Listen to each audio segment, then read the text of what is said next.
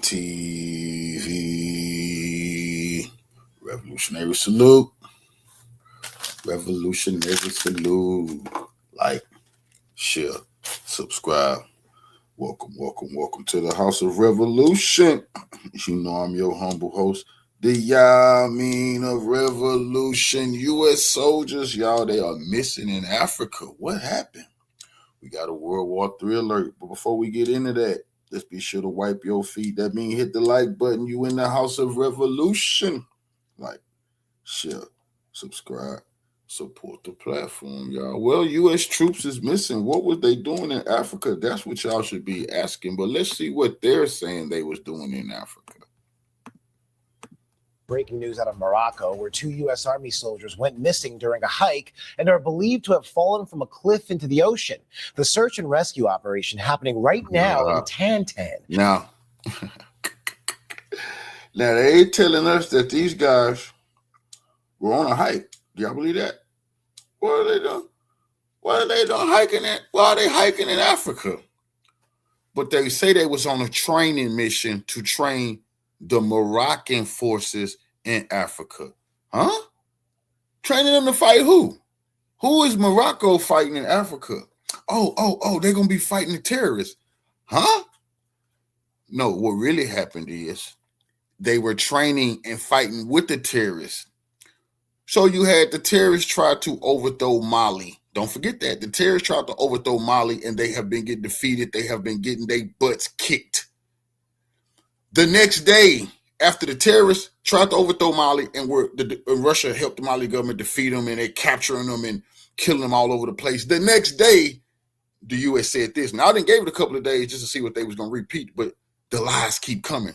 They're telling their families, hey, their bodies dropped off a cliff, fell into the ocean. You heard them while they was hiking. Don't worry about the bodies. Oh, I guess the Russians must have blown those troops up. They know those troops is dead. Just look at the region they was in.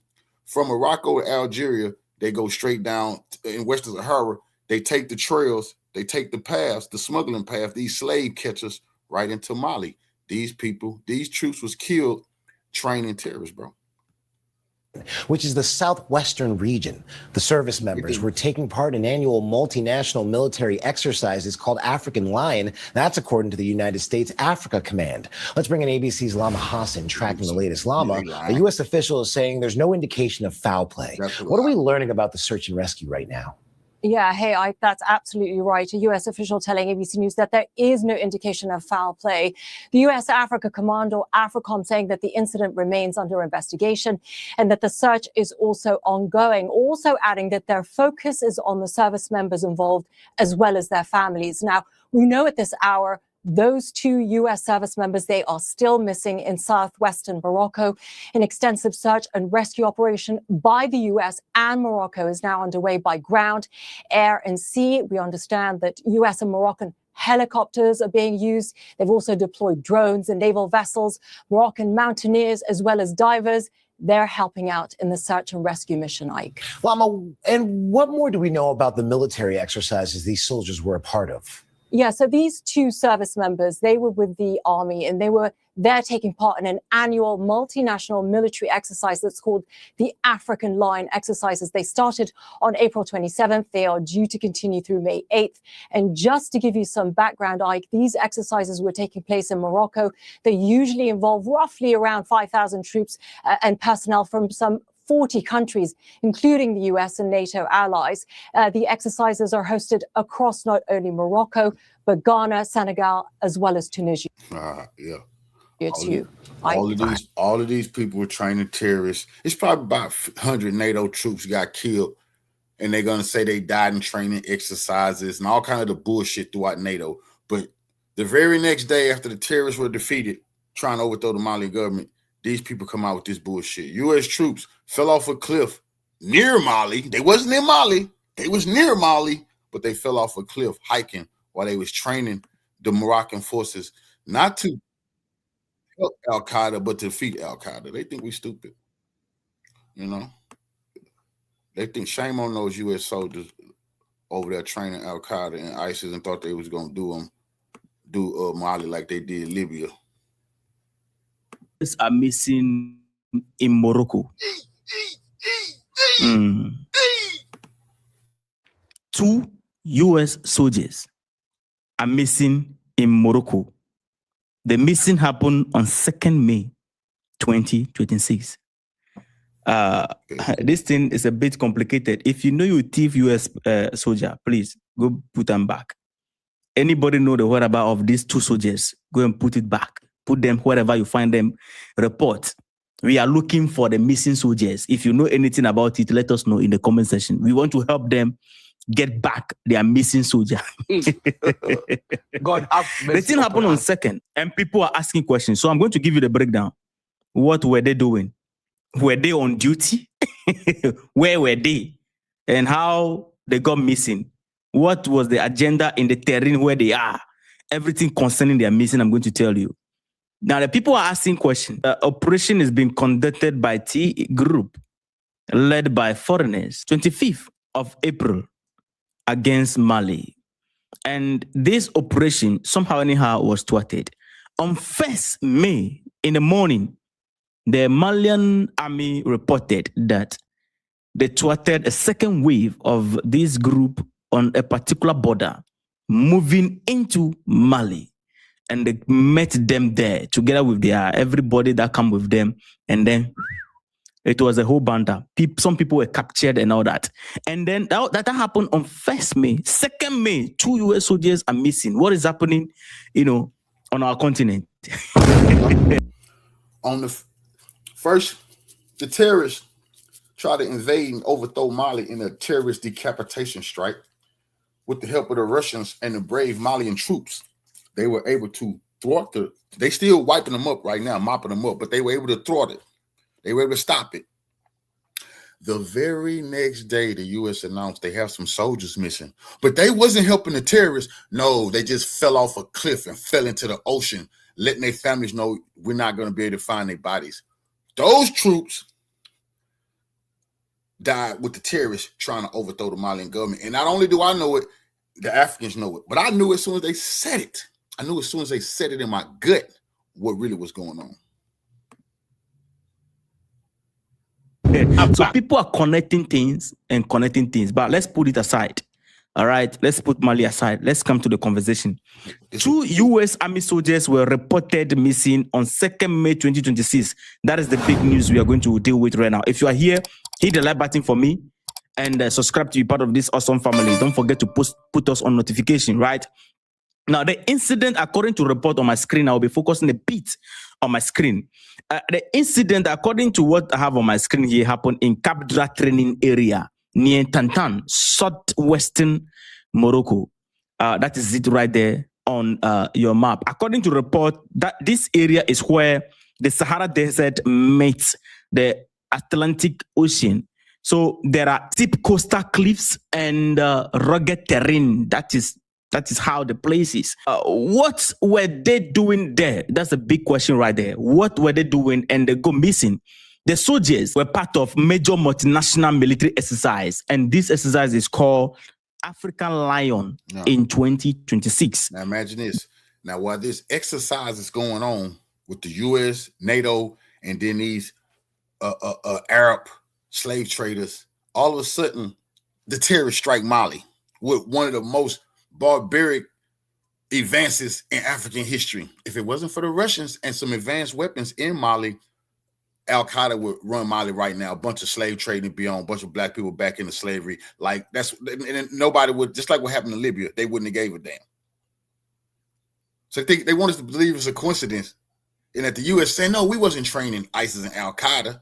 No, that's one thing. And we didn't lose our troops fighting the Malian government. No, our troops died falling off cliffs. See how they make the U.S. They ready to say anything than tell the damn truth. The exercise is led by the United States Africa Command, AFRICOM. And you know that this is AFRICOM that they don't like the Sahel. Let's just put it that way. When it comes to Sahel, you know, General Lanley made some comment, and then you can see that these are not people who are not very happy with what is going on right there. So let's put that aside. Now, the AFRICOM, for you to know, is the largest U.S. military exercise in Africa. So this exercise, which these two soldiers were part of, involved 7,000 plus troops on ground. in the air and on the sea. So total, you are talking about 7,000 plus troops. These were made possible. These troops became possible and effective on ground by the reason of 30 countries, 20 to 30 plus countries contributing soldiers together to the AFRICOM to channel this exercise. The purpose of this particular exercise, which these two soldiers were part of, is to improve coordination between U.S. forces and Africa countries together with NATO partners. So U.S. forces, Africa countries, NATO partners, to improve coordination between the three.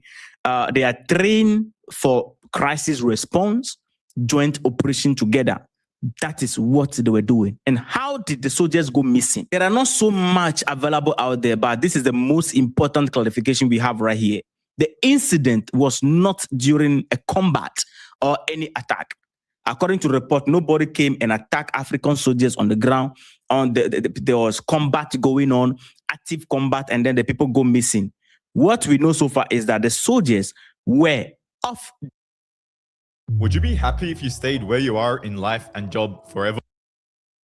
Well, if the answer is yes, then this video is not for duty.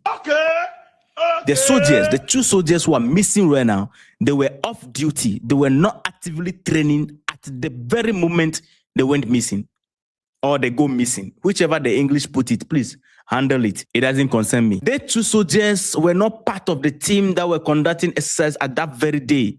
So on the 2nd, before they go missing, they were completely off and they were on a recreational walk or something they call a hike near the cliffs. And they believe, the AFRICOM believe that this is what happened to them. According to the officials, they may have fallen from a cliff into the ocean. The time they were reported missing was around 9 p.m.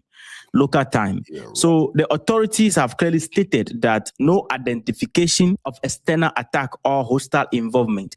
Let's say some people are saying that, oh, maybe they've been kidnapped, maybe they've been attacked. No, according to the official statement, they say no, they made it clear, point blank, that they were not attacked. There was no external attack or hostile involvement. They believe that they fell from a cliff into the ocean. Now, what is happening right now in respect to these two missing soldiers is that a large-scale search and rescue operation is ongoing within that area, the southwestern Morocco area over there. The people involved is U.S. military are involved in searching for these two soldiers. The Moroccan military is involved, and other partners, other partner forces are also involved. They are using so many sources or all available sources to look for them. They are using helicopters, they are using drones, naval vessels, drivers, and rescue teams, ground search unit to look for these two soldiers who are missing right now. So the operation is happening across land, air, and sea. Everywhere they are looking for them. Although they believe that they fell from a cliff into the ocean, still they are still looking for them on the ground. God have mercy upon us. So they are looking for them currently. They've not found them yet as at the time I'm doing this video. Now people are connecting the dots. People are connecting the dots to understand how somehow, anyhow, this thing could happen just like that, where this incident happened on 25th in Mali. That's the kind of the same terrain over there. You have Morocco over there, Mauritania over there, and then Algeria right here, and then Mali right in front over there. So because these guys did not come alone, they come with some other foreign partners and all that. So people are asking a lot of questions that, why? How did it happen? That when the thing happened 25th, it was thwarted. They regrouped and was trying to enter the country on 1st May. The army met them at the border, one of the borders. The army communicated, but in their communication, they did not leave room for us to know which of the border country that the people were regrouping and coming from before they met them there and thwarted the whole thing. They arrested some people, their cars, their motorbikes and things and all that. They even released images of people who have been arrested and all that. We saw some white dude and stuff like that. Let's put that aside. So people are asking the question, how this thing was thwarted on 1st May and then on 2nd May, two soldiers are missing in Morocco from the AFRICOM camp. and we know AFRICOM relation with the Sahel in recent days. How General Lanley came out and accused the Burkinabe authority, and we all protested against that. How they were wanting to go in there and all that. So people are bringing those things back, asking the question, could it be? Could it be? Could it be? But these are the dots that people are connecting. But I would love to know your thought in the comment section. What could happen to these people? One thing also you need to understand is that there are videos on board where the T group, some of them have been arrested, put before camera, and they made it clear. They were speaking, how do you call it, French. He was saying that the attack was supervised by foreign involvement, and they were trained by foreigners, and therefore he think that it is time for them to lay down their weapons because they will not win, and they are just using them to damage Mali, and therefore they should come. Those things that they're doing is doing nothing but limiting or stopping the progress of their country, and therefore his brothers should put the weapons down and come back, and so that they all can build Mali in peace instead of waging war against the government. So people are connecting this statement of foreign involvement and stuff like that. We know that when it comes to security situation on the continent of Africa, a lot of names come on board and a lot of countries just pop up. But people are just asking questions to know what may have happened to these soldiers. We wish that these soldiers should be found quickly. So this is what is going on in Morocco right there. But family, I have additional bonus update for you. The leader of Mali, so far so good. They've not appointed any new defense minister yet. The leader assumed the position of the defense minister for the meantime, while they are about to appoint, how do you call it, a defense minister, because the one who is dead has been buried, ceremony has been performed, state burial, everything. Muslim country, they're not like Christians where they'll put you in fridge for 3 years, buying Banku rubbers to cook Banku and Kenke at your funeral, and then people will come and be dancing up and down while you are dead. No. Muslims, they don't do things like that. Chairman is gone. They put him to rest. And therefore, Assimi Goïta is currently named as assume the office of the defense minister for the meantime, temporarily, while they are looking for ways to appoint the next defense minister. On that update, I'll alert you. I told you that I'm following keenly in regards to what is going on in Mali. We don't want people to be manipulated by some media houses, and therefore our eyes, our ears, everything is there. Our energy, our spirit is there with them. So everything, we are here to report it to you. So family, let me know your thought in the comment section. Don't forget to like.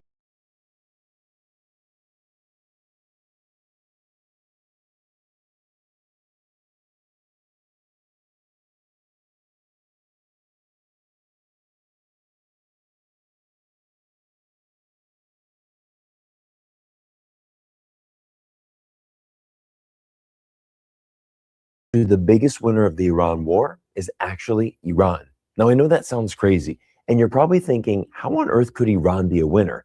The United States and Israel have launched massive military strikes. Tehran has taken serious damage. Thousands of lives have been lost, and now the US has launched a counter-blockade. On the surface, everything looks like a disaster for Iran, but something else is happening behind the scenes, something that we've never seen before. The world is changing their stance on Iran, and world leaders are no longer asking how to defeat Iran. They're asking how to negotiate with them. University of Chicago professor Robert Pape, who is one of the world's leading experts on military strategy, said it best. That distinction marks the emergence of something rare in international politics. A new center of world power is emerging. You see, before February 28th, there were only 3 countries who had the ability to exert their influence on the international system: the United States, China, and Russia. All 3 countries can shape the outcomes of different regions politically, economically, and militarily. But now Iran is rising up in a way that no one in the United States could have ever predicted. Roughly 1/5 of the world's supply of oil and liquefied natural gas goes through the Strait of Hormuz, and there are no real alternatives to these supply routes in the near term. Iran can't compete with the US or China economically or politically, but it has proven to the world that it can influence the entire global economy with its ability to control the Strait of Hormuz. We are now entering the 10th week of this conflict, and the United States government has yet to achieve a single military objective. There has been no regime change, Iran still holds their enriched uranium. Iran's missile stockpile is above 60%, according to US government estimates. Iran is still supporting proxy groups in the region like Hezbollah, and the Strait of Hormuz remains firmly under Iranian control. 61% of Americans now say the Iran war was a mistake, according to a new Washington Post ABC News poll. But here's what's remarkable. It took 3 years for that many Americans to admit the Iraq war was a mistake. It took 6 years to reach that point during the Vietnam War. But in 2026, it's taken just 2 months for the majority of Americans to come to the same conclusion about Iran, which raises a much bigger question. Is this shaping up to be one of the greatest foreign policy failures in modern U.S. history? This war is unpopular for Americans because when the price of oil rises, like it has in the past few months, gas prices skyrocket, and affordability becomes the biggest issue for the majority of Americans. Just look at this insane graph, which shows a growing number of Americans can no longer afford their car loans.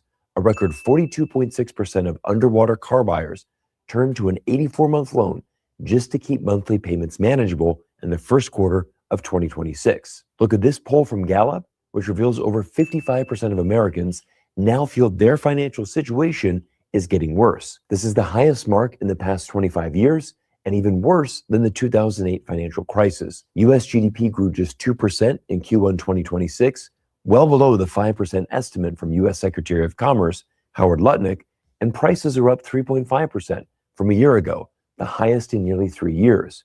US gas prices just hit a $4.30 national average, the highest in 4 years, while the US national debt just crossed 100% of GDP for the first time since 1946. So while Trump and the White House social media team want to post daily memes and pretend the United States is doing nothing but winning every day, the harsh truth is the United States now faces a difficult choice: commit to a long-term military effort to regain control over the Strait of Hormuz, or accept a new global energy arrangement in which U.S. control is no longer guaranteed. If the U.S. chooses acceptance, the outcome is clear. The international system will reorganize Iran as a force center of global power. Yet if the United States chooses escalation, potentially joining Israel to restart another air campaign, it could easily find itself in another forever war in the Middle East that will ultimately end in defeat. Once again, just listen to the wise words of University of Chicago professor Robert Pape, who says the quiet part out loud. Imagine Iran with control of about 20% of the world's oil, Russia with about 11%, and China able to soak up much of that supply. They would form a cartel to deny the West 30% of the world's oil. You don't need sophisticated analysis to recognize the catastrophic consequences: declining power for the United States and Europe, and a global shift towards China, Russia, and Iran. And interesting enough, we may have just witnessed the first real sign that the global oil system is starting to break. Just days ago, the United Arab Emirates made a stunning move, choosing to step away from OPEC, a group it has been a part of for nearly 6 decades. The UAE was the organization's third largest producer and responsible for roughly 12% of its total output. But after the Iran war and the economic pressure that followed, the UAE no longer wants to be constrained by OPEC quotas. Instead, it's making a clear shift towards independence, unlocking its ability to ramp production towards 5 million barrels per day by 2027. And this is where things get really interesting, because when you step back and look at who benefits most from more oil supply hitting the global market, it's not the United States, it's China. Just 2 weeks ago, UAE officials were in Beijing meeting with Xi Jinping and signed a record 24 agreements to deepen economic cooperation and expand investment flows between the two countries. That timing is not a coincidence. China is the world's largest oil importer, and it doesn't care about OPEC policies. It cares about one thing: securing as much energy as possible at the lowest possible price. And a more fragmented oil market gives China exactly that. Now, for the United States, the picture is far more complicated. On one hand, more oil supply from the UAE puts downward pressure on global prices. That's good news for American consumers who have been dealing with high energy costs.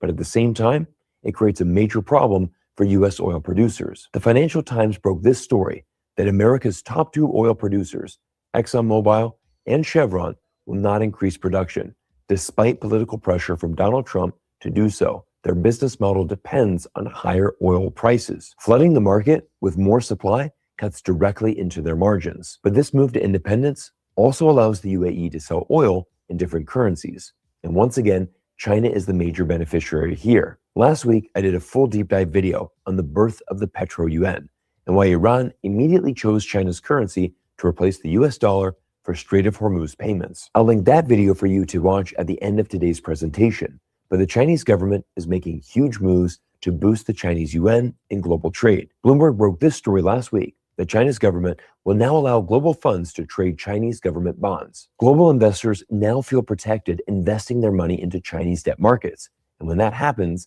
demand for the yuan will naturally increase. Slovenia just launched the largest debut of sovereign issuance in the history of the panda bond market, along with Germany's Deutsche Bank, who issued over 5.5 billion renminbi worth of panda bonds to the German market. Altogether, issuance of panda bonds in China has surged over 90% in 2026 as global investors rush for safe havens during this time of geopolitical chaos. Once again, we are seeing the entire global system change rapidly before our eyes. And as I mentioned at the start of this video, Iran will emerge from this conflict in a stronger position than before the start of the war. Iran now has a taste of what global influence feels like and is unlikely to relinquish its power and control over the Strait of Hormuz. This is ultimately why I feel Iran and the United States will move further down the escalation trap and closer to an increased military conflict. But as this Washington Post article highlights, Trump is running out of options to contain gas price backlash.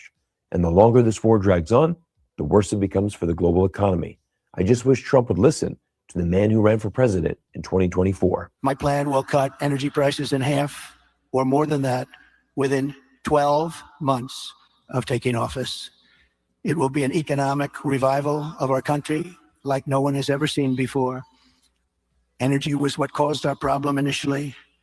Energy is going to bring us back. That means we're going down and getting gasoline below $2 a gallon, bring down the price of everything from electricity rates to groceries, airfares, and housing costs. It's a shame Donald Trump's policies have deviated so far from this campaign speech. Let's not forget that Trump also promised voters he would not start a new war in the Middle East. But now that he has, the door has been opened for a fourth global power to emerge. But now I want to switch to the investing portion of today's video.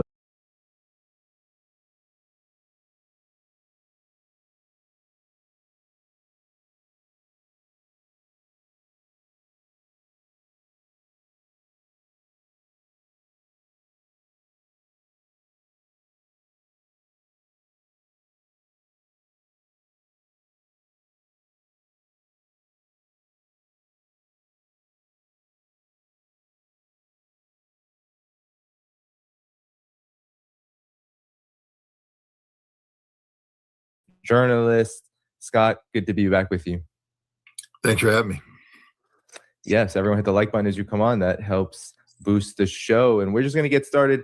Scott, on the fog of war, I wanted to ask you about the events in the last 24 hours because they are quite chaotic and hectic. Even in just the last few hours, we're getting reports on the UAE's air defenses are active. This is coming from the Ministry of Defense over there, for whatever that is worth.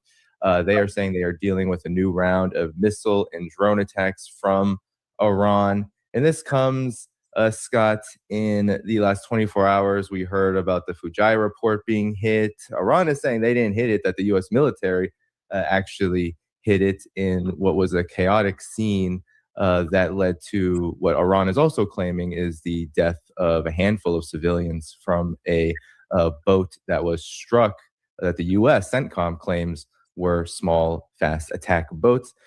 But Scott, maybe you can help us understand what's happened in the last 24 hours. Pete Hegseth was up there today saying the Strait of Hormuz is open. The U.S. has reopened it. Project Freedom is working quite well, while Iran is saying that they have still the clamps on the Strait of Hormuz and that the U.S. is violating the ceasefire with each and every attempt to sail their warships through it. So what's your assessment on what's going on right now? Well, first of all, we have to point out the reality that you, I, and your audience are held hostage to information sources we don't control and we can't directly vet. So in circumstances like that, I think it's important that we fall back on, we evaluate, past precedent. That was an analytical technique that could be used, does the source have a history of accurately reporting, or does the source has a history of, making stuff up? And when we do that, we recognize the absolute necessity of taking everything the United States says with a big grain of salt, because the United States has repeatedly lied, exaggerated, fabricated, data to sustain a narrative that isn't necessarily fact-based, but more likely than not designed to, sustain the fantasy that exists in Donald Trump's world. Iran, on the other hand, has a history of being fairly accurate in what they report. And so as things stand, I would just put more weight on the narrative coming out of Iran than I would out of the narrative coming out of the United States. Yeah, and with the narrative coming out of Iran, we're hearing that the United States is the one that is essentially maybe causing all of this calamity. Iran has said that the United States itself was the one responsible for the Fujai report. How is all of this, the port exploding, getting hit? But now we're hearing from the UAE itself, which I don't know if that's a reliable source, that they are right now incurring missile strikes. But what do you think is actually happening right now in the Strait of Hormuz? Because this is now the site of the entire war, it feels like, and the United States is very hard set on this waterway. Well, we have to be careful when we hear Pete Hegseth speak, because sometimes you need to focus on the lower down you get off of the podium where propaganda is spewed, and the lower you get down to communications that address the reality of the situation on the ground, the closer you are to the truth. You're not going to get the truth from the podium. You'll get the truth, closer to the ground. We have statements from Central Command saying that the U.S. Navy ships will not seek to force the Strait of Hormuz. I think that's probably the truth. We also have statements from the U.S. Navy talking to the vessels seeking to come out of the bottleneck through the Strait of Hormuz, that they should seek the southern passage, but that they need to be very careful. Remember, this is supposed to be Operation, whatever the heck they call it, Freedom Journey or whatever, where the United States is putting the weight of America behind their right to transit. And at the bottom of that, I think that it says that, the ship's captains need to, coordinate with their insurance companies and their owners to make sure that they understand the risks, that there are mines that haven't been cleaned, and that, you could be attacked by the Iranians. That doesn't sound like too much of a guarantee of free transit. So, we don't know exactly what's going on, but what I will say is this, that people who track shipping through the Strait of Hormuz are not noticing any surge of shipping that would, seem to be manifest if indeed the straits were open. Pete Hegseth can speak of a red, white, and blue dome over the Strait of Hormuz, but that's just a straight up lie. The Iranians control the strait and will continue to interdict shipping to the point that no insurance company will underwrite any ship that goes through the straits, regardless of what the United States claims to be doing. Yeah, and I can just pull up some of the imagery coming out of the Strait of Hormuz that seems to contradict this idea that the United States is moving ships through and everything is reopening. It appears that the only ship as of this morning that was in the Strait of Hormuz right now was an Iranian ship, according to mapping data. But Scott, I wanted to ask you something about what was said here by Dan Raisin Kane. He said something very curious during this briefing that was given this morning about the ceasefire and about what Iran has done. Of course, very little about what the U.S. has done that might have violated the ceasefire itself. But I want your comments on this. The map shows the examples and samples of Iranian attacks against commercial vessels in the Strait, as well as the Gulf of Oman, and up in the Arabian Gulf. Since the ceasefire was announced, Iran has fired at commercial vessels 9 times and seized 2 container ships. and they've attacked U.S. forces more than 10 times, all below the threshold of restarting major combat operations at this point. You can also see the group of tankers and cargo vessels in the U.S. blockade line, as I mentioned. As a result of Iran's indiscriminate attacks across the region, there are currently 22,500 mariners embarked on more than 1,550 commercial vessels trapped in the Arabian Gulf, unable. So, Scott, what is this threshold of restarting military operations? Because Iran has been saying since the beginning of the ceasefire that the U.S. is actually the one violating the ceasefire, possibly leading to these tensions that we're talking about now in the Strait of Hormuz. Well, I mean, it's curious when he speaks of a threshold, but he hasn't defined what the threshold is. So we don't know. It could mean anything. It could be, ineffective fire. There are rules of engagement that say that you cannot return fire unless you're receiving effective fire, which means fire that's impacting either your troops or the area immediately in the vicinity of the troops. Then you get to respond. So if the Iranians painted, again, we don't know what the threshold is, but let's put it this way: if you paint me, you acquire me with a target acquisition radar, and you lock on. That is an act of war. I have the right to treat that as an attack and take out your radar. And so American ships could have been painted by Iranian radar. And that could be an action that falls below the threshold. Weapons could have been released, but failed to, fall into the circle around the target deemed to be effective fire. But we don't know what the threshold is. I mean, maybe the Pentagon has published this elsewhere. I'm not aware of it. So it's a meaningless statement. And you have to understand that the job of the General Kane and these others isn't give you accurate information. The job is to give you data that allows the United States to manipulate it to mean what we want it to mean.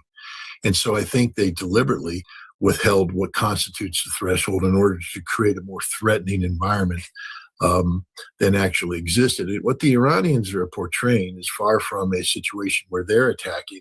It's where the United States comes into a situation and we've viewed things as threats that aren't. Anybody who's been to the region, if you've been to Dubai, for instance, you go down to the port, you'll notice as you walk along the piers, just an endless row of dhows, small commercial vessels that are used both in terms of intra shipping amongst the Gulf Arab states, but in this situation, more importantly, to transit into Iran. There's a thriving shipping industry using these dhows, these smaller vessels that connects, especially I think Cashapp Island is a duty-free zone that allows connectivity with the Gulf Arab states to come in and do trade in a duty-free environment.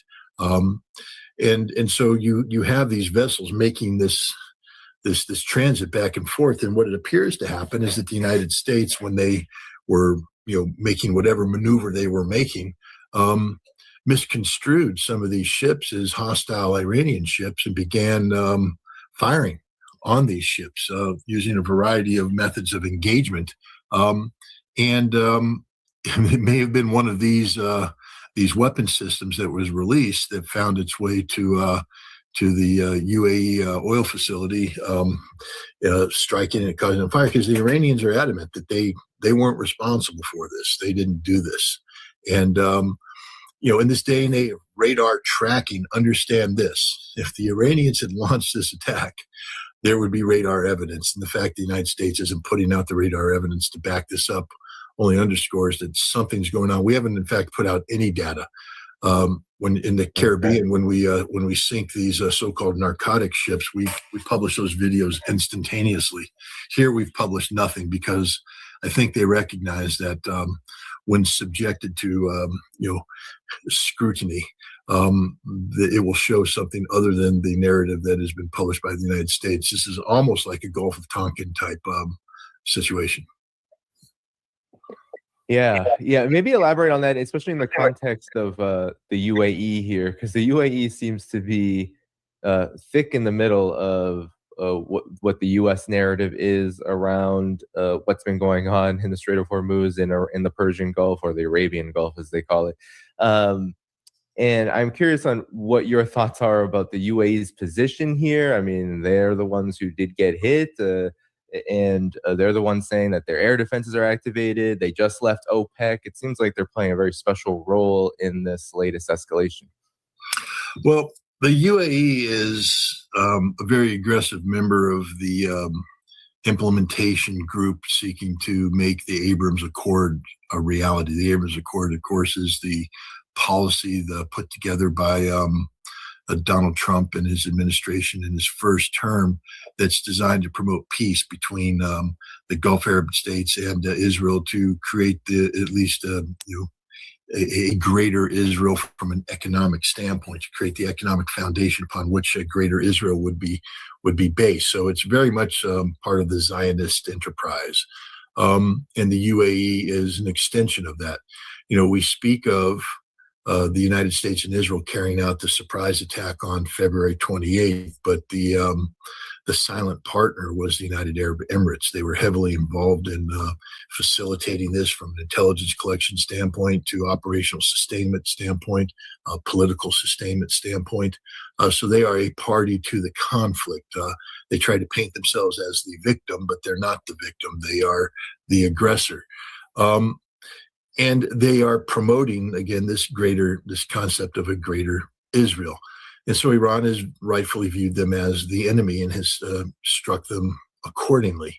So now we go into phase two. Notice that the other Gulf Arab states are very reticent. In fact, many of them have articulated a desire to distance themselves from the United States because of the fact that we are in an existential war of survival with Iran, and the closer you get to reaching a culminating moment, the more at risk the Gulf Arab states are. Iran has said that if the United States begins large-scale attacks against Iranian targets, especially Iranian energy targets, that they are going to take out the totality of energy production for Kuwait, Bahrain, Qatar, and the United Arab Emirates, and perhaps even Saudi Arabia.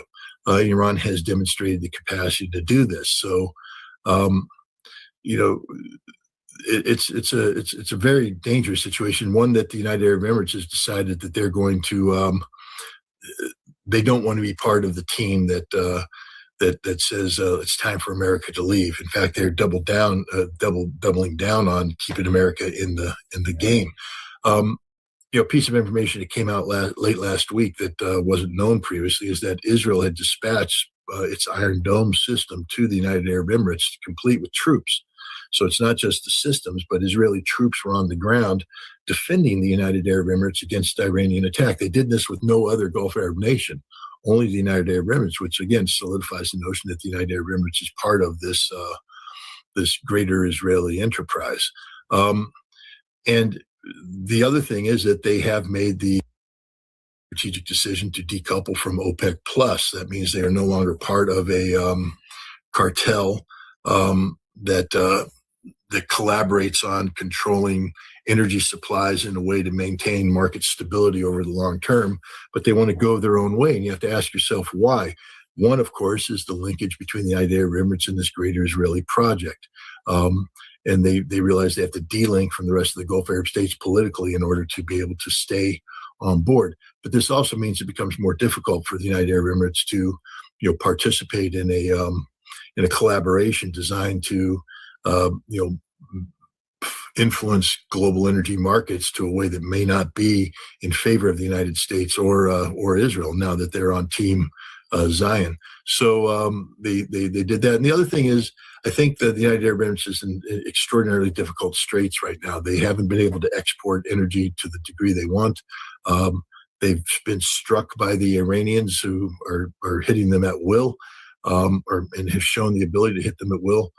And they're desperate, a financial desperate situation. They went back to Pakistan and withdrew money they had provided the Pakistanis as part of a program to stabilize Pakistan's foreign cash reserves so they could buy energy. They said, we want that money back, several $billion.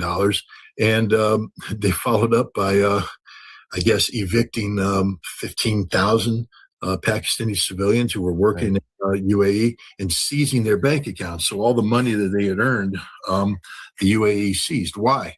Because I think the UAE is in an emergency situation. I think they're in a lot of trouble right now. And things are only going to get worse. If Iran makes the decision to take out the totality of the UAE energy production, then that's the end of the United Arab Emirates. If Iran decides to take out water desalination plants, that's the end of fresh water. That's the end of Abu Dhabi and Dubai as modern cities. So this is a war of existential survival now for Abu Dhabi, for Dubai, for the United Arab Emirates. Speaking of trouble, how much trouble is the United States in if it restarts strikes on Iran?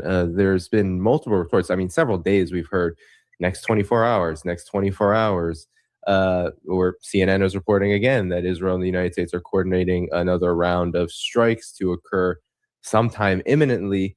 But speaking of economic woes, there's a big overheating right now in the U.S. economy, especially around gas prices, that it seems the United States, Donald Trump himself and the administration are doing their best to manipulate and finagle around and try to cool down with at any moment that they can. So how much trouble is the United States in if they begin striking Iran again? Well, even without striking Iran, we're in a tremendous amount of trouble. When one looks at the global energy markets, understand that, these markets, it's always dangerous to rely upon television programs, especially those that are fictional in nature, to create, illustrations of reality.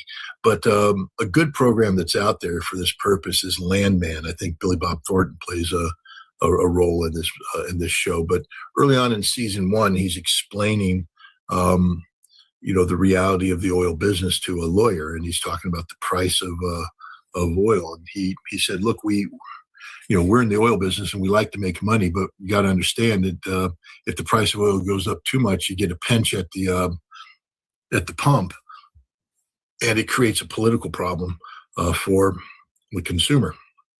We can't have that. He said, and then if it goes too low, of course, we can't afford. The sweet spot for the price of oil is around $78 a barrel. And that's about where it is today. Maybe it could go up to, 80 something. But that allows you to make money, but it also allows consumers to continue to consume and not cut back, because the moment consumers start cutting back, then you've got an overproduction problem and you're not making as much money as you thought you were going to make.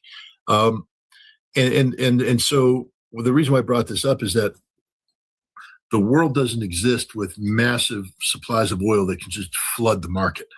The way energy production works is that they produce enough energy in a given window to meet expected demand.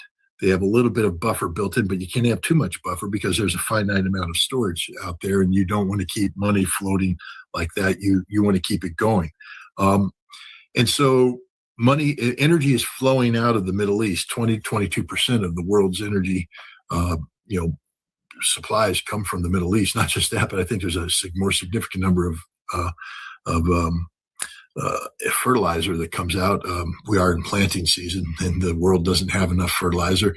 Helium, which is an ingredient that's used in major, technical production. Qatar produced a bunch of it. None of it's coming out. There's, the market. All this stuff was in a pipeline that was designed with sustainability in mind, meaning no major disruptions. On February 28th, that pipeline got pinched. Now, we in the West, how long has the Strait of Hormuz been closed? For many, many weeks now. And yet, we're seeing a hit at the pump, but It's just more money. We've paid more money for gas in the past. So, it truly hasn't impacted us yet because we're living off of the energy that had been put into the supply chain in the pipeline, so to speak, on February 28th. And that's made its way across the Pacific. The last of that energy, the end, landed in California yesterday. It's going to go to refineries, be refined into product, and then go out. And when that's done, there's nothing behind it. That's the way the world is right now. There's no energy coming out of the Middle East, out of the Persian Gulf region. Kuwait, a major energy producer, 0 oil shipped last month. Saudi Arabia has seen a significant drop. The United Arab Emirates, a significant drop. And we're seeing this resonate around the world. We're seeing shortages in Australia, Japan, South Korea, Taiwan. And soon there's going to be shortages in the United States because, as I said, there's nothing coming behind. So when that happens, we've got a major crisis because our economy runs on oil. You take oil away, our economy doesn't function. And it's not just about fuel for gas, although that's important. Everything we do in life, oil plays a role. Oil is involved in everything, every aspect of our life, from making plastics and things of that nature. So when we run out of oil, people go, Scott, we're energy self-sufficient, but understand that our energy market is plugged into the global energy market. So we feel the shortages of the world in terms of how it impacts, pricing. And, we can call ourselves energy independent, but when the price of, Brent goes up to, $150, $200 a barrel, the oil companies are making money. They're not going to turn that off. They don't run a charity. They're not going to say, well, I know it's selling at $200 a barrel, but we're going to continue selling to you at 78 because that's the fair price. That's not how it works. Unless the government can subsidize this, flood the market with strategic reserves, you're not going to manage this price. We have been managing it politically by creating crises and over the weekend, and then on Monday having a miracle happen, and you see the fluctuation. And there's a lot of data that shows that there's been some serious insider trading by people close to the White House who are making hundreds of millions of dollars off of shorting oil or going long on oil, depending on what tweet the president's going to put out. But it's a known that when the president puts out a social media posting, that there will be market implications. And so people who have advanced notice of a presidential tweet or presidential posting are making the appropriate investments and just raking in the money. So there's that taking place, but they're the only ones making money. Everybody else is going to lose money. And, very soon we're going to be looking at a very real energy crisis, one that could be catastrophic in nature, not only for the United States, but especially for Europe, for our European allies. They're going to suffer egregiously. In Asia, our Asian allies, the same thing. And there is no cavalry coming to the rescue because the world doesn't have instantly available excess energy production to tap into. If they're going to start producing more oil out of Saudi Arabia, they've got to begin to do things that even then, once the oil enters the pipeline, there's a 6 to 8 week gap where nothing entered. So no matter what, this summer, we're going to be riding out a major economic crisis. And if it lasts long enough, businesses won't survive. Already in Europe, Lufthansa, a major European airline, had to lay off or cancel 20,000 flights. They're going to cancel more. Croatian Air and other airlines have stopped training crew because they say we're actually looking at probably having to put people on furlough or shut down crew. Europe's going to lose civil aviation. The United States, Delta's already going through a crisis right now because of high fuel prices. And so, there's going to be a huge impact when diesel goes through the roof. Those truckers are going to stop driving because it costs too much for them to drive across country. And if they can't drive across country, the goods are going to stay in the port. How do we get our food to New York? How do we get our Chinese electronics to New York? How do we get anything anywhere? The answer is we don't. And this is what our summer is going to look like. On the 250th anniversary of the United States, we're probably going to be neck deep in a major economic crisis brought on by the president's decision to go to war when no war was necessary. Yeah, great point, Scott. And we're seeing the beginnings of this too. I mean, we had Spirit Airlines close. We're also hearing that JetBlue is weeks to perhaps a month away from total bankruptcy itself. Many are up in arms about Delta now cutting back on snacks and water bottles. I mean, there is a definitely looming here. And that begs the question, Scott, is this whole Project Freedom that the Trump administration has declared and is engaging in, is it a direct response to this reality? And I just want to pull up what CENTCOM posted about it. Is this sustainable in the even short-term, medium-term, with CENTCOM kind of boasting about all of its capabilities, the F-16, there's 100 land and sea-based aircraft that are supporting this. Is this a sustainable operation? And is it really, is this all a response to kind of the panic that is being, I think, reverberated because of the fallout that you just mentioned? Well, I think we have to start again with just a statement of fact. The United States had spent a tremendous amount of time together with Israel preparing for the surprise attack that took place on February 28th. This was a major military campaign that bombed Iran in a sustained, incessant fashion for nearly 40 days. The best intelligence we had, which wasn't that good to begin with, but the best intelligence we had was used to select the targets. And we bombed everything worth bombing, and we made zero impact on the Iranians. Again, I just during the Gulf War, I was one of my jobs was battle damage assessment. So I was down in the basement with the targeting cell.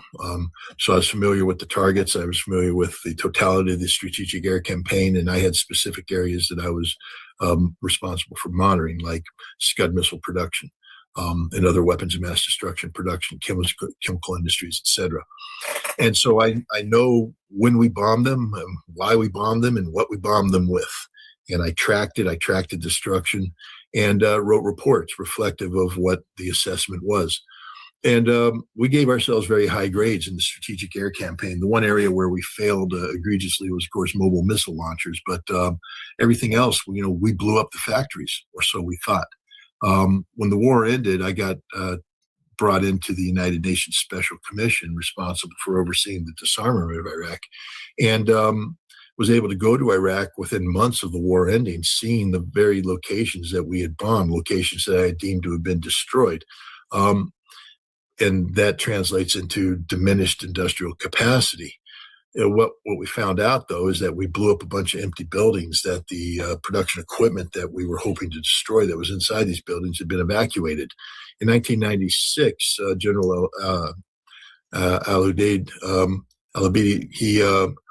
he was the Minister of Oil at the time. He used to be the deputy for Ministry of Defense Industry, the guy that was responsible for building weapons of mass destruction prior to the Gulf War breaking out in January of 1991. He had ordered shortly after the war a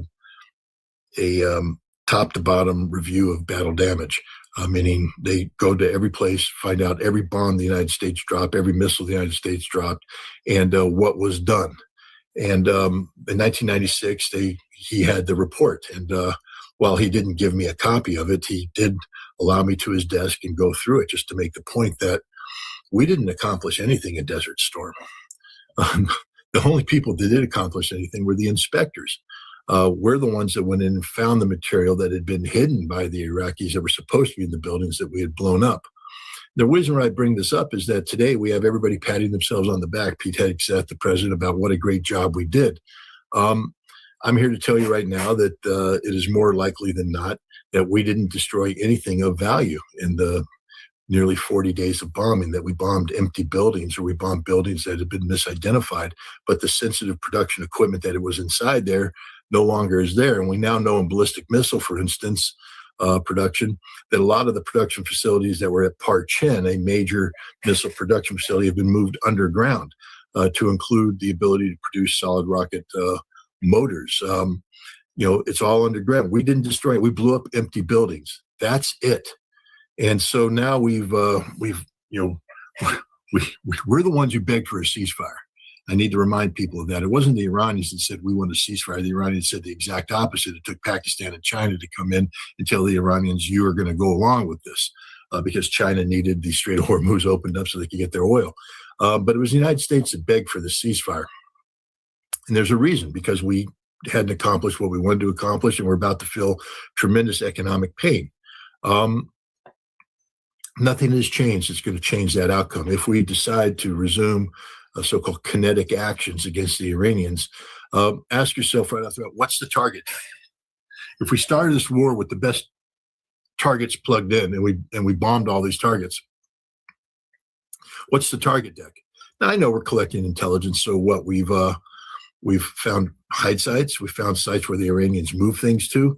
We've refined the target deck.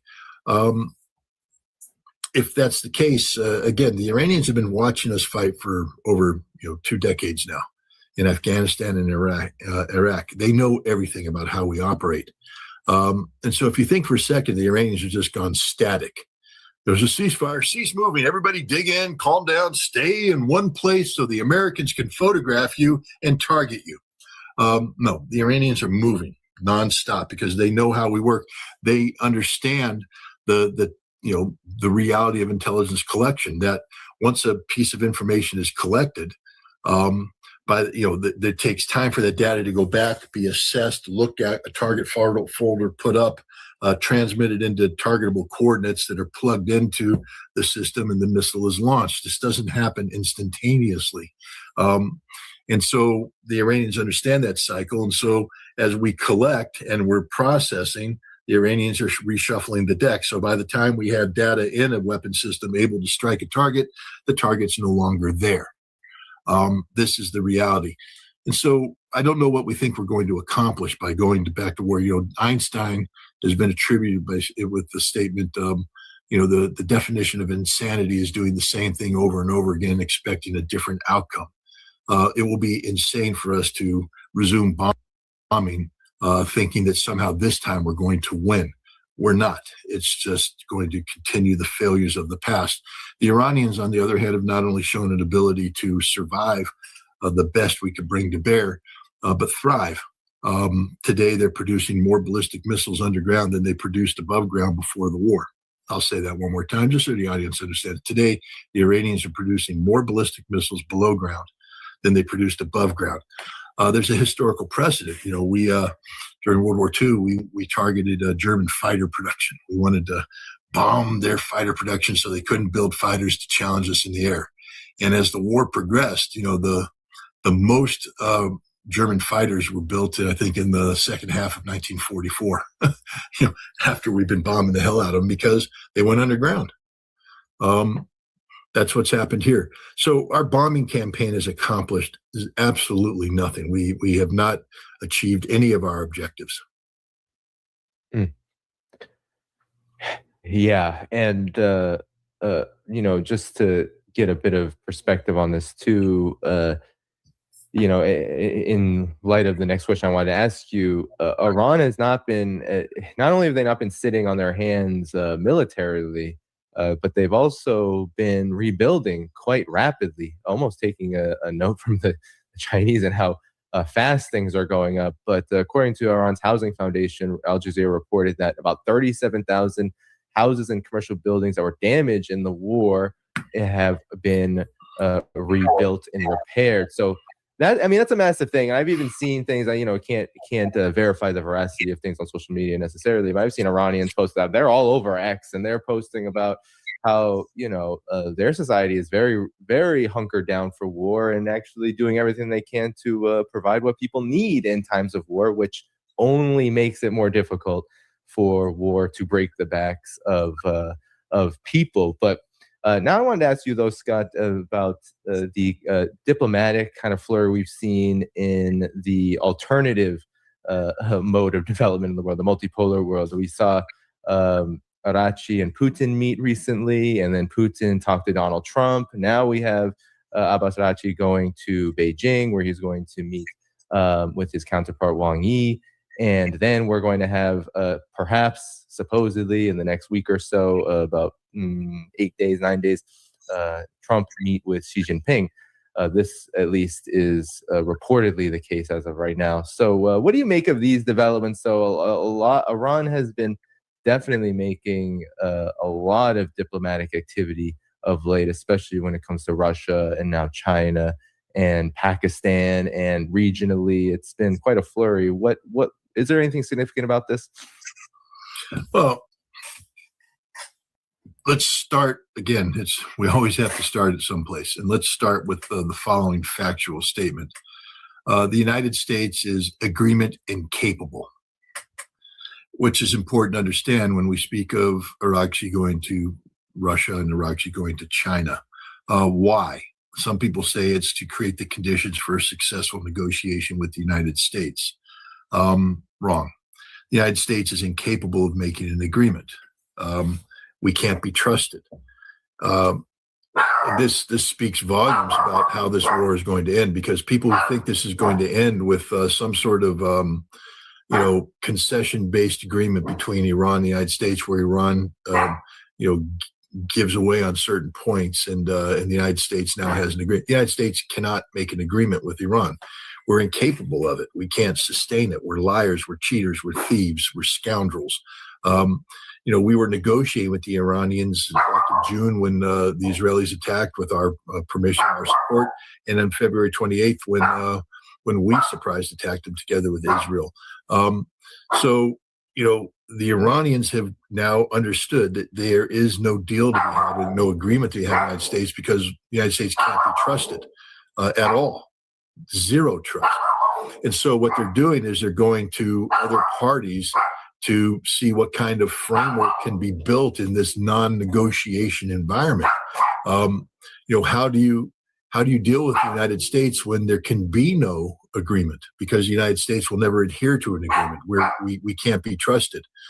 And so they've reached out to the Russians, and of course Vladimir Putin made the phone call to Donald Trump, but the Russians are the one who came up with the term agreement incapable. It's a Russian belief that Donald Trump is incapable, the United States is incapable of an agreement.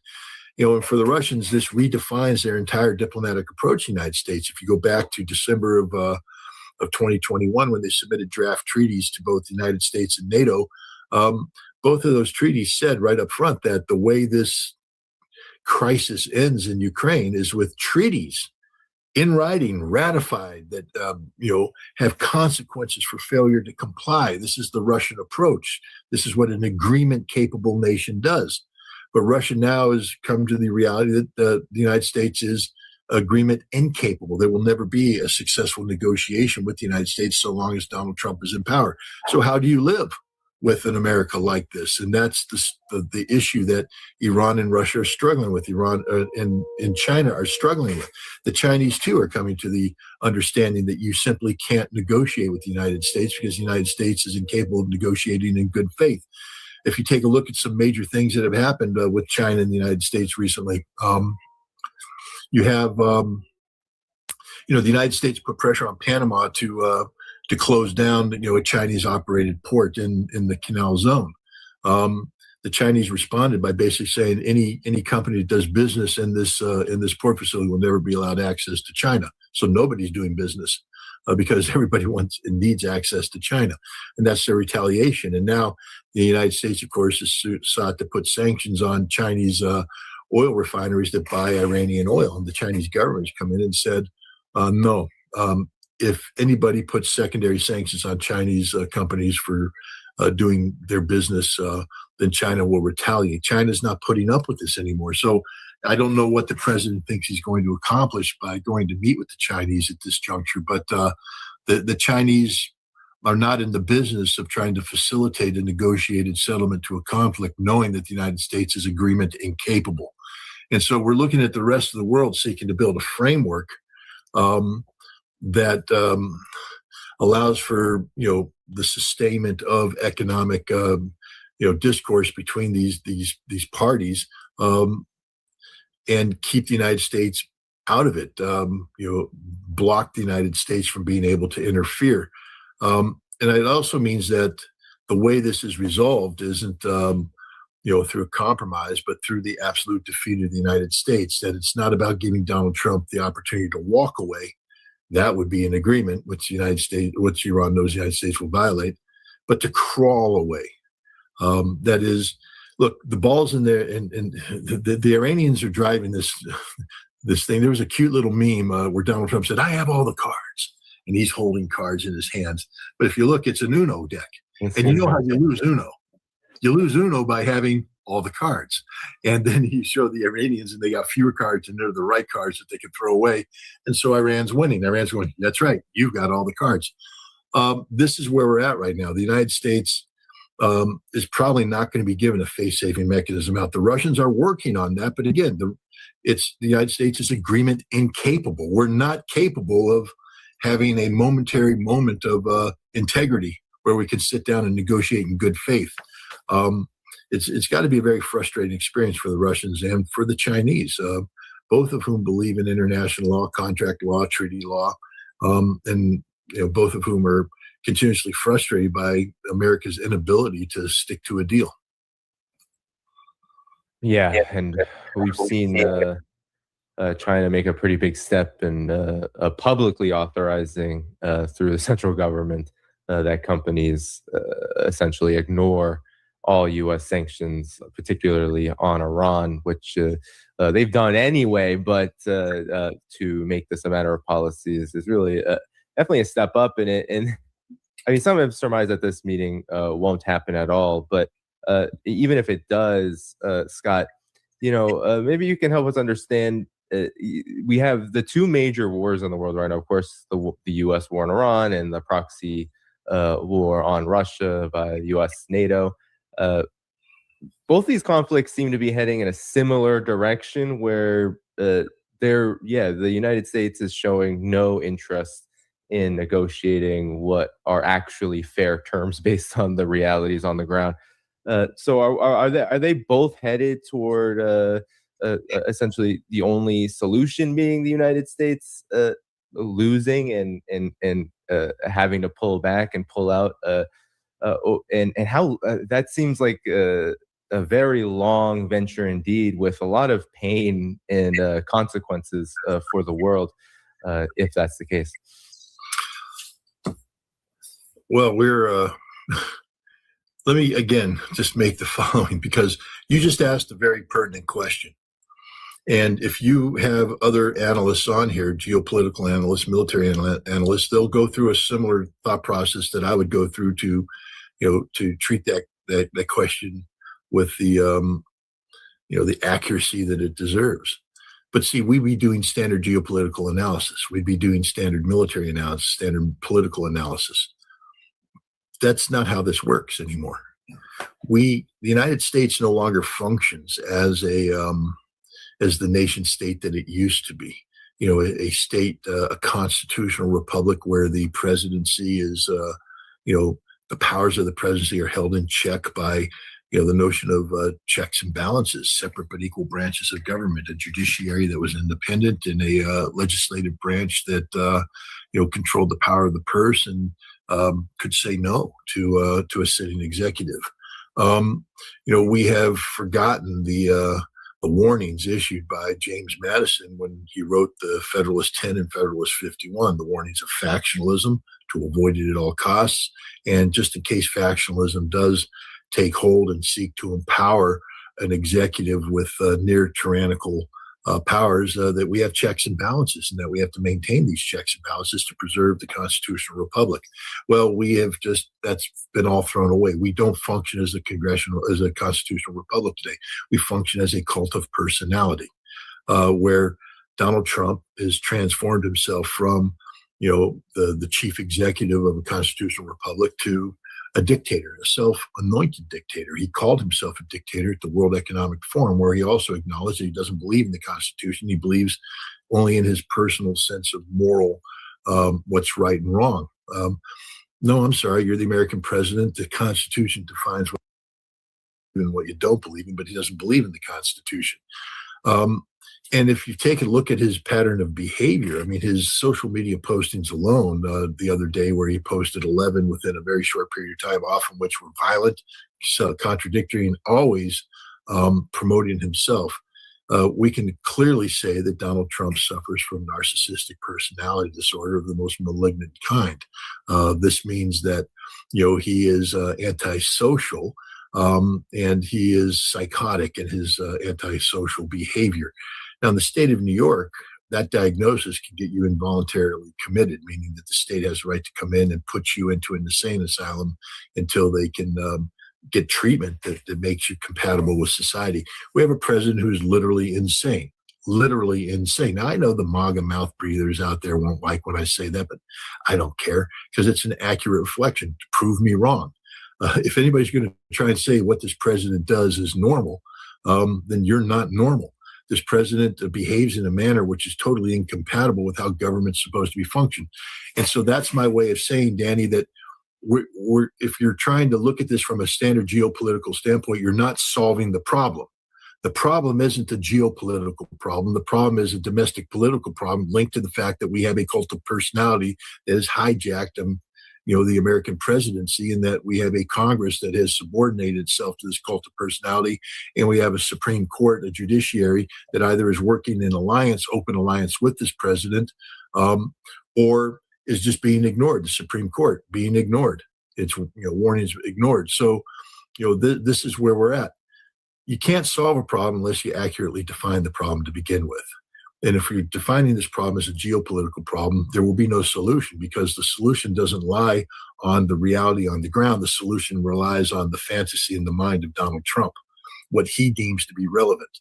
And so we need to understand that if we're going to be talking about how do we solve this problem, the question is, how do we manufacture a narrative that will allow this president to walk away from this war.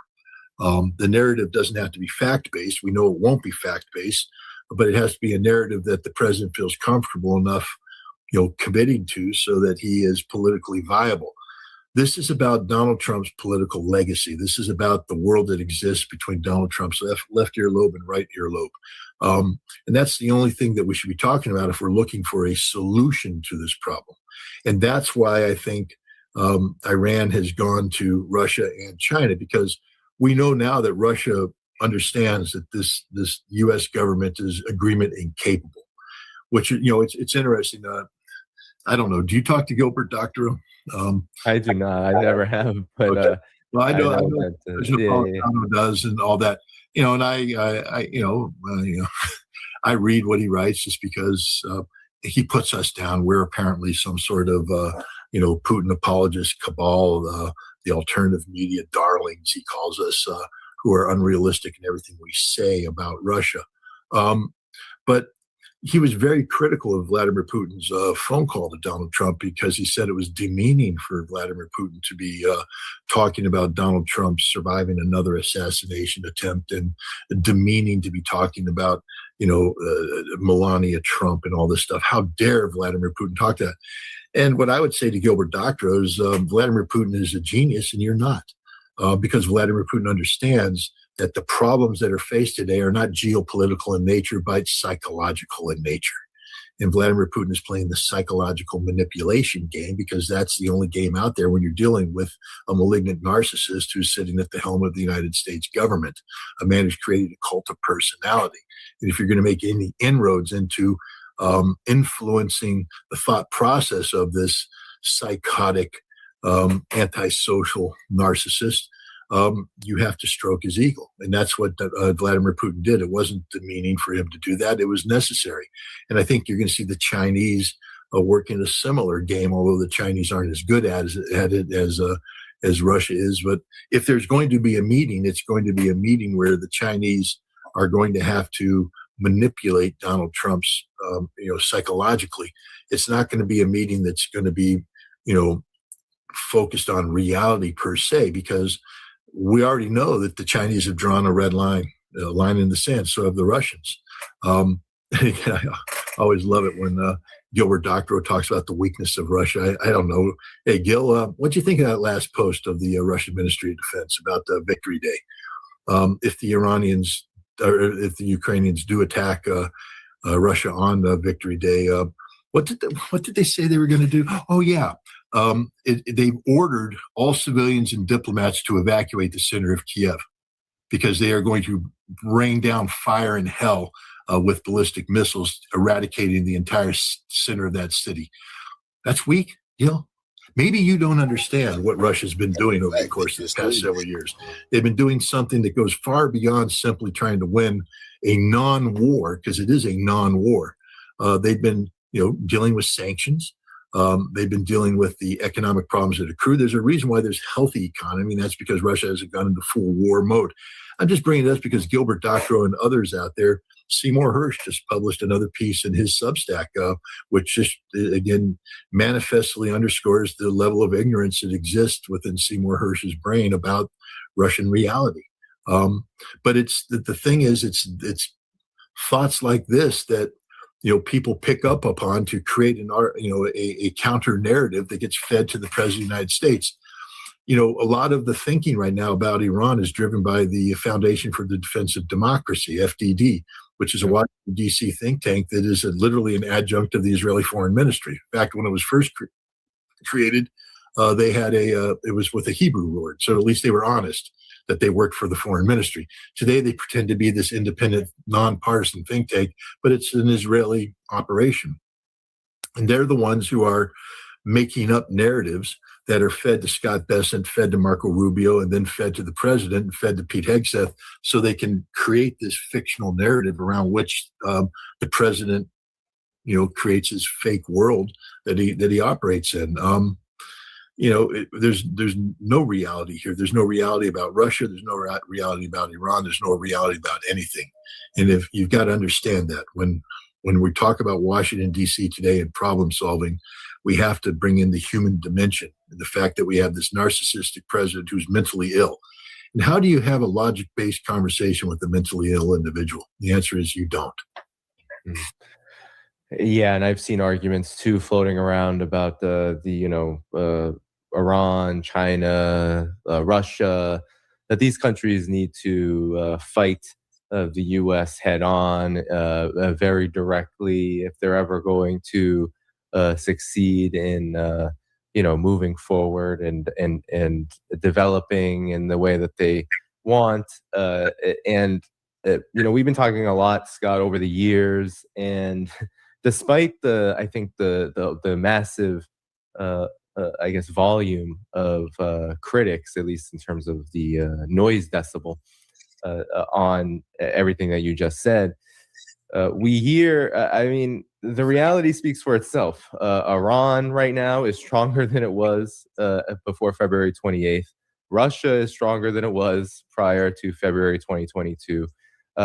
China, why the hell would China need to fight the United States head on when it keeps growing at this breakneck pace? And it seems like actually things like the Iran war can help very key industries that it has, like its own renewable energy industry. Why would it need to fight the U.S. head on? I mean, I feel like there's a lot of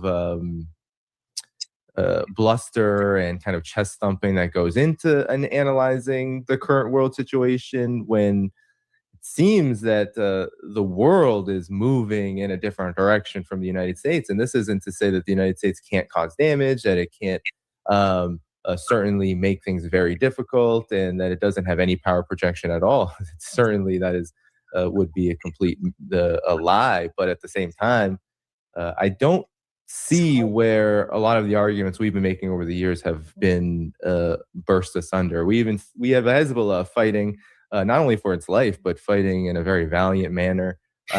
One that shows that Hezbollah was not dead after the 2024 ceasefire. So we can go on and on and on, but the examples are there, and the world seems to be shifting in the direction that we've been talking about. It's shifting in contrary to this whole, Russia's weak for not doing this, and China's weak for not doing that, and Iran is weak for not, amassing 1 million troops and marching thousands of kilometers to confront the Israeli regime. Like these fantastical notions. But your final reaction to this, and us, we have about 4 or 5 minutes left. I don't know. I see the reality. I think these are just facts. I'm not even speaking ideologically here. Yeah. Again, I just want to start off that, if you and I are going to be held accountable, and I think anybody who speaks publicly should be held accountable for their words, then people need to be fair. because you and I are trying, or we're trying, to connect the dots in a fact-based world. And it's frustrating when you say, okay, logic, because I just want to remind people that I did this professionally for a number of years. The dots I connected impacted national level decision making in the United States. It impacted the decisions made by General Schwarzkopf during the Gulf War. It impacted major arms control decisions. It impacted decisions about war and peace.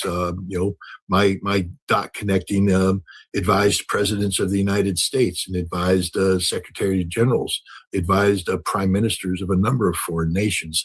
And every time I presented a connect the dot type assessment, it turned out to be right. So I have a pretty good track record of doing this. I'm one of the better connect the dot people out there. But to do connect the dot analysis, it has to be fact-based. You have to deal with a world that has rules and regulations. There has to be, an environment where when you connect dots, you can predict outcomes, you can predict behavior patterns. With Donald Trump, we're literally talking about an insane man.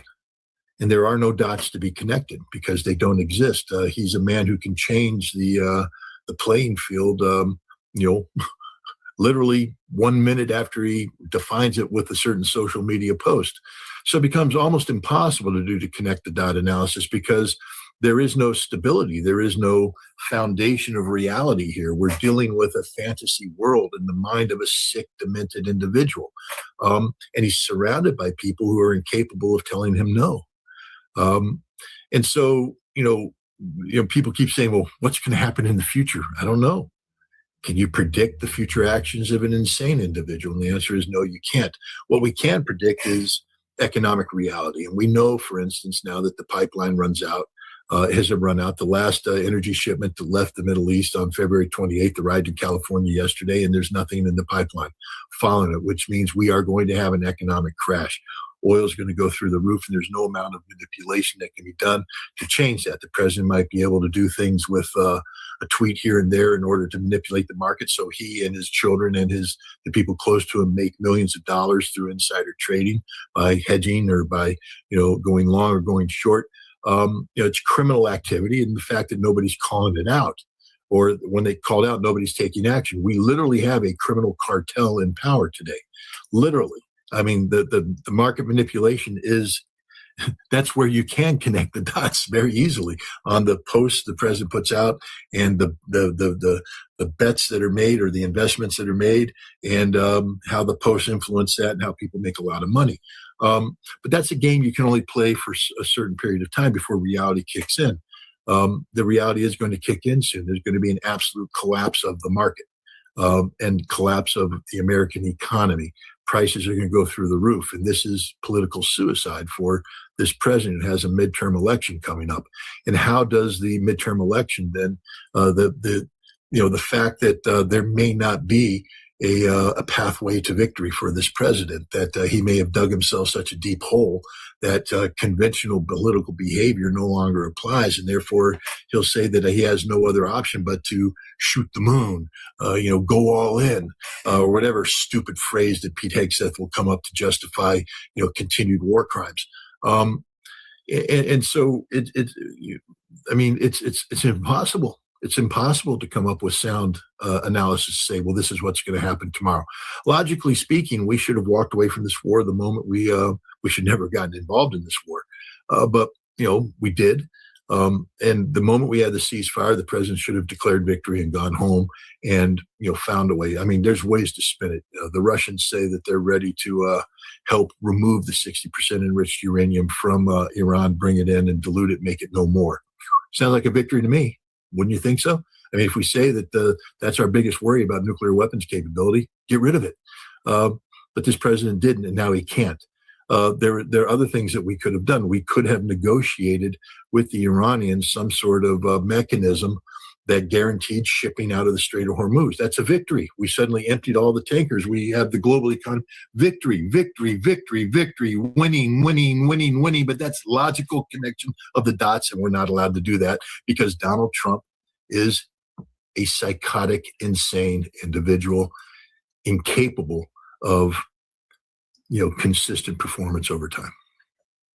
Yeah, it's certainly a hole that's getting bigger and bigger the longer that goes on. I mean, even just in the last couple hours, there were reports by Reuters about the latest intelligence assessment on Iran's nuclear capabilities. It's a so-called nuclear program, and it's unchanged. And that didn't have to be the case because Iran was more than willing to negotiate throughout this, before the hostilities, and then of course during the ceasefire, has been more than willing to negotiate terms on a phased negotiation process that would lead to perhaps outcomes that both sides, all sides could like and could agree to. Iran certainly isn't going into things maximalist like the U.S., but here we are. Trump seems to not be able to pull back from maximalist kinds of demands, and therefore Iran has no reason to make any kind of even reasonable concessions that would just end the war. Not even concessions that would hurt Iran. Just things that could just end this. But here we are. Yeah, we'll have to keep talking about this, Guy, because it seems like we're in for a more bumpy, above a bumpy ride ahead in the weeks and months as we enter the hot summer around the world. But I want to make sure everyone knows that your website and your Substack are in the video description, scottritter.com. So definitely go there and support Scott's work. A quick. We brought up Gilbert Doctorow, and he has a alternative viewpoint. But it's important to understand that the world isn't static. The world changes. The world moves. Russia's entering the fifth year of this conflict, a conflict that I and others didn't believe would last more than a couple weeks early on. I thought the Russians were committed to a war. It turns out they were committed to a negotiation, but the United States is negotiation incapable. And so it's turned into this prolonged war that went from getting Ukraine to the negotiating table to a proxy conflict against the collective West, a completely different conflict. The Russian economy today is completely different than the economy that existed at the beginning of this conflict, or even the economy that existed 2 years ago. Everything about Russia, the internal domestic realities of Russia, have also altered over time as Putin consolidates power in a time of war. And these are things that you don't do. You don't get this information best long distance. It's better to go there. And so I will be traveling to Russia again for an extended period of time, the purpose of which is to, get up to speed on as much of the present Russian reality. I've always said when I go to Russia, my job is to collect the Russian reality and bring it back to the United States to help overcome Russophobia. But if I'm operating on a 2-year-old information, what I do is I actually reinforce the Russophobes, because I might be saying things that were accurate 2 years ago, but may not be accurate today, and then allows them to denigrate and weaken the argument. So it's important that you stay constantly up to speed. So if you could go to my website, scottritter.com, it'll take you to my Substack. Just so you know up front, the Substack, all the information on the Substack is free of charge. So if you want to go on and read it and do a free subscription, so be it. I mean, that's what it's there for. The subscription to Substack pays my bills. That means that's how I pay my mortgage. That's how I pay the power. That's how I feed the dogs. For those who don't like when Maverick barks, here's your chance. But don't subscribe. But my trips are done through donations. I'm an independent journalist, like Danny, like everybody else, and it's done off the donation page. And I would also say this. I'm reading comments, and I guess I shouldn't, but there's people out there promoting Brian Bertolek. Please, he's an independent journalist. Support him. Support Gilbert Doctorow. If that's your cup of tea, support it. Support Danny Haifong. You're here. Don't just come here and watch. Come here and contribute. Keep Danny in business. This is independent media. This discussion that we're having, you will not find on mainstream media at all. And if you rely upon mainstream media, which is corporate controlled, by the way, other people are paying all those bills, then you just fall into the brain dead stupefaction of America. If you want intellectual discourse, if you want truly alternative points of view, which are more mainstream, by the way, than the mainstream points of view. You have to support independent journalism. Independent journalism means that they are independent because you help them be independent. You are supporting the quality of their work. Danny Haiphong puts out extraordinarily high quality work. Everywhere I go, people talk about Danny Haiphong's show. I was just doing an interview, say, I see you're going on to Danny. He started the program by, I see you on Danny's program. Well, Danny has a whole bunch of people on his program. It doesn't happen free of charge. So support Danny Haiphong, support Brian Bertolek, support Gilbert Doctorow, and support me if you see it. But the bottom line is independent media only exists with your support. And I would ask that you continue to support me, Danny, and everybody else who's in this business. We all can't think alike. We all can't think alike. And there are people out there who disagree with me, and I disagree with them. I would never advocate for them being shut down. I would only advocate for their continue to be support, because the more we challenge each other, the more we have to double check our facts and figures, the more it create the impetus for me to go back to Russia to learn more, to bring that back. And so that can only happen, though, with your support. It doesn't happen in a vacuum. So again, thanks for having me on, Danny. And I thank your audience for supporting you, for supporting me, for supporting everybody. But most of all, for not watching mainstream media and getting your information from these and other programs. I couldn't have said it better myself, everyone. So you heard Scott. You can hit the like button so more people can hear just what Scott said here. Go to the video description. You can find scottritter.com. You can support his work. Definitely do that. I want to thank those who became a member today. There was this question, Scott, if you wanted to hit at this for 30 seconds. Where are they getting the jet fuel to maintain this way? That's a good question. 30 seconds or less. Where are they? The military, of course, has its own closed loop, and we will acquire jet fuel. We can get it regionally and all that stuff. But the military has capabilities to acquire fuel that the civilian market doesn't have. The other thing is the military can pay more. That's why we spend $1.2 trillion on the money. Yeah. I mean, the military is one of the biggest polluters on the planet. It uses a lot of energy, needs a lot of energy. So with all that said, though, Scott, great to be with you. We're going to head out together. Hit the like button as you go on. Video description where you can find where to support Scott in this show. I'll be back tomorrow. I'll let you know what is happening then. I think it'll be 12 p.m. Eastern time tomorrow, and I'll announce that later on. All right, everyone. Bye-bye.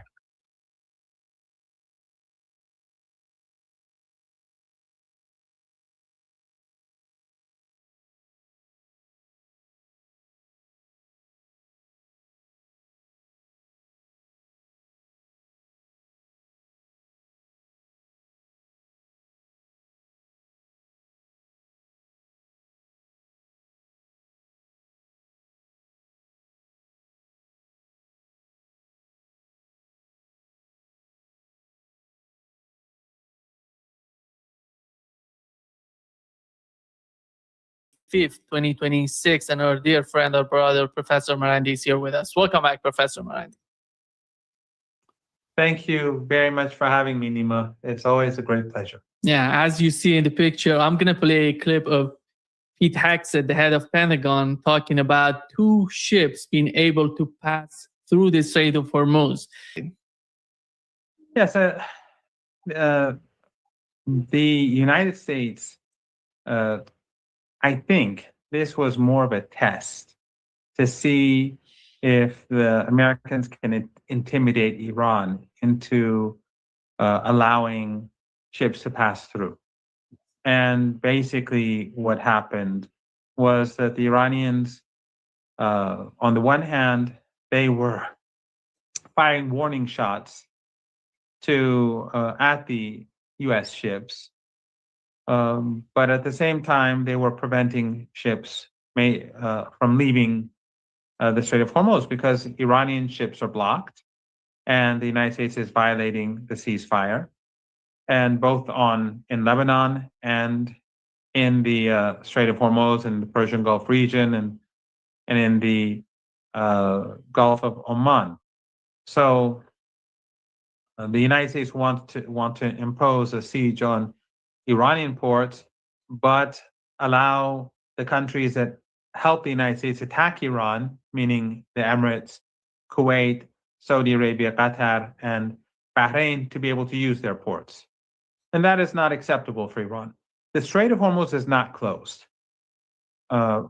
Chinese ships, Russian ships, Iraqi ships, ships that are linked to countries that have not been involved in this war in any way or form, they can go through.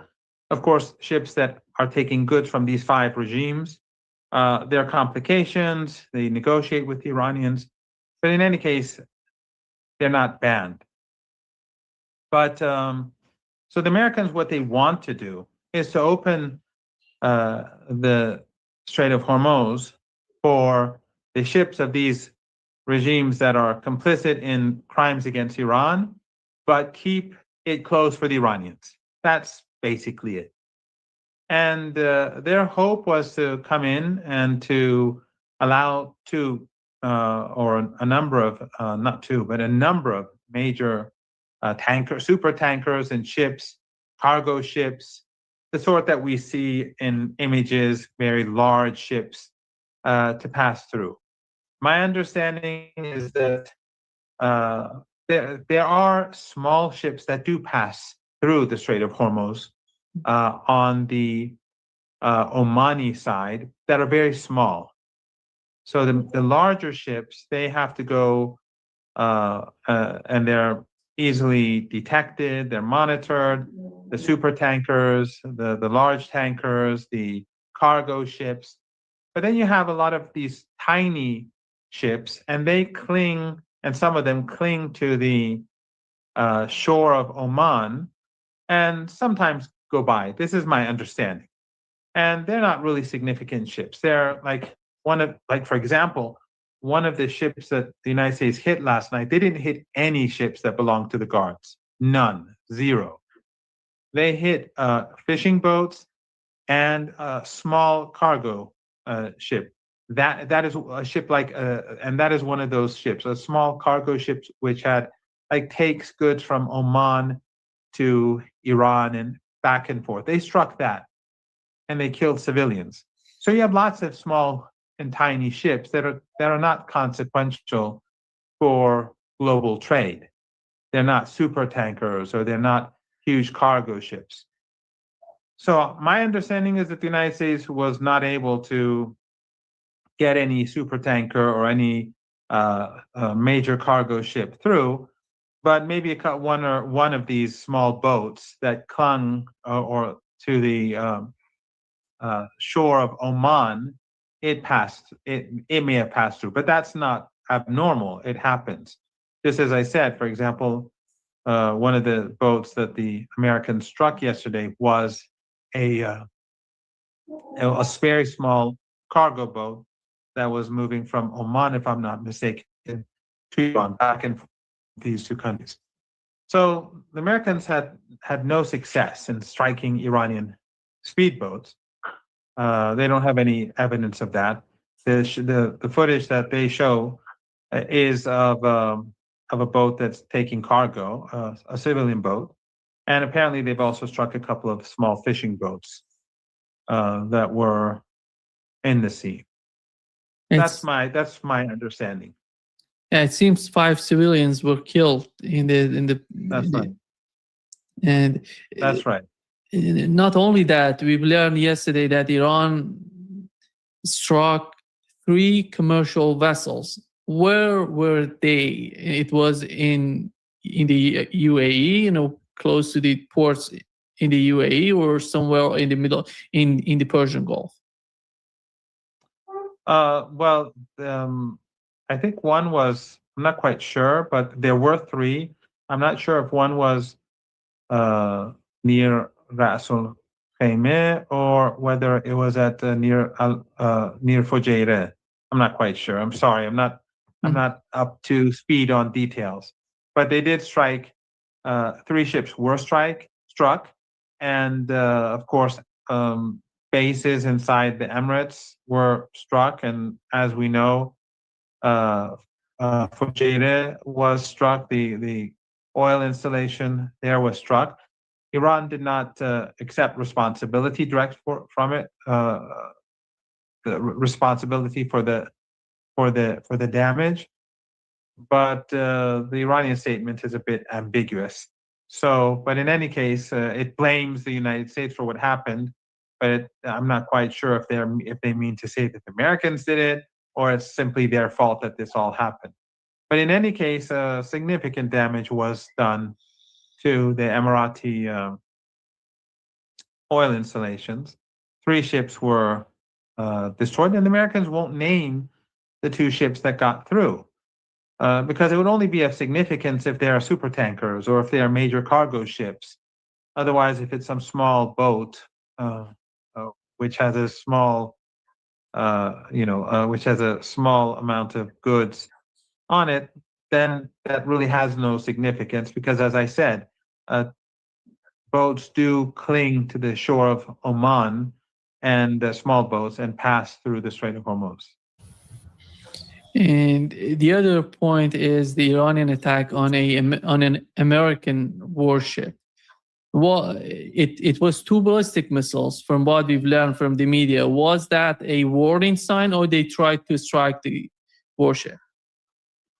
Yes, I think it's pretty clear that the Iranians are not using their most sophisticated weapons. They're trying to make the Americans and the Emiratis to use up their military capabilities, their air defenses. The Iranians don't want to escalate. They are very happy with the current situation. They're in control of the Strait of Hormuz. The United States has effectively shut down global trade. The United States is creating an energy crisis, Trump and Netanyahu. And the United States and the Iranians are sitting and waiting for the pressure to build on Trump and the pressure to build on the Trump regime to change their policy. So for Iran, things are very good right now. They're not interested in restarting the conflict. They're interested in seeing how things play out in the coming days. One of the Emirati officials yesterday tweeted that the Islamic regime in Iran will regret May 4th, just as Hamas did after October 7th. That's a promise. What is the Iranian response to this sort of argument on the part of the government or these officials in the UAE? Well, the UAE has been helping the United States throughout the aggression against Iran, and they are partners in the war, and they have the blood of thousands of Iranians on their hands. Of course, the same is true with Kuwait and Bahrain and Qatar and Saudi Arabia, but the malice of the Emirates is even greater than the others.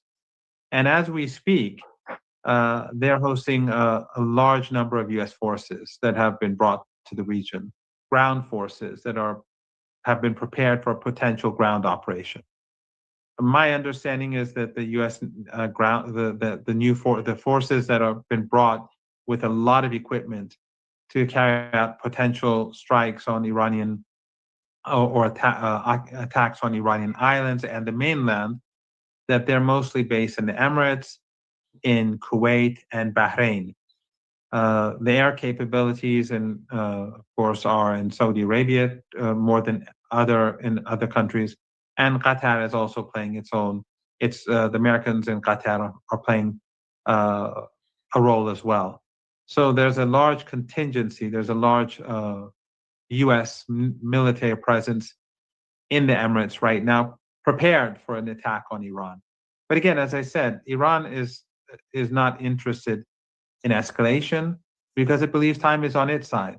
Every day that goes back, every day that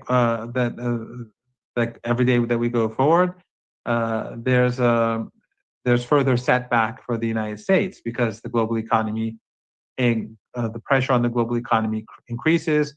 Countries across the world want the Americans to bring an end to this. The American people, the more economic difficulties they face, they'll also be putting pressure on the government.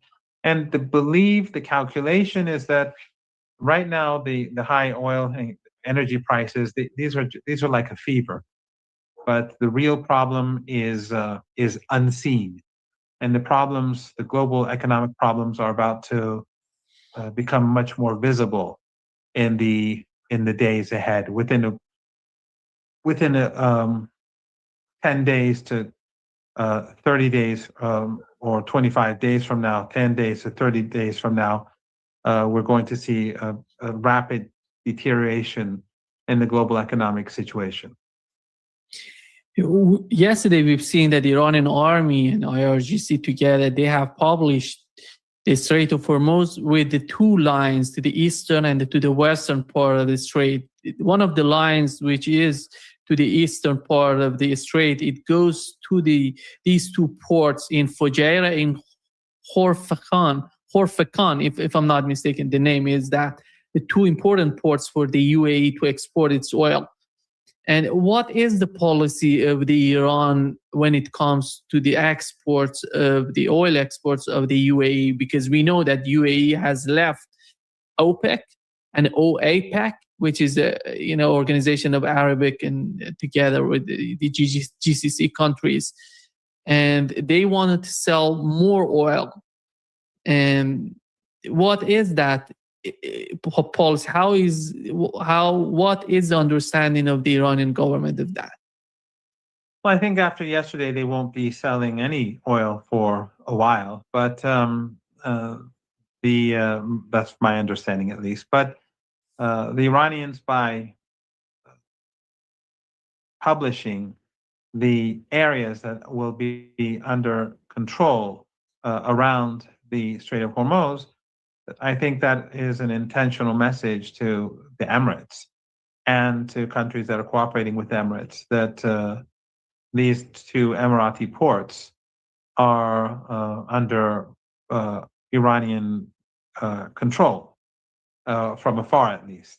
And that if ships want to come and go, especially Fujairah, which is on the outside of the Persian Gulf, that they will have to have some sort of permission from the Iranians.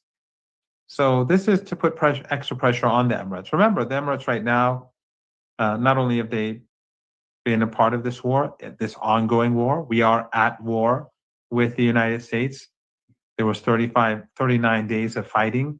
Then after that, the United States continued with the siege, which is an act of war. And we've had numerous ceasefire violations by the Americans, including this new so-called operation. And the Emirates have allowed the United States to bring large numbers of troops and equipment and air defense capabilities and other capabilities. U.S. aircraft and drones are in the Emirates. So the Emirates is basically helping wage war against the Iranian people. So when the Iranians state that the Fujairah port is within the boundary of Iran's Strait of Hormuz region that is under Iran's supervision, that I think is a clear message to the Emirates and to anyone who works with them that you cannot use that port without Iranian consent. Pete Hegseth was asked today that in the last 24 hours, Iran has fired at the United States. Is the ceasefire over? His response was that no, the ceasefire is not over. This is a separate project.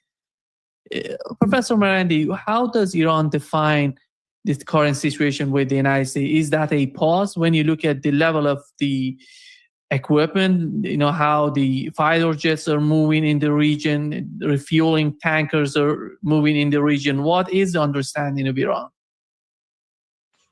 Well, the Iranians are expecting a major assault, and they've been expecting it for quite a while now. I think last week when we were speaking together at around that time, the belief was that an attack was quite possibly it would be imminent. It could be imminent, and that belief continues today. The fact that he and Trump both stress that we still have a ceasefire, I would imagine that that shows that they're worried, that they're cautious, or that they still don't have everything in place yet for an assault on Iran.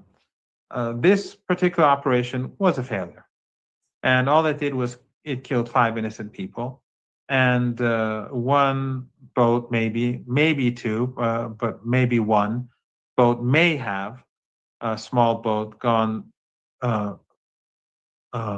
through alongside the shore of Oman. But as I said, that would have nothing really to do with the U.S. ships, the naval ships, because that does happen. Small boats do cross. It's for Iran. It is the big cargo ships and the super tankers and the big tankers that are of importance. The ones that when you look at the images of the Strait of Hormuz, you see all those ships or in the Persian Gulf parked in the Persian Gulf. They are the ones that count. The little boats, like the one that the Americans struck, those are, they don't have major significance they don't have any significance in global trade. But we'll see. I mean, an attack could happen tonight. It could happen tomorrow. The Iranians are on high alert, and obviously Hegseth is not going to be able to get these super tankers and major cargo ships through the Strait of Hormuz. This was a stunt, or it was a test. And I think it was probably more of a test than anything else.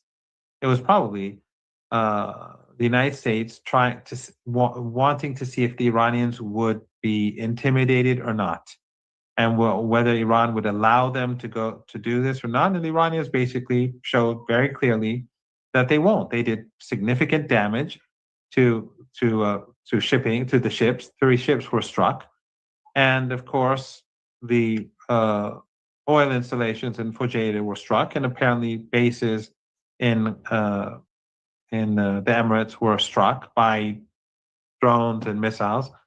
So this turned out to be a very costly operation for the United States.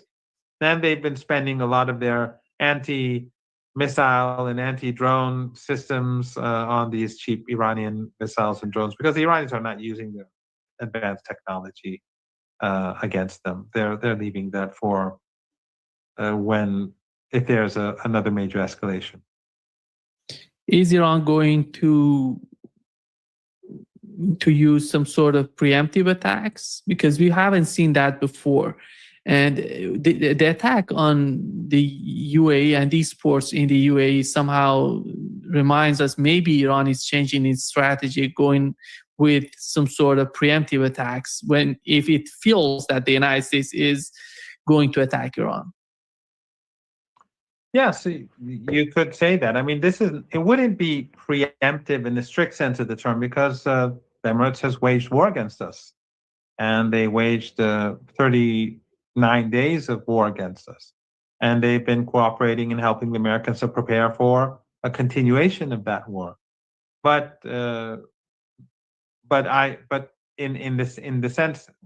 taking that into account, yes, it is quite possible that this could be a sign that Iran is not going to necessarily wait for the Americans to carry out a strike, and that they will hit first. That is possible, because even though the Iranians have not openly accepted responsibility for what happened in the UAE, but in any case, the UAE was hit by drones and missiles, and very significant damage was done. And the fact that Iran has declared the scope of its authority over the Strait of Hormuz to include the entry of these ports that you mentioned, that is sending a very strong message to the Emirates, and of course, by extension, the United States. Because, Nima, again, we've gone over this many times. If there's war, Iran will obviously strike the Israeli regime very hard, and it will strike at the Americans very hard. But these countries, and the Jordanian regime as well, they are part of this war. They're not separate. They are full partners in the hostilities. They have helped kill Iranian children. They've helped kill Iranian women. They've helped murder Iranian workers. They've helped destroy Iranian oil installations or gas installations or petrochemical installations, and so they have nothing to complain about. And the Emirates is a tiny regime, so 1.2 million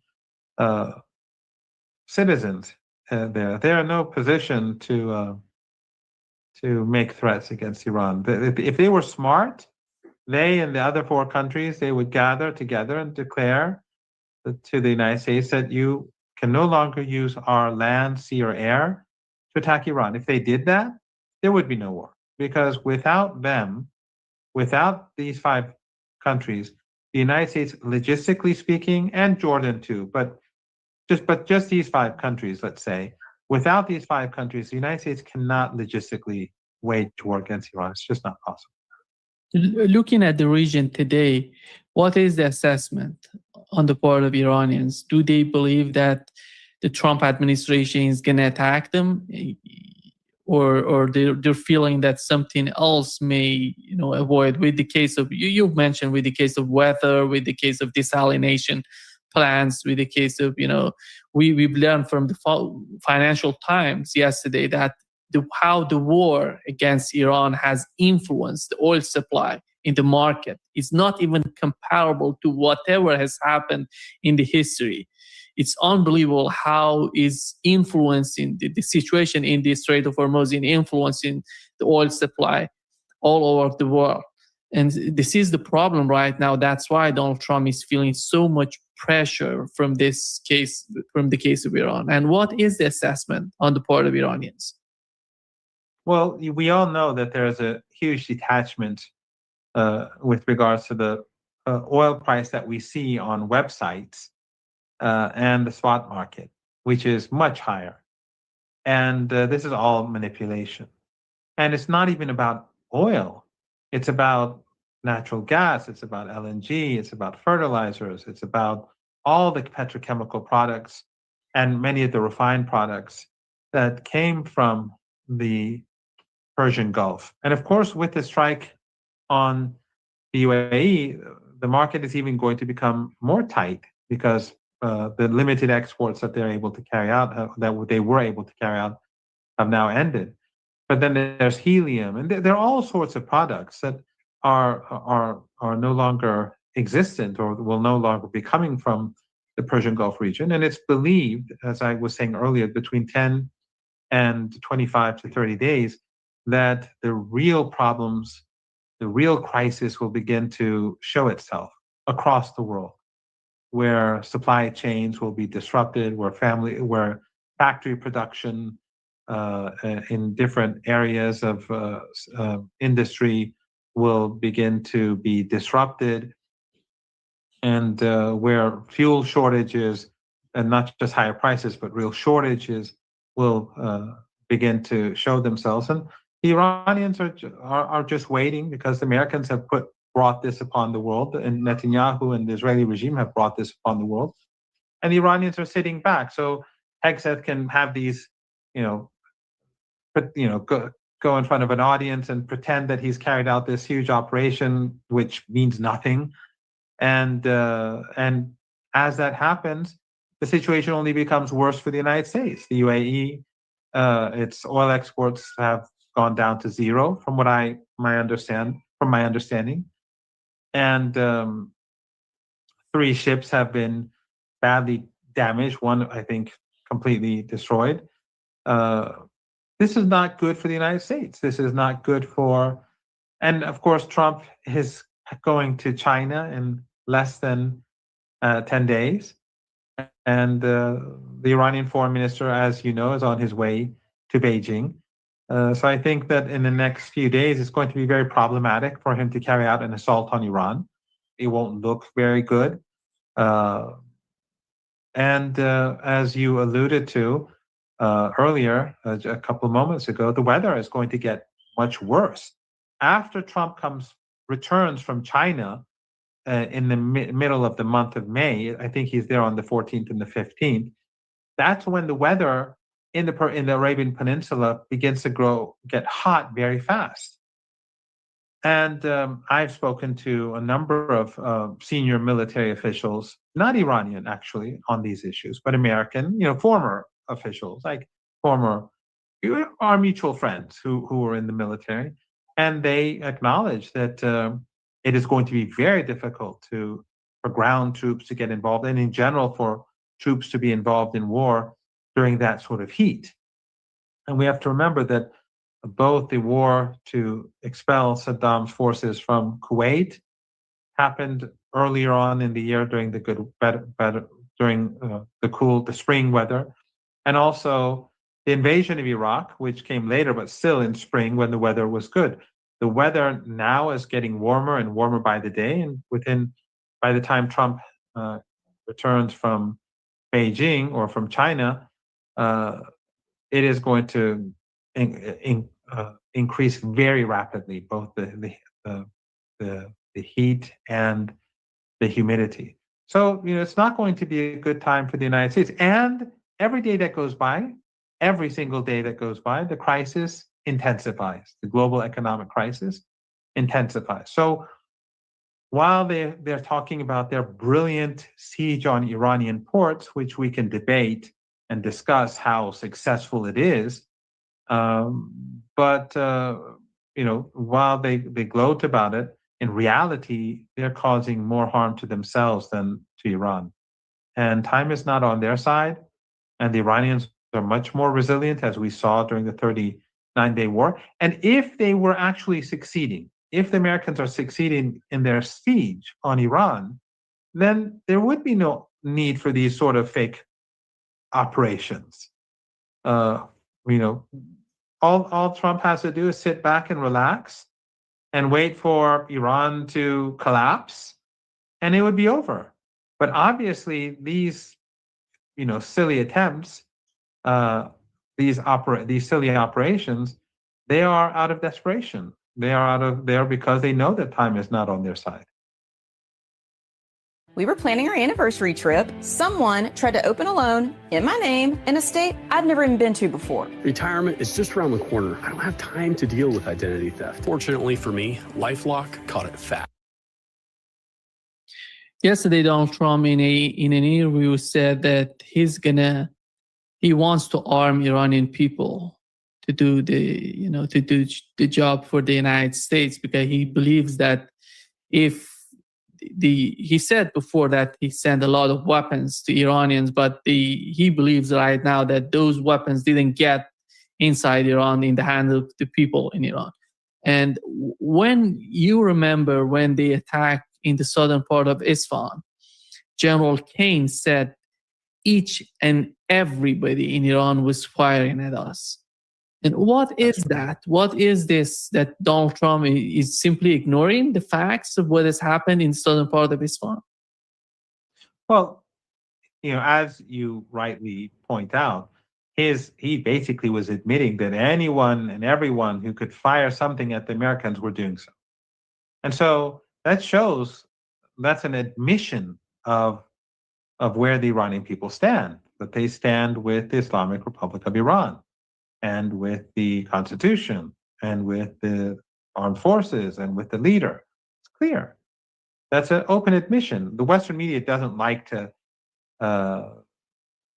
dwell on this because it doesn't help with their narrative, because the Western media is owned by the same people who own the government and who own the general. But on the other hand, when he speaks about sending weapons to Iran, he's basically talking about terrorism. And that's what happened during the demonstrations that were followed subsequently by the armed insurrection that had nothing to do with the demonstrations. The demonstrations that we saw earlier on, before the war, where the Americans and the Israelis gave weapons, and many weapons were given far before. The weapons that he sent to the Kurdish terrorist groups in northern Iraq were just some of the weapons. They were the weapons that were coming in later. But a lot of weapons had already been distributed to these terror groups, which launched those assaults on police stations and military bases and slaughtered hundreds of police officers and security agents and volunteers and of course a couple of thousand ordinary people died thanks to that armed insurrection. So basically, what Western media has been pretending was peaceful protesters was an armed insurrection. Western media knows it. Western, elites know it. They all know it. They've seen the images. Their own elites have admitted it. Trump has admitted it. Channel 14 of Israel has been explicit about it. Pompeo was open about it.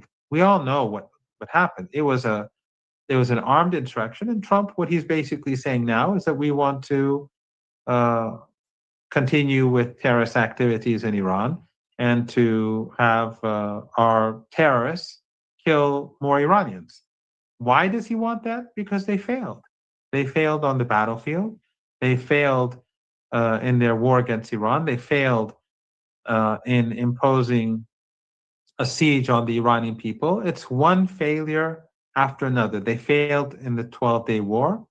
They failed, from beginning to end. It's all been a failure. And people see that even that armed insurrection that they had, people are much more aware of what really happened than they were a few years ago. Because we saw how they were effective during the Woman Life Freedom riots that happened and the lies that they spread about Mahsa Amini being tortured and murdered, which it was all fake news. She wasn't beaten, she wasn't hurt. The images, the footage, they all showed that.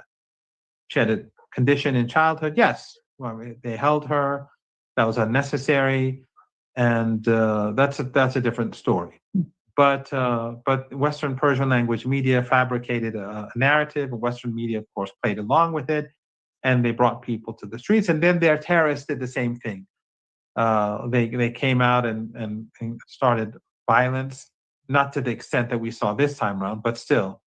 And then back then, a lot of people across the world were more easily believed the narrative. But this time around, because after Gaza, after the genocide in Gaza, people's eyes have been opened. So a lot of people saw right through the propaganda of the riots a few months ago. The U.S. Secretary of Treasury himself openly said that we brought down the rial so that people would come to the streets. We all know that when people came to the streets, they weren't very large in number, but there was no violence, there was no arrests. And then, after a couple of days of peaceful protesters, which the government acknowledged that they had the right to protest and because of the fall of the rial, then these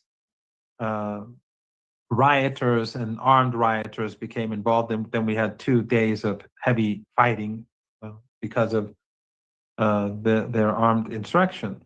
There was some fighting beforehand, but those 2 days were very heavy. So people saw through that, and no one believes the propaganda anymore. Just like Syria, people have woken up to the reality of what happened in Syria. They know that the resistance was right back then. A lot of people back then believed the propaganda, but now events that have taken place and the awareness that is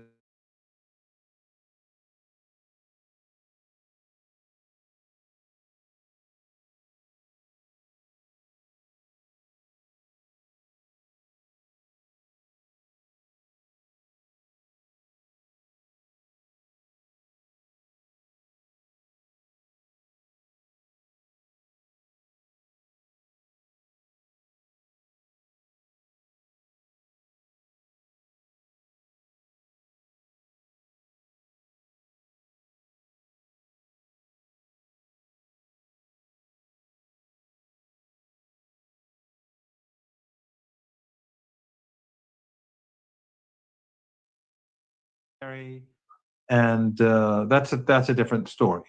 But Western Persian language media fabricated a narrative. Western media, of course, played along with it, and they brought people to the streets. And then their terrorists did the same thing. They came out and started violence, not to the extent that we saw this time around, but still. And then back then, a lot of people across the world were more easily believed the narrative. But this time around, because after Gaza, after the genocide in Gaza, people's eyes have been opened.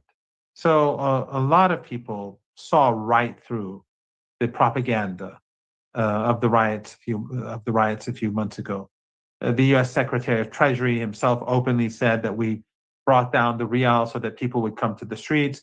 We all know that when people came to the streets, they weren't very large in number, but there was no violence, there was no arrests.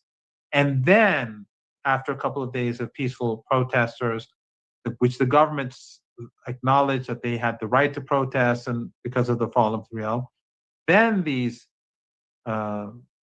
rioters and armed rioters became involved, and then we had 2 days of heavy fighting because of their armed insurrection.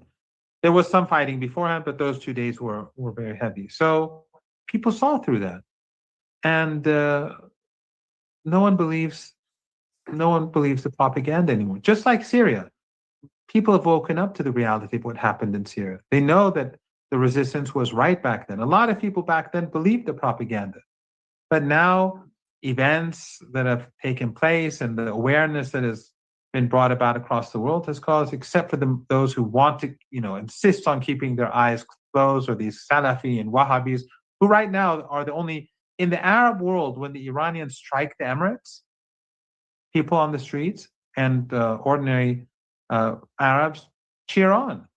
It's only like those who are on the payroll of these dictatorships who support them, and these Wahhabis and Salafis who are on the payroll. The same people who, the same takfiris who, helped create ISIS and Al Qaeda and all these other groups. So the Arab world does not support these regimes. The people across the world don't believe Western narratives anymore. On the battlefield, they failed. And in the siege, they failed. So, for Iran, despite the hurt, despite the suffering, because after all, they bombed pharmaceutical factories, they bombed our, hospitals and schools, they've slaughtered kids. They've done a lot of damage to homes, to apartment blocks. They've murdered many families in apartment buildings. All that aside, the hurt is there. The siege, of course, has a negative impact as well. But the Iranians know that they're winning this war. Wall Street Journal reported that Trump appears to soften stance on Iran's missile program, because Donald Trump was asked about limiting Iran's ballistic missile program. And what he said, Donald Trump said, look, missiles are bad, but this is about that they cannot have a nuclear weapon. Are we missing something with the negotiations? Because as long as we know there is no talk about ballistic missiles, or nobody in Iran would negotiate on anything related to Iranian ballistic missile program. On the other hand, what we've learned yesterday, Iranian foreign minister said that even with the case of Iranian nuclear program, it's not on the table right now for negotiations, because there are many other conditions or preconditions to be considered.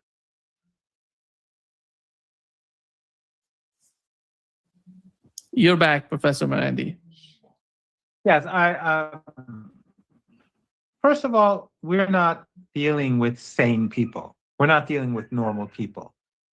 If Hegseth and if Trump were normal, if they were not psychopaths who were also madmen too, I would say that these are two important statements. The fact that Hegseth is saying that no, we're still in a ceasefire, and Trump is saying that missiles are not an issue. I would say that is a sign of that they are worried and they don't want to escalate. But since it is Hegseth and since it is Trump, and since Trump is deeply influenced by, I don't think that interpretation is valid. I mean, I don't think we can invest too much in that interpretation, right? So, so ordinarily you could say that this is an interesting sign that Trump is trying to sort of gradually pull back. But it's Trump, so he may say one thing today, and then tomorrow he say, "I want all the missiles destroyed." He may, in 2 hours from now, we may get Truth Social that not only missiles, but we want all the handguns in Iran to be handed over. I mean, who knows what he's going? The day after tomorrow, he may say, "Bueno, I want to wipe out Iranian civilization. I want to exterminate all the children in Iran." These are madmen. So, no calculations can be really made. Yes, you're right. The Iranians are not going to negotiate the nuclear program. Our negotiations are about a ceasefire and then a peace deal. Whether we get there, that's not really, that's not the issue for us. That's up to the Americans. But we're going to remain steadfast until we get what we want. And ultimately, the Americans and the biggest miscalculation of Netanyahu. I mean, opponents of Netanyahu and Trump, among the fanatics, the Zionist cult, they should be screaming that these two people and their backers have made Iran far more powerful, because today Iran controls the Strait of Hormuz, and Iran will continue to control the Strait of Hormuz. And we'll see tomorrow, the day after, if hundreds of tankers pass through or not. If the hundreds pass through tomorrow, then Hegseth is right. If those hundreds of tankers and super tankers and cargo ships don't pass through, then Hegseth can, he can pretend all he wants. He's failed, and he will continue to fail. But time is not on their side. Perhaps, I mean, when we take that into account, that time is not on their side, they're losing the war, then you could, if you view Trump as a normal person, Hegseth as a sane person, you could say, well, maybe they want to quietly back down, stressing that, Trump also stressed, I think, that the ceasefire is still in place. And then saying that, well, we because before he was talking about destroying Iran's missile program. Now he's saying something different. So under normal, with a normal leader, no matter how sinister he may be, one could say that perhaps we can read something into this. But since it's Trump, I would rather not read too much into it. We'll have to wait and see. You've mentioned Iranian foreign minister going to China.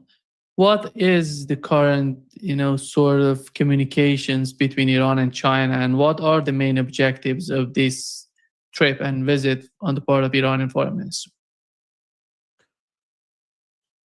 Well, obviously, the Iranian-Chinese relationship is quite good. I don't think there's any secret there. And his trip to China comes right before Trump's visit. I think there's obviously a clear link. Probably the two sides will be talking about Trump's trip. I would imagine that Trump has been sending messages to China about the Strait of Hormuz and the war with Iran.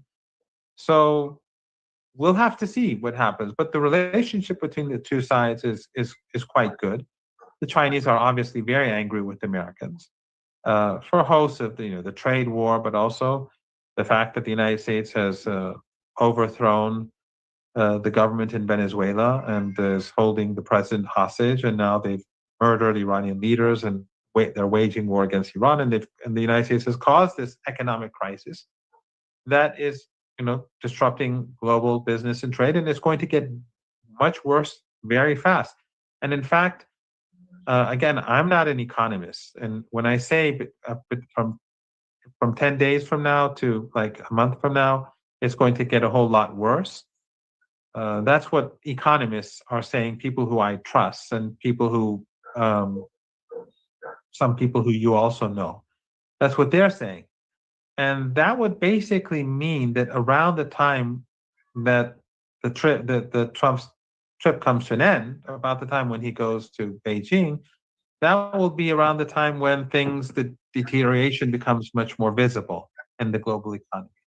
So perhaps that would be a moment where China could put pressure on Trump to bring an end to this idiotic and criminal war. Who knows? Perhaps it could be that. But again, the Iranians are not going to compromise on sovereignty. They're not going to compromise on their nuclear program. They're not going to compromise on the axis of resistance. Or they're in a commanding position. So Trump is going, if there's going to be any real movement forward, then it's going to have to come from the American side, not the Iranian side. But of course, we know, and I'm pretty sure that Trump does not want to continue this war. I'm pretty sure about it. I think this whole foolish operation that we saw yesterday was like this desperate attempt to maybe have a solution so that they don't have to carry out a war. But, the same people who caused this war, as Joe Kent said, this war began because of the Zionist regime. It began because of the Zionist lobby. He said this less than, around 2 months ago. The world hasn't changed that much. So we can assume that the Zionist lobby and the Israeli regime continue to want war. The only difference here, Nima, and I want to be cautious a bit, the only thing that could change the situation is that if the economy, the US economy, and the situation for the US government becomes so bad that they have to choose they're forced to choose between their own interests and the Israeli regime, only then can there be change. In other words, if the hurt is not enough, the United States will sacrifice its interest for the Israeli regime, as we've seen. Right now, they're sacrificing their people, their economy, their status in the world, their global position for the Israeli regime. That's clear as day. But if it reaches a point where this becomes dangerous for the United States, then there may be a divergence. Then the United States may say, well, we have other priorities too. That is, I think, what the Iranians are looking for. Find affordable housing near you.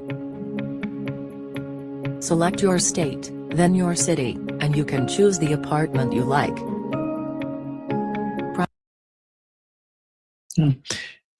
Do you see some sort of difference coming to the GCC countries with the move of the UAE?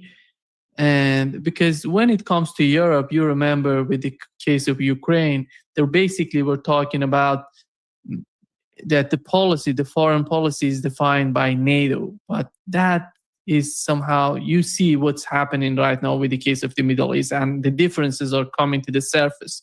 What is happening in that sort in the GCC countries? Who's deciding about the policies of these states in the Persian Gulf? Well, all of these regimes are bound to the United States. And as we speak, the United States is using their territory to prepare for an assault on Iran, a major assault. Of course, the United States has a huge shortage of ammunition. That is clear. But they have brought a lot of equipment for ground operations. But they're all based in they're all in these 5 countries and Jordan, and of course the Israeli regime. That goes without saying. So they're all in this together in that respect. But the Emirates is different from the others. As you pointed out, not only did it leave OPEC, but it also left the Organization for Arab Oil Producing Countries. Its relationship with other Arab countries is not good, as we saw the tensions with Saudi Arabia more recently. But in general, it's despised across the Arab world because it's seen as Israel. It's seen as like the junior partner of the Israeli regime. Its behavior in Somalia, its behavior in Yemen, its the support for genocide against the people of the Sudan. Their role across the Horn of Africa and across the Arabian, in the Arabian Peninsula is something which everyone is seeing. And so there's a particular hatred for the ruling family across the region and beyond because of its extremely close relationship with the Zionist regime. There are, not only do they have direct flights, not only are there large numbers of Israelis always in the Emirates, but there are also Israeli, the Mossad is there, Israeli soldiers are there, Israeli regime air defense officers are there. This is an alliance with a regime that is, that's, and even the statement that you read, where that's just like Hamas after October the 7th, that is basically they're presenting themselves as Israelis. I mean, whether all Arabs or all Muslims like Hamas or not, the way that statement is made is unacceptable, even to those who are critical of Hamas, even those who are critical of the resistance in Palestine. Because they're describing the situation from a Zionist perspective, from a Zionist worldview. I don't know if I'm putting myself. I don't know if I'm making myself clear. So to say that it's irrelevant. So many people may support Hamas. My views on Hamas. I believe that their resistance is completely legitimate. That doesn't mean that there aren't people in Hamas who've done wrong things or maybe committed crimes. That happens everywhere. Police officers in countries may commit crimes, but that doesn't mean that the police in general is something illegitimate. But in any case, some may be critical of Hamas or opponents of Hamas, but the way that they speak about October the 7th is very clear. It's very clear. They're talking from a Zionist point of view. And that just shows where the regime in the United Arab Emirates stands. It is completely isolated in that respect. It has no support or respect from the bulk of popular opinion. Only these Salafis and Wahhabis and those who are on the payroll, and many of the people who may be on the payroll of the Emirates, of Qatar, they have a large number of people on their payroll. The Saudis, they may be, supporting the Emirates right now, but public opinion doesn't. Yeah. Thank you so much, Professor Marandi, for being with us today.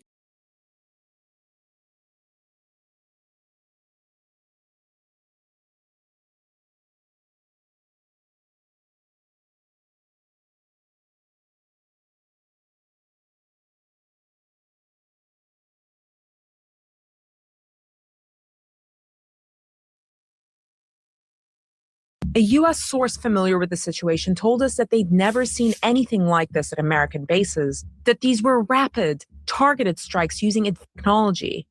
Iran's main targets? Multi-million-dollar aircraft, like this Boeing E-3 Sentry, which gave the U.S. a huge amount of visibility over the Gulf. It's out of production, and in today's money, it's worth nearly $500 million. Wow. So recently, CNN has come out and actually done some reporting. Unfortunately, it's about 60 days late. But as Glenn Greenwald says, here's CNN. At least 15 American military sites have been damaged in the Iranian strikes, making up the majority of U.S. positions in the Middle East. That's May 1st they came out, right? And I'm going to show you the video they put out in a second.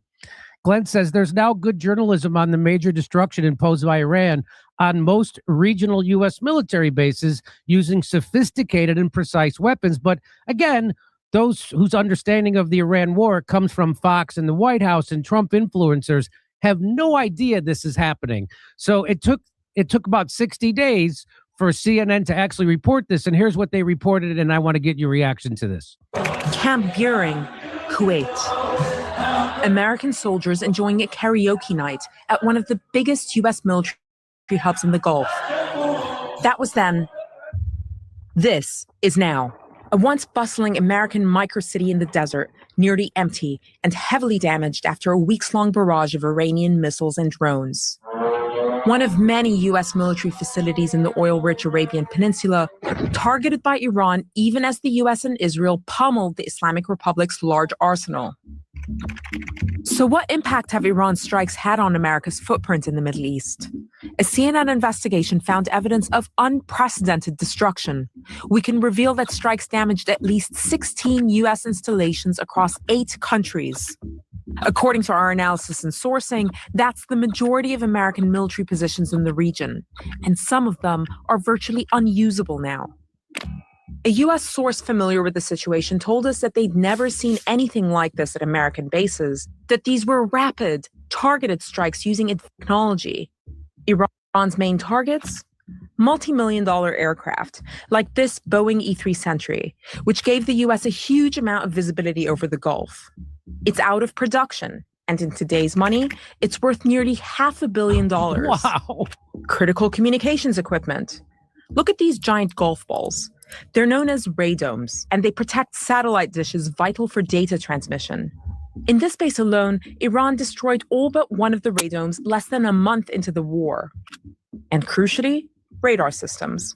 Highly sophisticated, expensive, difficult to replace, and critical to air defense. A second U.S. source, this one a congressional aide familiar with damage assessments, described these as the most cost-effective of the targets.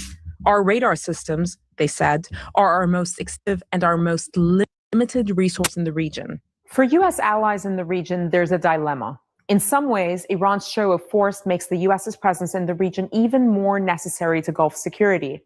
But there's a new reality here, which is that U.S. military installations, previously seen as formidable fortresses, have turned into sitting targets. As a Saudi source told me, the war has shown Saudi Arabia, that's the U.S.'s longest-standing Arab ally, that the alliance with the U.S. cannot be exclusive, and it is not, in their words, impregnable. Do you support Israel and the Jewish people? Now, more than ever, Israel needs committed friends. To get a sense of just how vulnerable U.S. facilities have become, have a look at this. It's the war room at Qatar's El Udeid Air Base, the theater command and control hub for U.S. air power across 21 nations.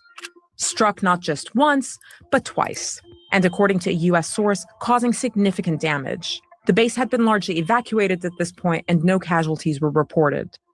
Iran's visibility over its targets has never been clearer. In 2024, according to the Financial Times, Tehran secretly acquired a Chinese satellite known as the TEE-01B, a massive upgrade from its own satellites. That means that Tehran went from looking at images of this quality to this. This is the first time America has fought an adversary with satellites that capture high-res imagery almost as detailed as its own.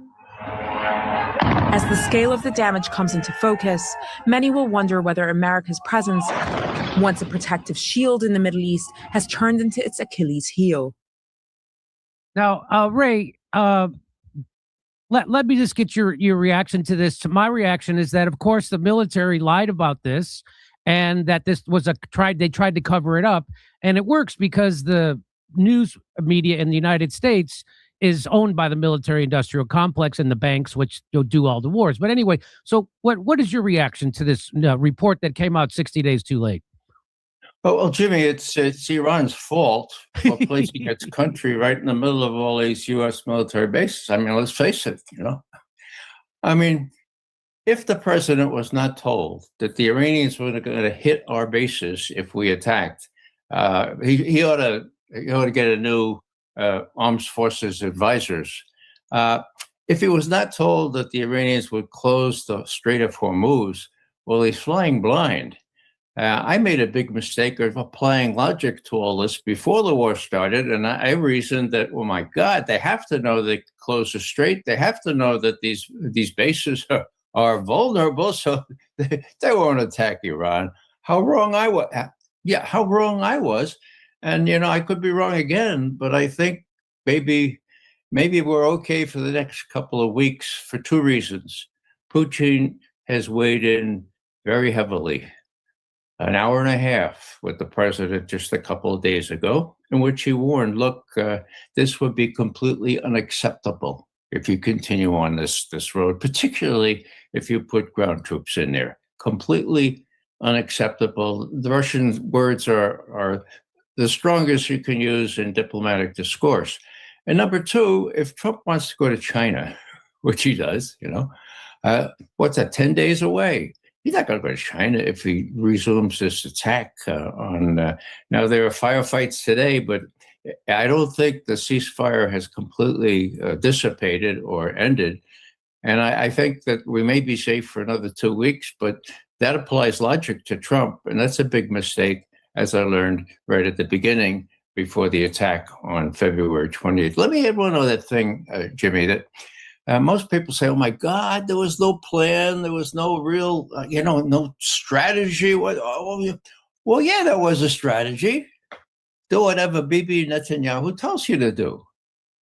I mean, it was explained by our Secretary of State / National Security Advisor, Rubio, when he said, and I quote, that the Israelis told us they were going to attack Iran. And we thought that they would probably retaliate against us. And so we preemptively moved against them so that when they retaliate against us, we wouldn't suffer such terrible losses. Hello, Joe Kent, what did he say?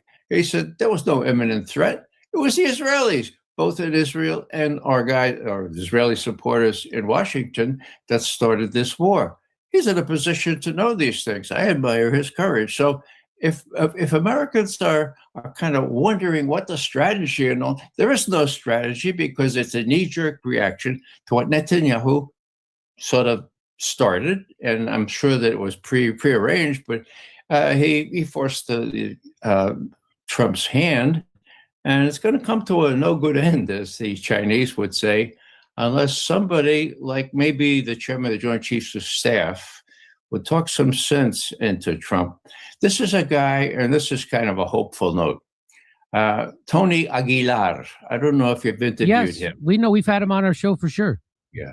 Well, just a couple of days ago, he said, I know General Kane. I work with him every day.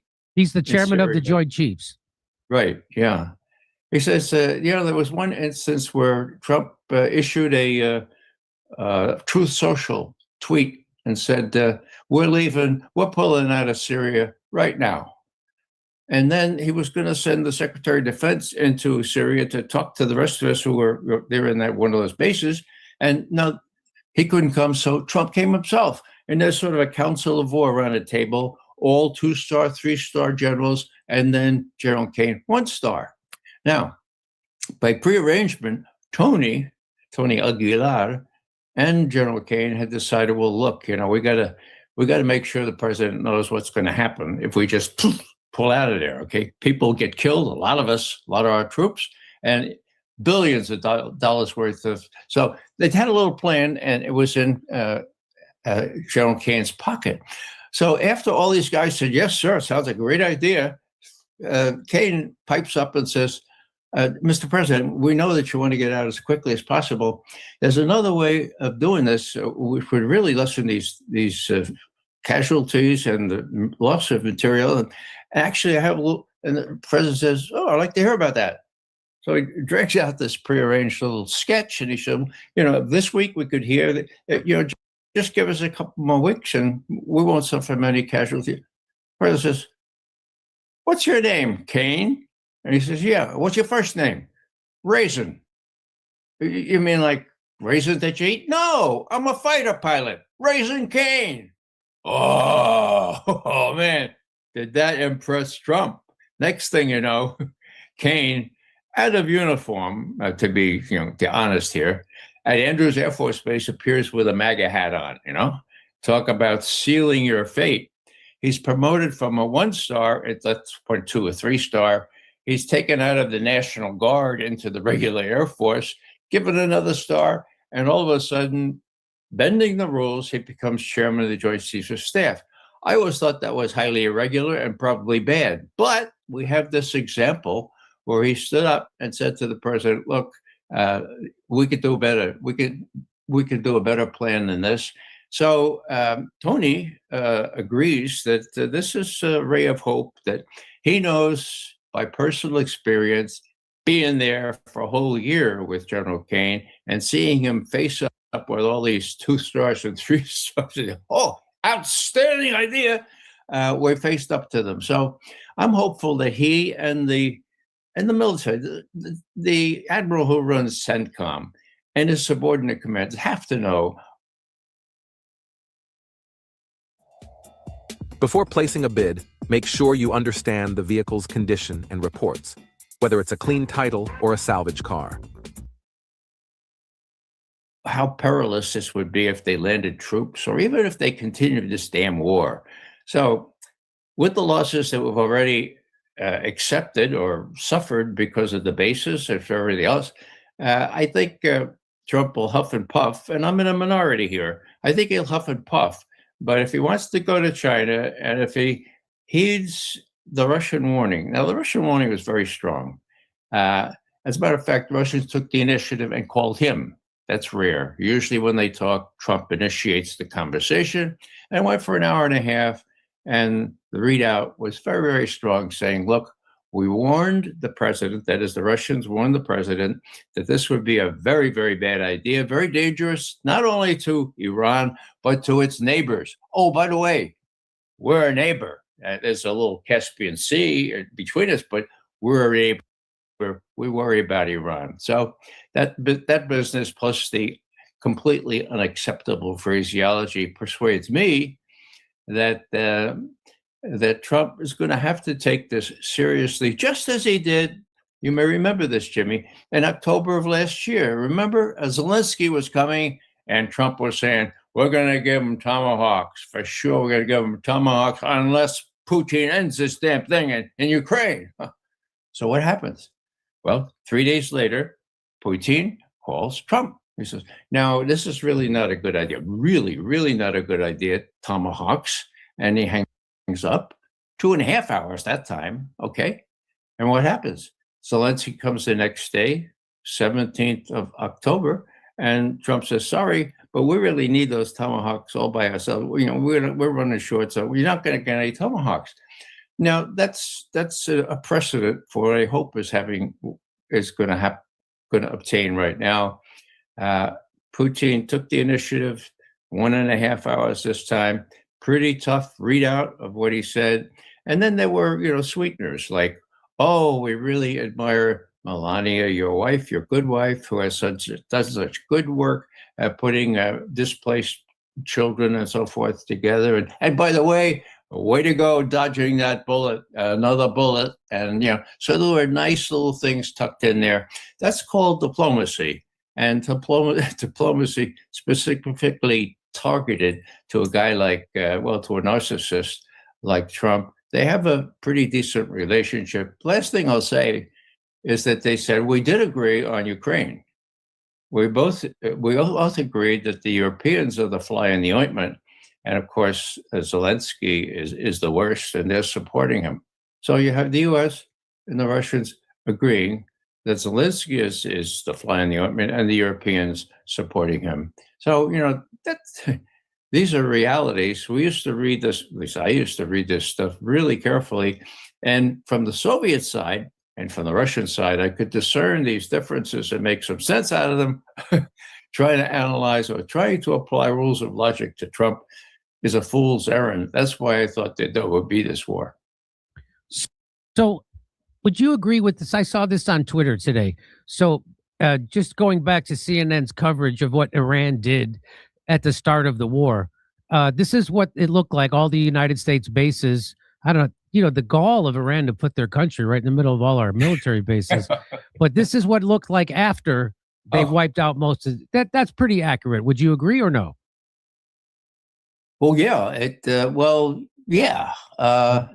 That's what happened. And, the deal here, Jimmy, is that CNN reporting out of Israel has been great, right? No. Has there been any? No. Why? Because it's censored. Okay. What's happening as a result of the hypersonic missiles that Iran has shot already into Israel? And what should Israel expect with the the big supply of such missiles that Iran could use? I think that the Russians and the Chinese are leaning hard on the Iranians. Look, don't obliterate, pardon the word, Israel just now. They could resort to the Samson option. They could say in dire straits that they would they could actually do it without even asking the U.S. So let's tamp this thing down, save those missiles for a while, see if we could talk some sense into Trump, because if Trump does finally lean on the Israelis, then there's some chance the Israelis, even in dire straits, will not do the worst. That's what I think they're really concerned about, that Netanyahu would resort to using some of those nuclear weapons. Well, here's how bad of a beating the United States took militarily at the beginning of the war, and the cost to our supply and to our bases. Present value and repair replacement costs based on 25-year outlays. It's going to cost us $44 to $74 billion to fix the stuff that they blew up. This is one of 16 bomb bases, THAAD and Patriot losses not included. Plenty of unknowns and assumptions. Qatar infrastructure, but not runway status known. It's going to take $24 to $34 billion and 5 years to rebuild. Also, equipment, $20 to $40 billion, 5 to 8 years to rebuild. Classified NSA, NRO, CIA ground systems, unknown. Total Qatar and USA, $44 to $77 billion and 10 years to rebuild. Bottom line, guesstimate $1 trillion for all of those 16 bases. And by the way, they ain't getting rebuilt. So that's how bad it was. And of course, Hegseth and Trump and his administration did not want this publicized. They don't want people to know just how badly this war is going for the United States. Trump repeatedly says we hold all the cards. The cards are all held by Iran, are they not? Yeah, and they've got us straight. That's right. They've got us straight, and Trump's got a pair of deuces. Yeah, so I want to play this for you. This is David Pine. He's the Deputy Executive Director for the Task Force on National and Homeland Security. And here he's going to talk about because I see a lot of people on Twitter and a lot of people everywhere who are supporting Trump in this war. They keep saying that Iran is done. They're out of missiles. They got nothing. We wiped them out. Trump says we wiped them out militarily. Well, listen to what David Pine has to say. Well, we've heard that about 13 U.S. out of 19 U.S. Military bases in the region have been destroyed or rendered unusable. I think that's likely accurate. So the cost to rebuild those would run into the several billion, if not tens of billions of dollars. And that would take years to rebuild. I mean, how could that have happened? I mean, you know, a lot of people now saying they have a newfound respect for General Kane, chair of the Joint Chiefs of Staff. I mean, that's 13 bases destroyed and rendered unusable. Aren't you shocked? I'm not shocked at all. I mean, those bases were located, pretty close to Iran. Iran is a tremendous, it's essentially a missile regional power, even superpower. They have a vast number of missiles, likely a greater number of missiles even than the United States has in terms of ballistic missiles and cruise missiles and heavy combat drones. Certainly the U.S. has a lot of light to medium, shorter range drones. We have superiority over Iran in that area, but they have some of the best large combat drones in the world, and they were able to destroy some of our bases using combat drones because the U.S. Drone defense capabilities are not what they should have been, and the U.S. prioritized air missile defense for Israel rather than our Gulf allies. So we showed that the U.S. military guarantee over our Gulf allies was really very shoddy and unreliable. So do you agree with that statement that that Iran has plenty of missiles left that they haven't used, and that we totally screwed up? Yes. Yes. I mean, it's really pretty clear. The American people don't know this. I just hope Trump knows this, because the Iranians have an inexhaustible supply of these missiles. They create them, they produce them themselves underneath mountains, for God's sake. And so unless people come to their senses, the Iranians have the capability of sinking a carrier. I don't think they want to do that. That would force Trump's hand. Now, the facile answer on expenditures, of course, is no problem. We'll borrow that from the Chinese. Well, no more. And the dollar is going down. And gasoline is going up, and all kinds of things are breaking out. There are no more oil shipments to Europe, for God's sake. There haven't been for 5 days. That's how long it takes for an oil shipment. So things are pretty bad. Whether Trump will wise up and say, well, this was a really good idea or not, I hope he does in time. But as I say, I've been real lousy in predicting what Trump can do. I think I know what the Russians are going to do if they're pushed beyond their patience. Come see me on tour in Tulsa, Oklahoma City, Atlanta, Raleigh, North Carolina, Spokane, Tacoma, and Levittown, New York.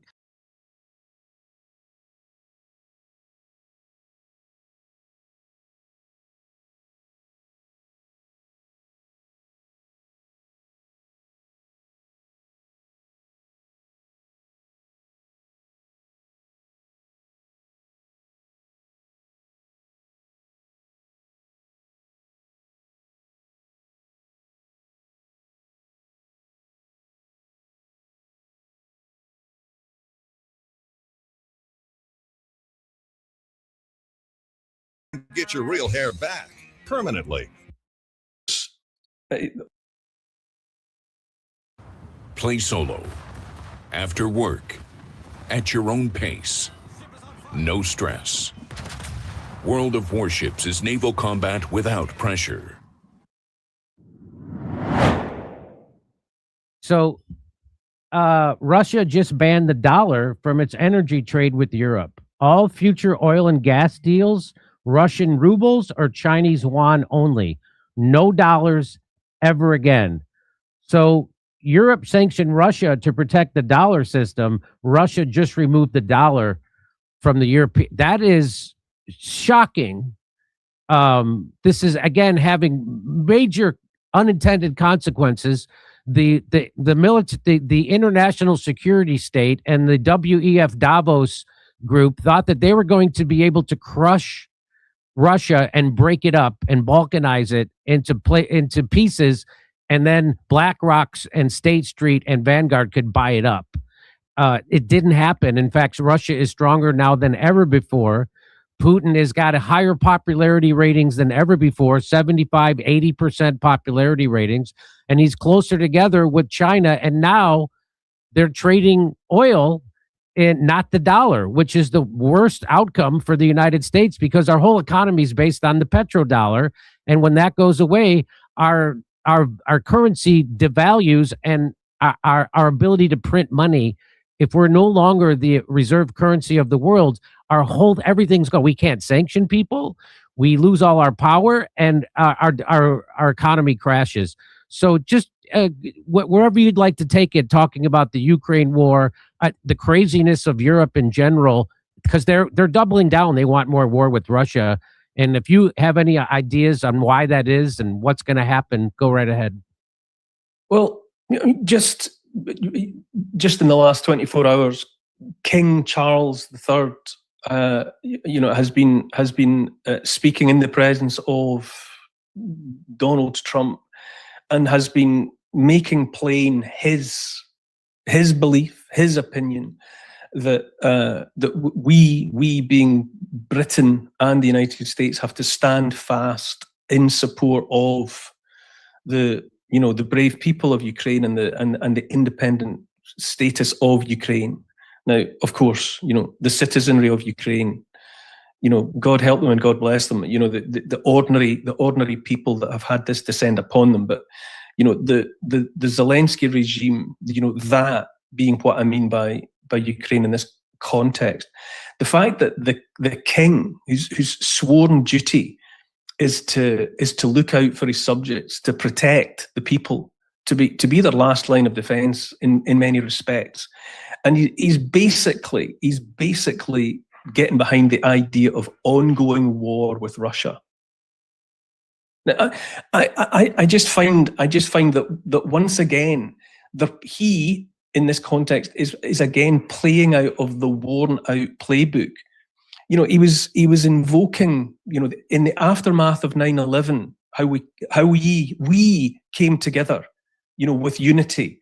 And he was also, playing the greatest hits of Second World War and the First World War, how we stood shoulder to shoulder at that time. It's surely too late for the latest iterations of these people, the monarch in Great Britain, the President of the United States, the President of the European Union. It's too late. Too much has changed, and too many people are aware of too much for them to keep on banging these same drums. You invoke 9/11 now, and too many people say, yeah, you mean the one that the CIA knew about? You mean the one that George W. Bush knew about? You mean the one that Israel knew about in advance? You mean that 9/11? Too many people air those so-called conspiracy theories, and you invoke the Second World War, and by now too many people say, oh yeah, the one that you mean in the aftermath, there was the Bretton Woods Agreement that pinned the dollar to gold and pinned every other currency then to the dollar, which then set the pattern, towards towards everything else that has happened in the name of the dollar. You mean World War II, where it was Britain went to war to liberate Poland, and then by the end of the war, that wasn't even attempted, and Poland was just thrown under the bus. You mean the Second World War, where the communists were handed half of the continent? You mean that Second World War? You mean the Second World War, where Operation Paperclip lifted thousands of Nazis, war criminals, out of Germany and transplanted them to America? For the rocket program, and into academia, and into every walk of American life. Too many people have those responses now, and yet we all still have to sit back and watch the latest monarch of Great Britain and the latest president of the United States of America invoking the greatest hits in expectation of the kind of response they used to get. When are they going to realize that those days are over? That on account of what has happened, the realization that's been made possible by people's exposure to the information that's on the internet, the information that's circulated and discussed endlessly by the alternative/independent media, people know too much, and yet we've got talk of the toy soldiers in what remains of the British Army. Talking about the necessity for the nation to prepare for war, kinetic war with Russia. The European Union promising 90 billion euros to Ukraine, euros that the people of Europe need and are being denied, but that are promised nonetheless to the Zelensky regime in Ukraine. We all know this stuff, and we're still having to watch these tired acts step out on stage and play the same old tunes. When are they going to realize that nobody buys it anymore and the show's over? Well, wouldn't that show up in elections then? Wouldn't that show up in the European elections, and we would get new leaders? Because I always thought people in Europe were much smarter and more cosmopolitan than people in the United States.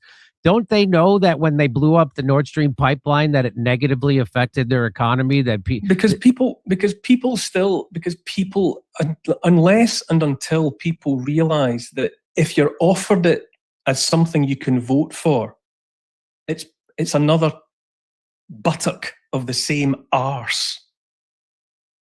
So people are offered so-called alternatives. It happens all the time, but they are sanctioned alternatives. All across, people in good faith think that they can vote their way out of it. They believe in the concept of democracy, and they believe that eventually the right party and the right candidates are going to step forward, and if they can just get them into power, everything will change.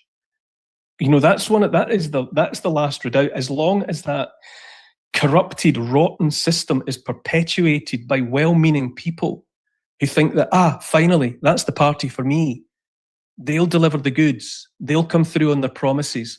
They'll stop the population changing, mass uncontrolled immigration.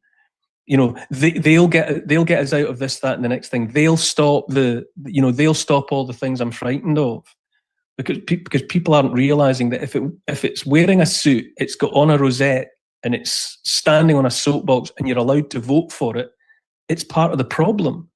It's just the new face of the same problem. So what I hear you saying is that there's no way to vote our way out of this, right? Is that what you're saying? No, that system's been corrupted all the way. Liberals aren't liberal. That's right. Conservatives aren't conservative. Correct. Labour doesn't work. Nope. The Greens aren't green. The Greens are about greed. Yeah. So how do we get out of this? People have not understood. It's a very, people say that to me all the time. How do we get out of it? But it does come back to people understanding certain things. Democracy is not made manifest by voting in an election. That's not democracy. Democracy is people governing themselves, self-governing people. And you only govern yourself if you have the last say on the laws under which you're expected to live. And if there's a mechanism for manifesting that as a reality, then you've got democracy. Now, in Britain for 800 years, we had trial by jury, whereby an accused person is brought before a jury of his or her peers. And that jury, whatever, listens to the story they're told and decides, based on their conscience, whether or not they think the person should be convicted or not of whatever breach of legislation has seen them land up in court. But much more importantly than the guilt or innocence of the individual, they are there to weigh up the justice of the legislation, the justice or not of the law that person is being accused of breaking.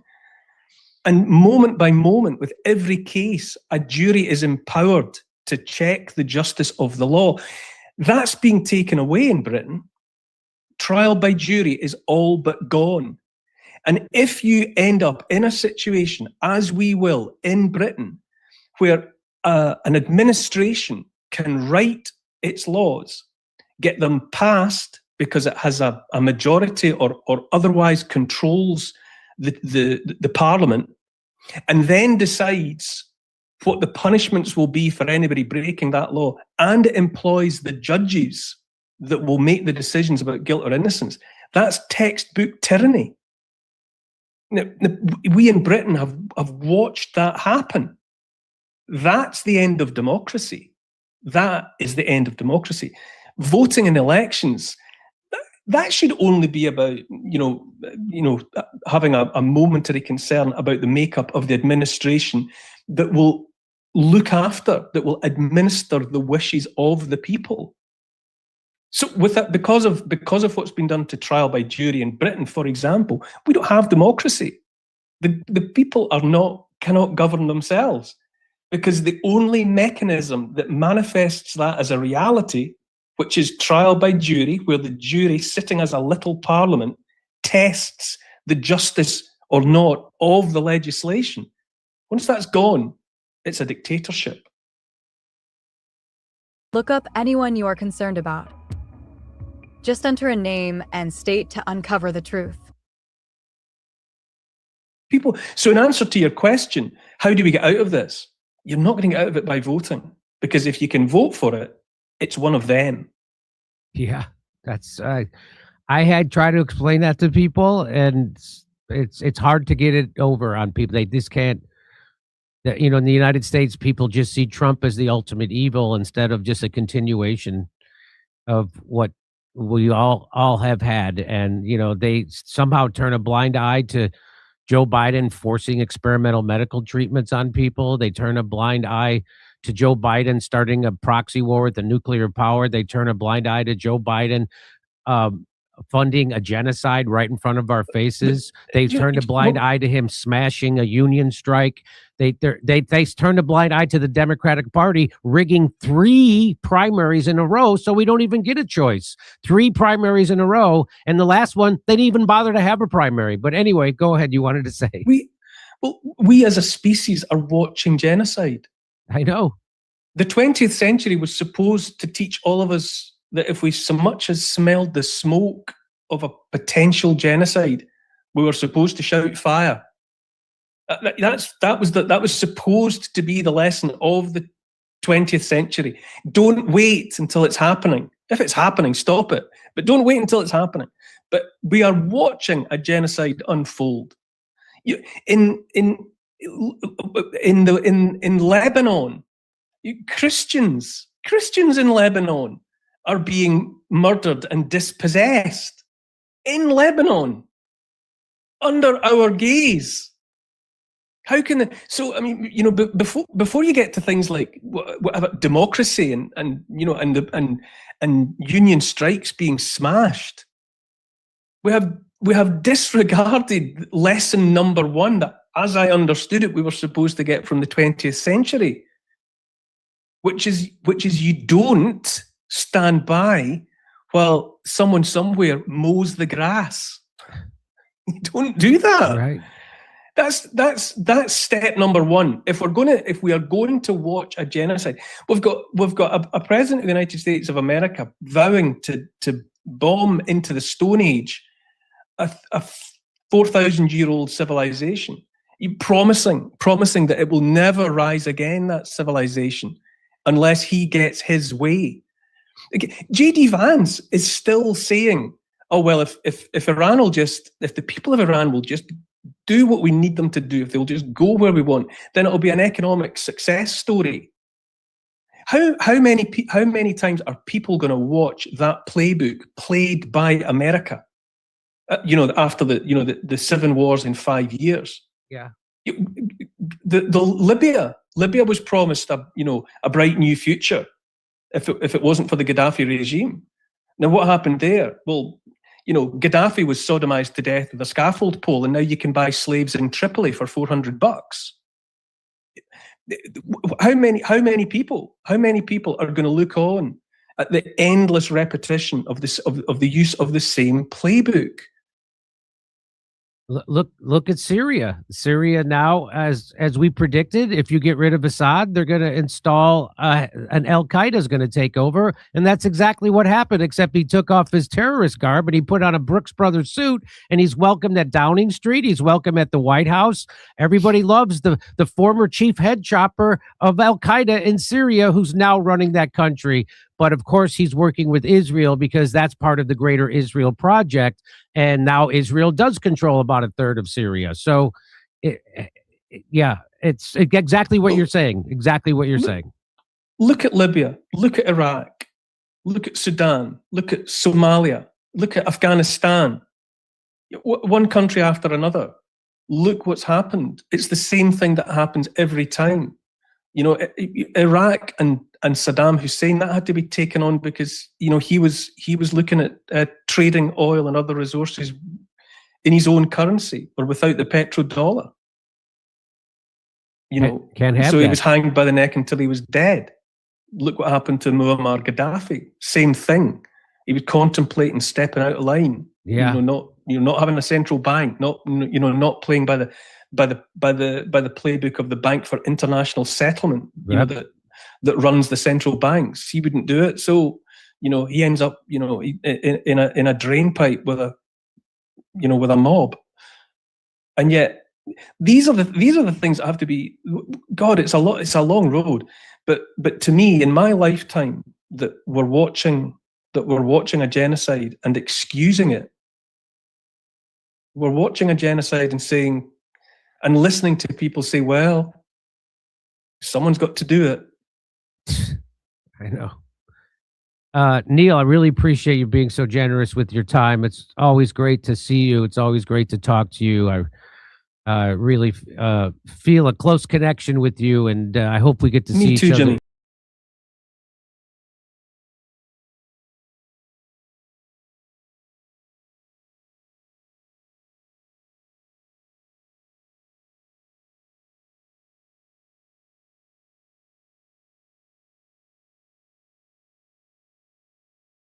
For the first time in history. What came out was a prohibition order. The US sanctions, which were imposed on 5 Chinese oil refineries under the US Executive Orders 13902 and 13846, would carry no legal standing on Chinese soil. The Commerce Ministry used a triple negative in their original Chinese statement. Shall not be recognized, shall not be enforced, shall not be complied with.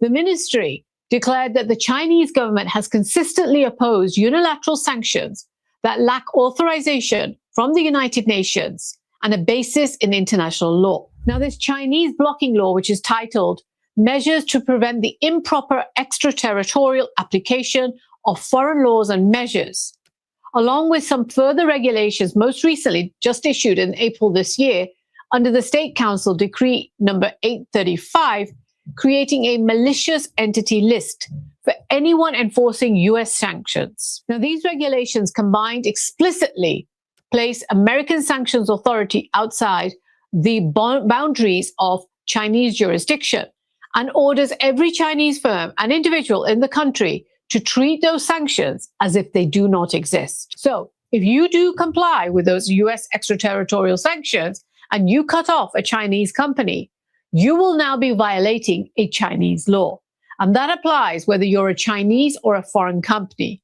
You can be fined by the MOFCOM, sued in Chinese courts, and placed on that malicious entity list, which means that your assets can be frozen and trade restrictions can be imposed on you. Now, the regulations were written specifically to counter American sanctions overreach that was happening past several years. For 4 years, the Chinese held it in reserve. They absorbed all American pressure. They filed objections. They issued statements against American actions. But the fact that these 5 teapot refineries in this particular moment, in the middle of an active war in the Middle East, was the trigger, that's not incidental. It's a decision by the Chinese. And understanding what that decision means requires that we go back to something that most coverage of this story has entirely missed. For years, China was actually playing along until now. And here's something that tends to get lost in the narrative about Chinese defying the American sanctions. By and large, Chinese companies and financial institutions have largely complied with these extraterritorial US sanctions in the past voluntarily, inside their own borders, where they have no legal obligation to do so. Now, the anecdotal illustration of this is quite striking. There are many documented cases of Chinese banks operating inside mainland China that refused to serve companies or individuals that were sanctioned by the United States. People that China itself may have no diplomatic problem with, simply because those individuals or companies appear on an American list somewhere. And it's not just banks. Even WePay, they won't let you set up an account either. Now, that's the depth of goodwill that China had been extending to the United States on sanctions compliance, and it extended it for years without being asked to formalize it and without receiving much acknowledgement that it was doing so in return. Now, this blocking order is China suddenly deciding to challenge American power at what it deems to be now the right time. And the question of what caused that leads directly to Washington's immediate decision-making over the past several weeks, but also its own declining legitimacy in the last almost 18 months during the Trump administration. What triggered this is not new Iran sanctions regime. It was a dramatic escalation in the enforcement of the existing ones. In late April, under what the US administration has branded Operation Economic Fury, it's a name that they're not being very subtle about the intentions, the Treasury Department took 2 specific actions that appear to have crossed what the Beijing has called a red line for itself. But it never stated that red line publicly. The first was an alert issued to financial institutions worldwide, including those operating in China, explicitly warning them about the sanctions risk associated with independent teapot oil refineries in Shandong province for their continued role in importing and refining Iranian crude. Now, this wasn't a designation. It was a warning to the entire global banking and insurance infrastructure that anyone that serves these refineries does so at its own risk of being cut off from the dollar system. And we're not talking about small amounts. The Chinese private sector, these so-called teapot refineries, account for as much as 1/3 of refining capacity. So for China, an extension of such an action by the US matters a lot. The second US action was actually much more specific and much more consequential. The Treasury's Office of Foreign Asset Control sanctioned Hengli Petrochemical in Dalian by name. It's one of China's largest private refineries. It operates almost 400,000 barrels per day. And it has a parent company that sits in the Fortune Global 500. Now, the Treasury, the US Treasury, described Hengli as one of Tehran's most valued customers and estimated its purchases had channeled hundreds of millions of dollars back towards Iranian state institutions. Alongside Hengli, 4 additional teapot refineries in Shandong and Hebei were designated.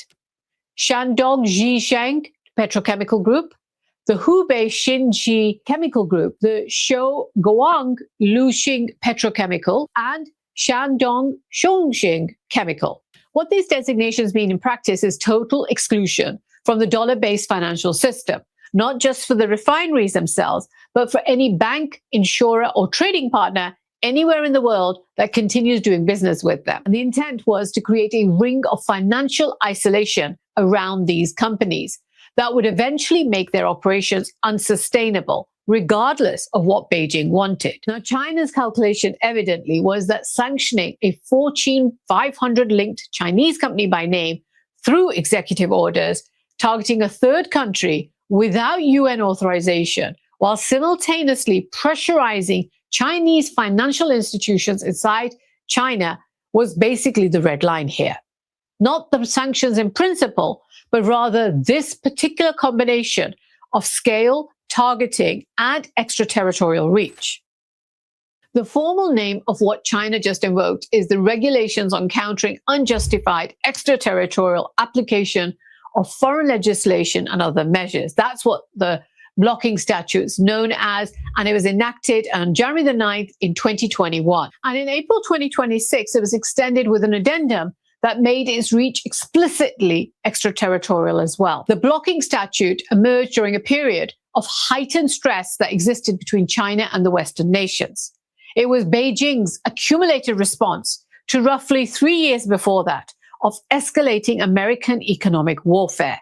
Huawei was blacklisted in the United States, and the US pressurized other countries, the UK and Europe, to do the same. It imposed chip export controls, and there was simmering tension over Meng Wanzhou's detention in Canada. And there was coordinated Western sanctions over the Xinjiang and Hong Kong at the time. All of these hit China simultaneously. So this law in 2021 was the answer to that.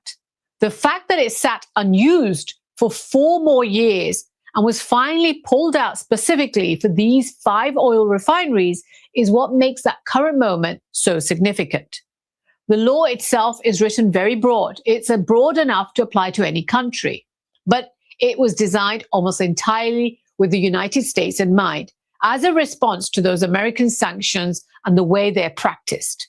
The secondary sanctions mechanism in particular, the tool that Washington uses to punish foreign companies in third countries for doing business with targets it's designated, regardless of whether those companies have any connection to the United States. The law has 6 key provisions, and each of them matters. First, it's grounded in China's national security law, meaning it's not just a trade dispute or a commercial regulation. It's invoking the National Security Act. Secondly, Chinese firms and individuals are now required to report any foreign sanctions that they receive directly to MOFCOM, giving Beijing real-time visibility in exactly how American pressure is landing on Chinese companies. Third, the ministry has the authority, which it has now exercised, to issue injunctions prohibiting Chinese entities from recognizing or even complying with those sanctions. Fourth, any Chinese company that suffers losses because another party chooses to comply with foreign sanctions can now sue that party for damages in Chinese courts. Then Beijing has reserved the right to provide direct financial support to Chinese firms that incur losses from following Chinese injunctions rather than American ones. They're going to help you out if the Americans punish you. And sixth, China has explicitly retained the authority to take what the statute calls necessary countermeasures. Now, the language there has been deliberately left undefined and left open. In a sentence, Washington is saying, cut them off or we cut you off. Beijing is now saying, if you cut them off, we will come after you too, in Chinese courts and on Chinese lists and potentially beyond that. So what this creates for the institutions caught in the middle, the global banks, the shipping companies, the insurers and trading houses that physically make all that international oil trade possible, it's not an easy decision. Either you comply with US sanctions on these refineries and you risk being blacklisted, fined, sued, or placed on China's malicious entity list, losing access to one of the world's largest markets. So you defy those sanctions to stay in Beijing's good graces, and then you face American secondary sanctions that can sever your access to the dollar system, cut off the financial infrastructure that underpins almost every major international transaction. So there's no clean path through this for those companies caught. The compliance trap isn't just the side effect of this blocking order. Beijing is basically forcing that intermediary layer of global trade, the banks, the shippers, the insurers, that they need to make a choice about which legal system they ultimately answer to. And given that the overwhelming majority of these companies caught in this bind are operating primarily inside China, the direction most of them will choose is not difficult to predict. But it also means that increasingly Western organizations and multinationals, whose risk departments will clearly see two paths emerging, will decide we need to get out of China. And they're making that decoupling that everyone's been talking about for over a decade now start to take place in an accelerated mode. Now, to understand why these 5 companies were worth this level of confrontation, it's necessary to understand what China's independent refinery sector actually does in the global oil market. Despite their informal name, teapot refineries, they're actually not marginal players. Collectively, they account for over 1/3 of China's total refining capacity. Unlike the Chinese state companies Sinopec or CNPC, which operate under significant reputational and political constraints that make direct engagement with heavily sanctioned suppliers difficult for them, these independent refineries have built their business model in part because of the willingness to source crude from markets that others are not going to touch. Iran, Russia, Venezuela. And obviously they're getting a discount as a result of that. Data from Kepler puts China's share of Iranian oil exports in 2025 at more than 80%, with volumes reaching approximately 1.8 million barrels per day at their peak. Now, Iran's pre-sanctions export capacity was roughly 2.5 million barrels per day. So you can see how much of that is going to China. China is alone absorbing a volume that effectively offsets any intended economic impact that the Americans have been doing for years, trying to force Iran under sanctions. Without the Chinese demand, though, the sanctions architecture against Iran functions very differently. With it, Tehran retains a financial lifeline, and no amount of secondary pressure has managed to permanently sever that. Now, Washington's decision to target the buyers directly, to go after those Chinese companies rather than what they used to do before, which was to pressurize the intermediaries and the shadow shipping networks, is a recognition that the indirect approach had basically reached the ceiling of its impact. The implementation of the blocking order in response is Beijing's recognition that Washington's made a fundamental choice about how far it was willing to push, and that a fundamental response was required from it. The reason these flows have continued at scale despite formal restrictions is that the global oil market has developed a parallel logistics infrastructure which was sophisticated enough to move this sanctioned crude oil without triggering compliance mechanisms by Western financial institutions. So ships operating in the shadow fleet disable tracking transponders before they entered Iranian waters. They conduct their cargo transfers at sea, and they redocument shipments as originating from intermediary ports from the UAE, Malaysia, and so on. And payments were often settled in the renminbi or through clearing systems that operate outside the SWIFT system. Insurance arranged through non-Western underwriters. So the entire supply chain from loading the terminal to the refinery gate is structured to minimize the exposure to any institution that may fall under American jurisdiction. Now, obviously that network did not emerge overnight. It's been built incrementally over the years of sanctions pressure.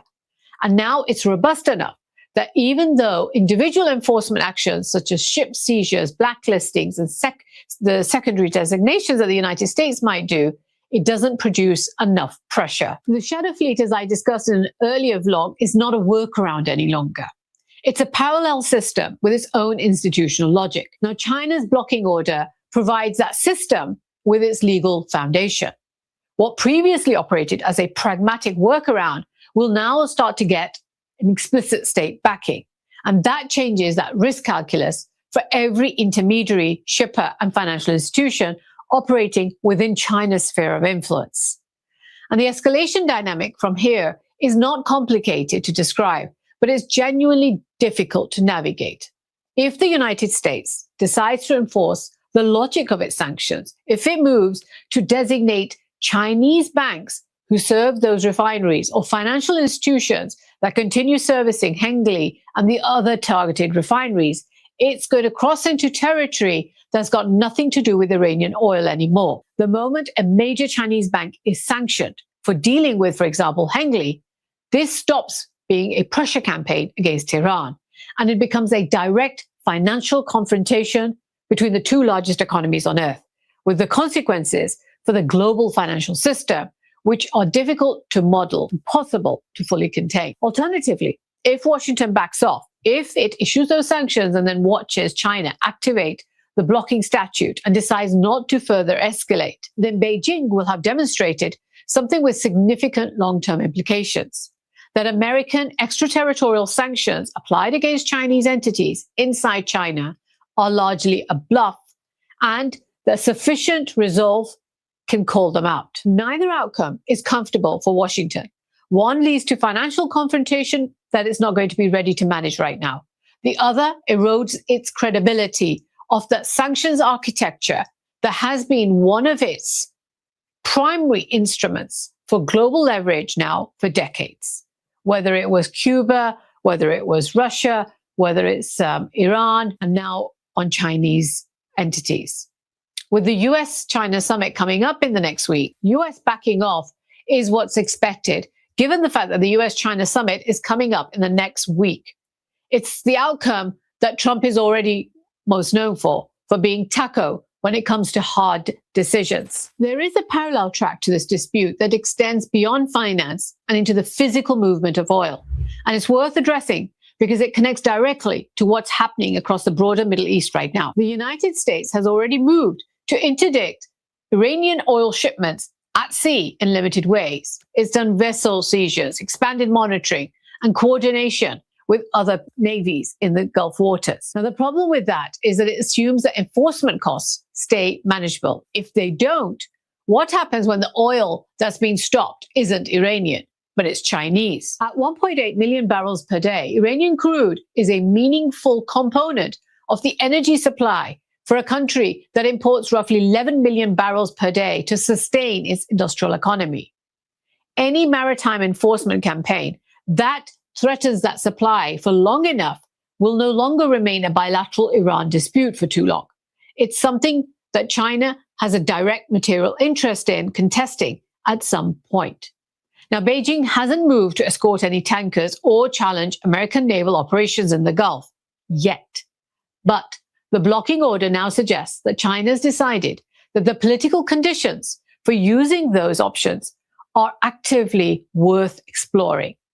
The legal groundwork of declaring that American enforcement is illegitimate is underway now. And you step back from the refineries, from the oil flows, from the specific provisions of the blocking statute. And what this episode is revealing is that a structural fracture in the global economic system, which has been developing for many years now, is becoming much more visible in ways that's going to be difficult to paper over. On one side of the structure is the United States, which has built it and defended it for decades. The dollar centrality, the Western-controlled financial messaging system, SWIFT, compliance frameworks that are enforced through access to capital markets.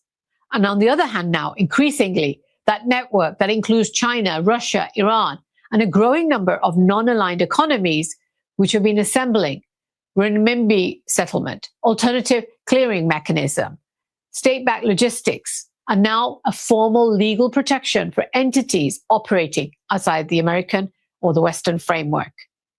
American sanctions were effective so long as they could reach almost everywhere the dollar reached, and the dollar obviously reached everywhere. So that's no longer unconditional. The broader damage from a Western perspective may already have been done, regardless of how these refineries issues actually resolves. China used to extend remarkable goodwill on sanctions compliance. It was voluntarily cooperating with extraterritorial restrictions inside its own boundaries, even though it was not legally obliged to do so, but it did so.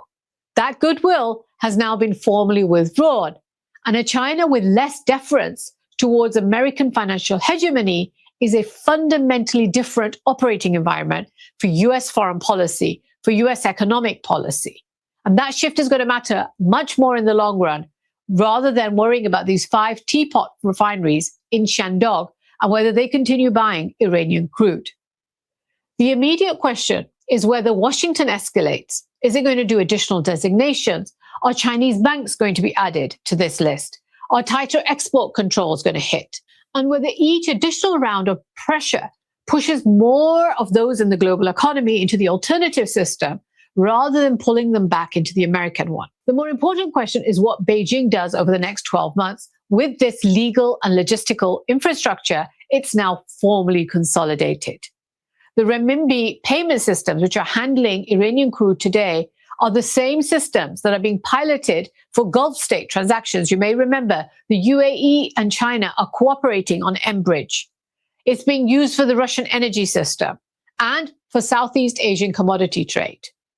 The blocking statute applies to 5 refineries today, but the principle is going to establish that Chinese commercial activity cannot be regulated by American unilateral action. Is going to be much broader than those 5 refineries. The April addendum made that principle extraterritorial. The malicious entity list gave it teeth outside China's borders. That's the story underneath this story of 5 teapot refineries buying Iranian oil. And that is much, much bigger. I'm Najma Minhas with GBS Deep Dive. Thanks for joining me today. Have a great day.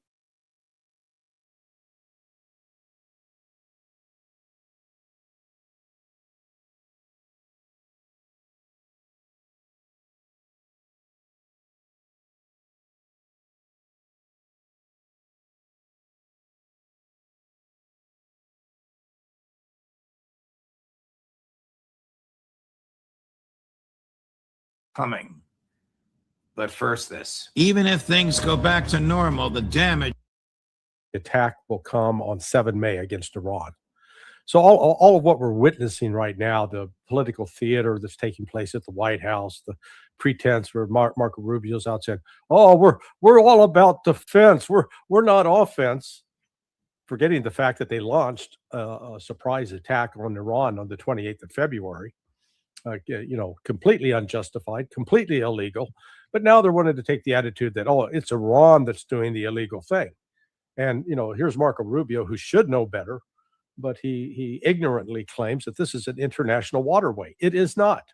It is 12 miles out. It was a nation's limits.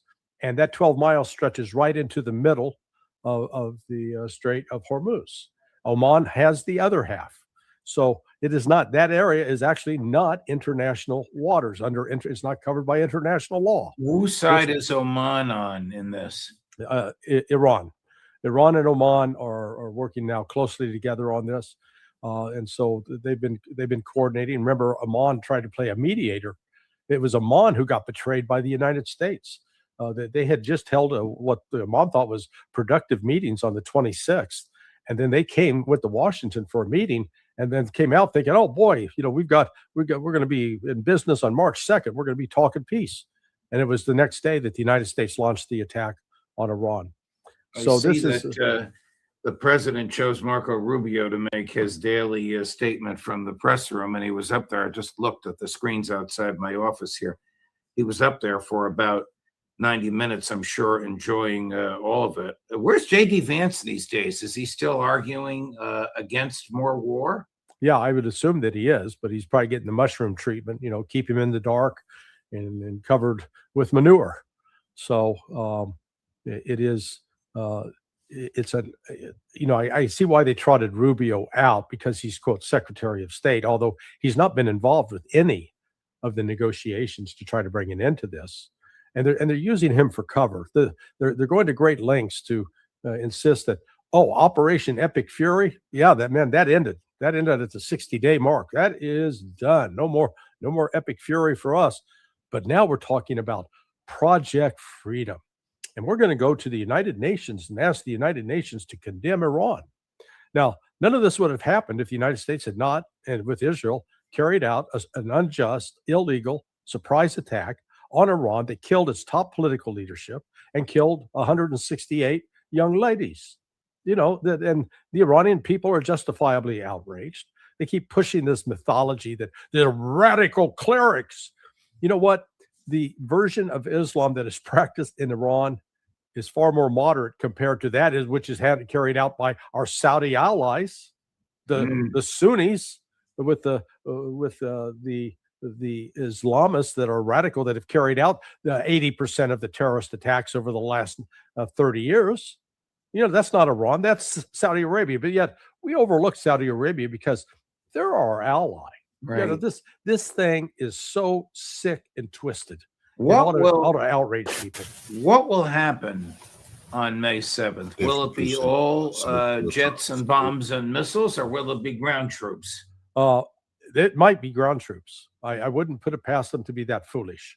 The military leadership has advised against it, but we can't rule out that one of the things that have been ferried over on the C-17s and the C-5s that have been flying in are helicopters, Pave Hawks, to insert some either special operations forces on Karg Island and or Keshem Island.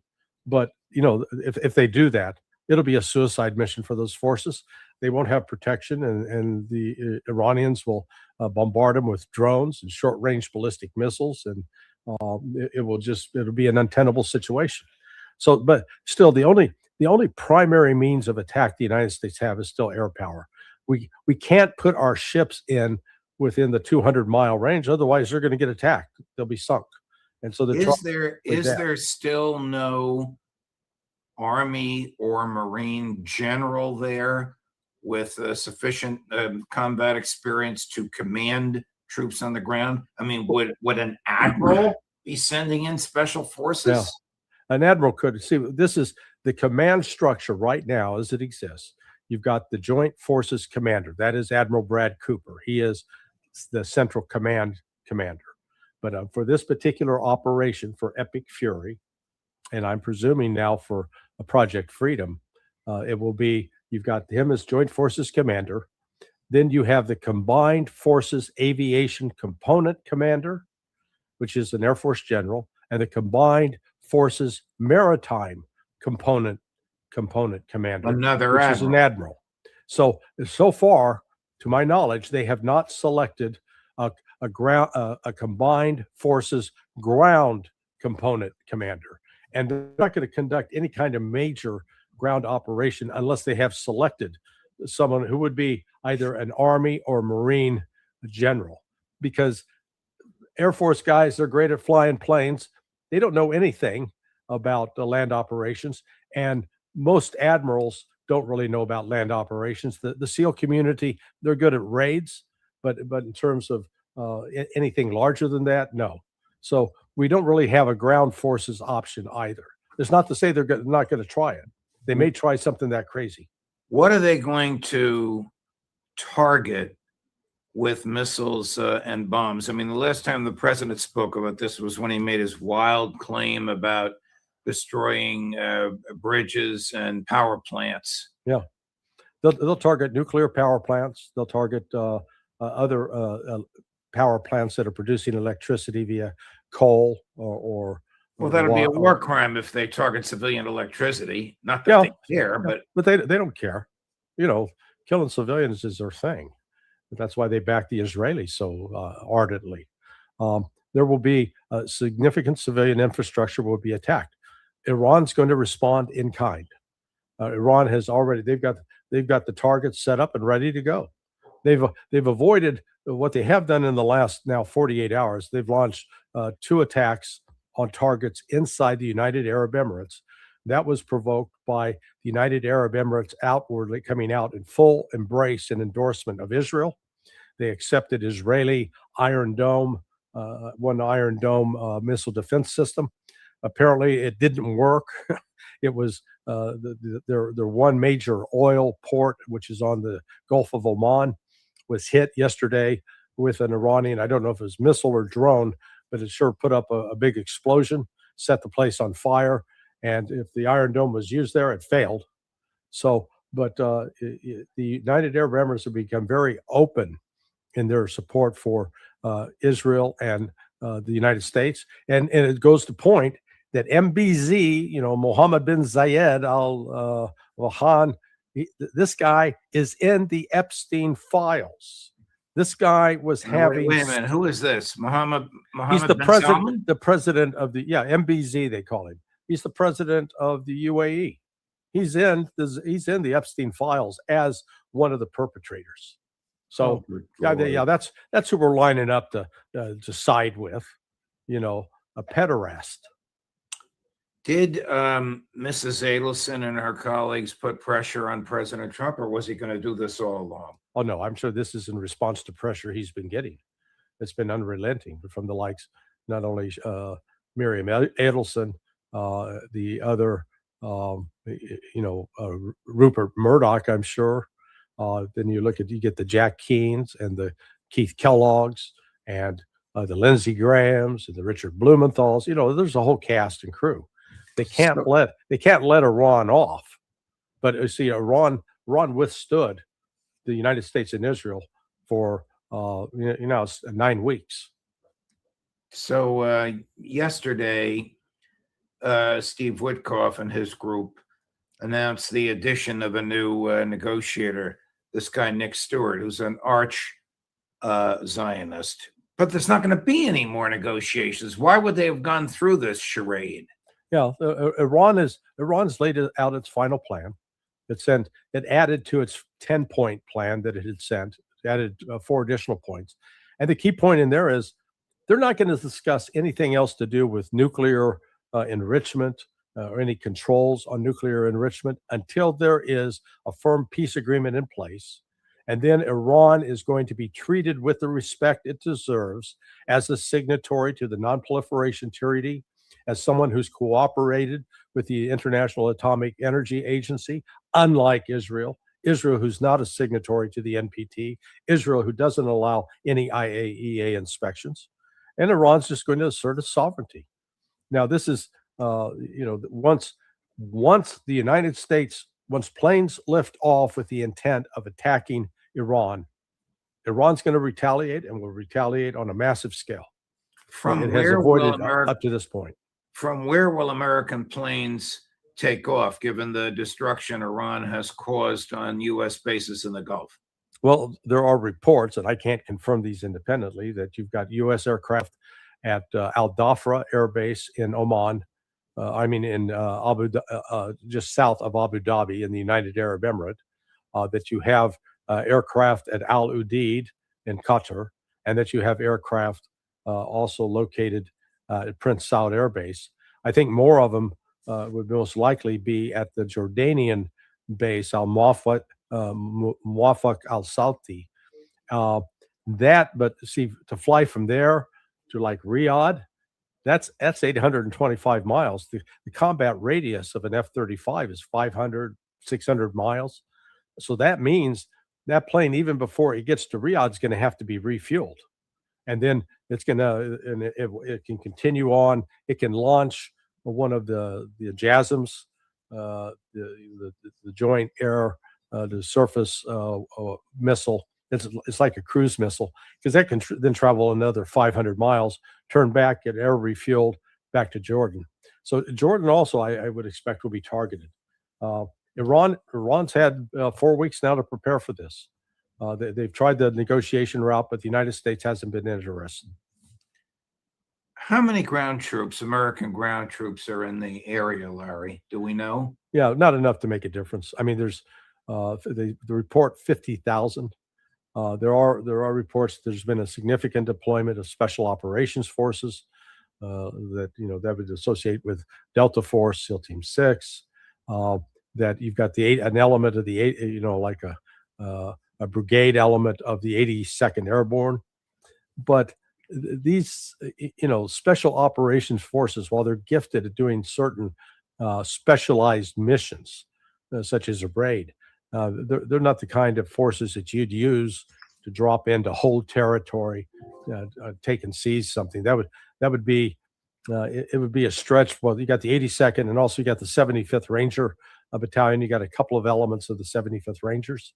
So, but these really are, these are minimal forces. They don't have the logistics change in the logistic chains in place to sustain operations. If, for example, they get dumped on Karg Island or Kempsch Island, they've got enough ammunition and food to last maybe for 24, 48 hours. Then they got to get resupplied, and they're going to try to resupply them in what Iran's going to be shooting off ground to air missiles, air defense missiles, and other things. Is Trump going to try and steal the nuclear enriched material again after having failed to do so under the guise of a rescue operation a month or so ago? I'm sure that was one of the plans briefed. It is not only very, very risky and very likely to fail and cause significant casualties. That is not going to eliminate Iran's ability to enrich uranium. They've got a stockpile of 60% enriched, while in theory you can construct a very clunky, unwieldy nuclear bomb from 60% uranium, but it's just too big, too heavy. It's not manageable. You need something up over 90%. So far, Iran has shown no inclination to do that. They went to 60% in a way to try to pressure the West to negotiate. But now they realize, the West is not a legitimate or honest negotiator. So they are, and they haven't concentrated their nuclear material in one place. I mean, I don't have access. I can't believe that they would do that. They would have it scattered, distributed, make it a difficult target. And then, go ahead. Is Iran stronger today than it was 2 or 3 months ago? Is it stronger today than it was before the ceasefire started? Yes. Yeah. No, I would argue they are, because their support from both Russia and China has increased. It has not diminished. They've had time to repair what damage was done, but also to build new missiles that are now they're underground safely, and they're in locations that the United States, even with a nuke, could not destroy. So even if the United States or Israel just try to use a nuclear device on one of these locations, Iran, they were built specifically to survive a nuclear attack. What do you think? That was the lesson they learned. What do you think Russia or China will do if Trump unleashes and Netanyahu joins another massive air assault? Well, as we talked with Ray on Friday, Ray was hoping that Putin's warning to Trump would dissuade Trump from doing this. But I think if they renew the attack, one, we'll get the first clue, because based upon what Rubio said today, likely they're going to convene a session of the United Nations Security Council probably tomorrow, Wednesday, which will be the 6th, and fully anticipating that Russia and China will veto the resolution that the United States will bring to condemn Iran and to try to force Iran to cease its blockade of the Strait of Hormuz, the control over the Strait of Hormuz. And the irony is the United States is going to make an argument that this is piracy, while it's the United States itself, according to even Donald Trump's own words, who's been engaged with piracy over the course of the last 2 weeks with its I call it the symbolic blockade, because they haven't stopped anything of any substance, simply because the United States does not have enough ships. Will Trump call up Vladimir Putin and give him a heads up? No, I doubt that. I doubt that at all. But the Russians will know it's coming. Russian and Chinese intelligence, they're monitoring all the different, let's call it warnings and indicators of impending U.S. action. That's what we saw, some of that yesterday. And I thought this was before I had heard from my friend in the United Arab Emirates. But you were seeing a number of KC-135s in the air doing air refueling for F-35As. And that may have been just now a prep exercise in anticipation of what's going to come, probably Thursday, early Friday morning, Tehran time. Do you have any indication from your friends on active duty, not of secret plans, they're not going to tell you that, right, but of the attitude and mood of the officers and the troops? Yeah, a lot of frustration. They were early on. They'd sort of bought into the notion, hey, this is going to be a quick mission in and out. Well, it's turned out not to be a quick mission, and even the attitude that has leaked out from Admiral Cooper, the head of CENTCOM, and then his two, let's call it subordinate commanders, one that commands the aviation wing, one that commands the maritime wing. Their attitude is one of, we think this is a mistake, because they realize that if the United States launches this new round of attacks, we're going to use up more Tomahawk cruise missiles, more JASSMs, and there are limited supplies of each. It will further deplete an already depleted air defense system with Patriot missiles and THAADs. So there were already concerns that had been run down to critical levels. And the problem is the United States not only does not have the industrial base in place to rapidly reproduce or replace those munitions, coupled with the fact that China controls the rare earth minerals that are critical for helping build a Tomahawk, for helping build a JASSM, for helping build a PAC-3 for the Patriot, to help build a THAAD interceptor. You can't deal without these rare earth minerals, and China's holding back on those.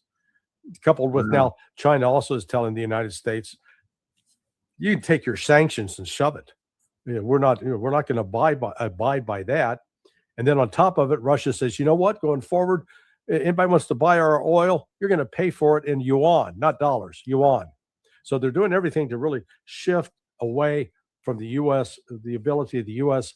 To control the financial fates of other countries. I know you like to discuss economics, since you educated me in some of it at our breakfast in Moscow, but what will be the consequences of China not buying U.S. bonds anymore? Yeah, no, this is we're headed for hyperinflation in this country, and it'll be a combination of hyperinflation and stagflation. Just this week, we got news that they've reached a 6-year high level of defaults. Basically, people not paying their mortgages. So they've stopped paying mortgages, and some of it's private, some of it's business, real estate. But they haven't seen this since 2020. What was going on in 2020? Oh yeah, COVID, the emergency we had during COVID. So this is significant that when the what are called foreclosure filings have surged to their highest level, that's just one, if you will, indicator of a sick economy. That's not a sign of a healthy economy. And what we are going to see in the weeks coming, that the price of oil is continuing to spike.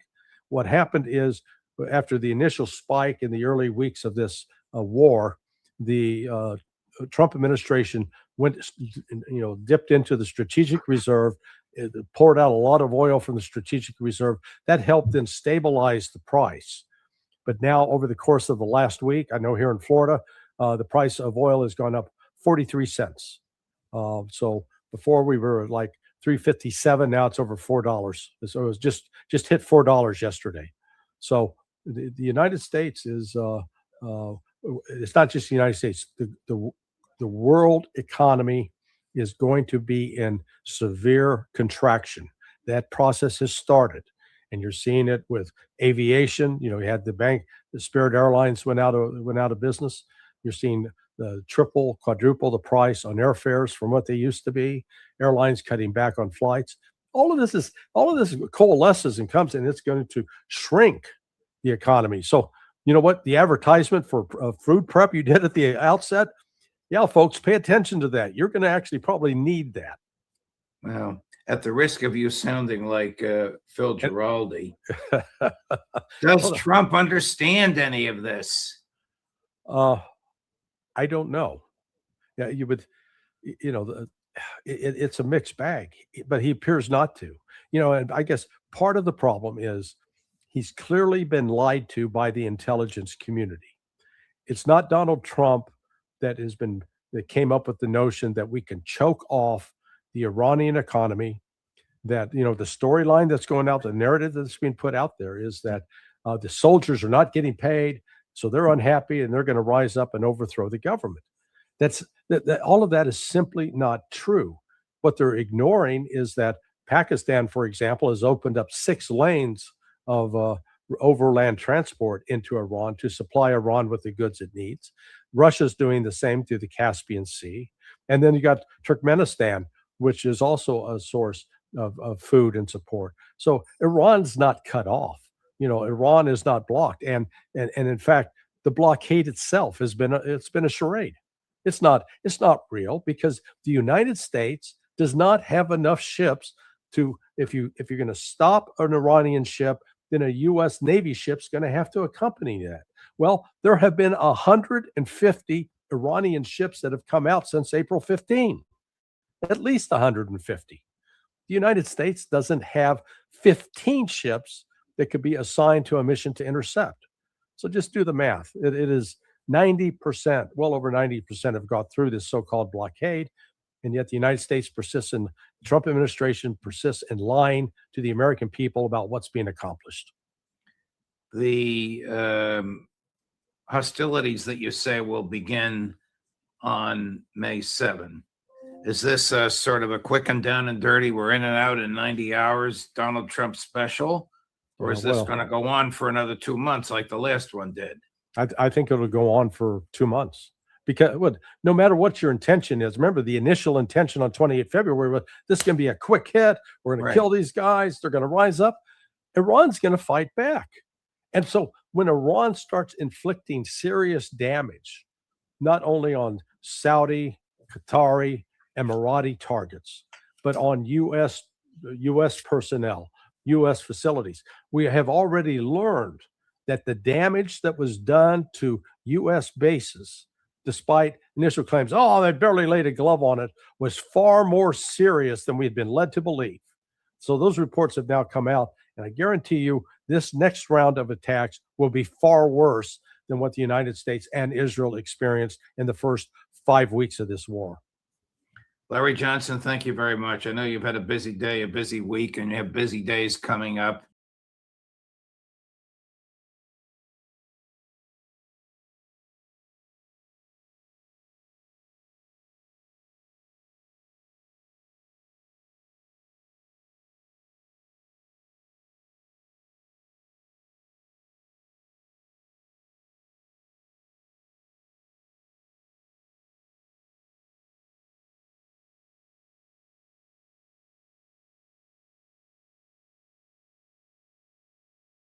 That are going to fall off this and where this is going. And we have nobody better to do that with than Colonel Douglas McGregor, who is a former defense and foreign policy analyst.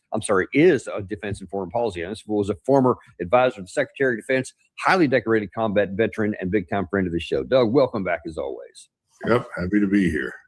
Well, look, let's jump right into it. President, just before we came on the air, President Trump was in the Oval Office, and of course, as anytime he opens it up for questions, the Iran war is going to be at the front and center, and that was the case today. Here's what he had to say. The blockade's been amazing. It's like a piece of steel. Nobody's going to challenge the blockade. And I think it's working out very well. We're going to see. I can say this. Iran wants to make a deal. What I don't like about Iran is they'll talk to me with such great respect, and then they'll go on television. They'll say, we did not speak to the president. We did not. I just spoke to, we did not speak to the president. So they play games. But let me just tell you, they want to make a deal. And who wouldn't when your military is totally gone? We could do anything we want to them. Who wouldn't? Who wouldn't, Doug? I mean, let's just start there. Who wouldn't want to make a deal with Donald Trump? Can you think of anyone?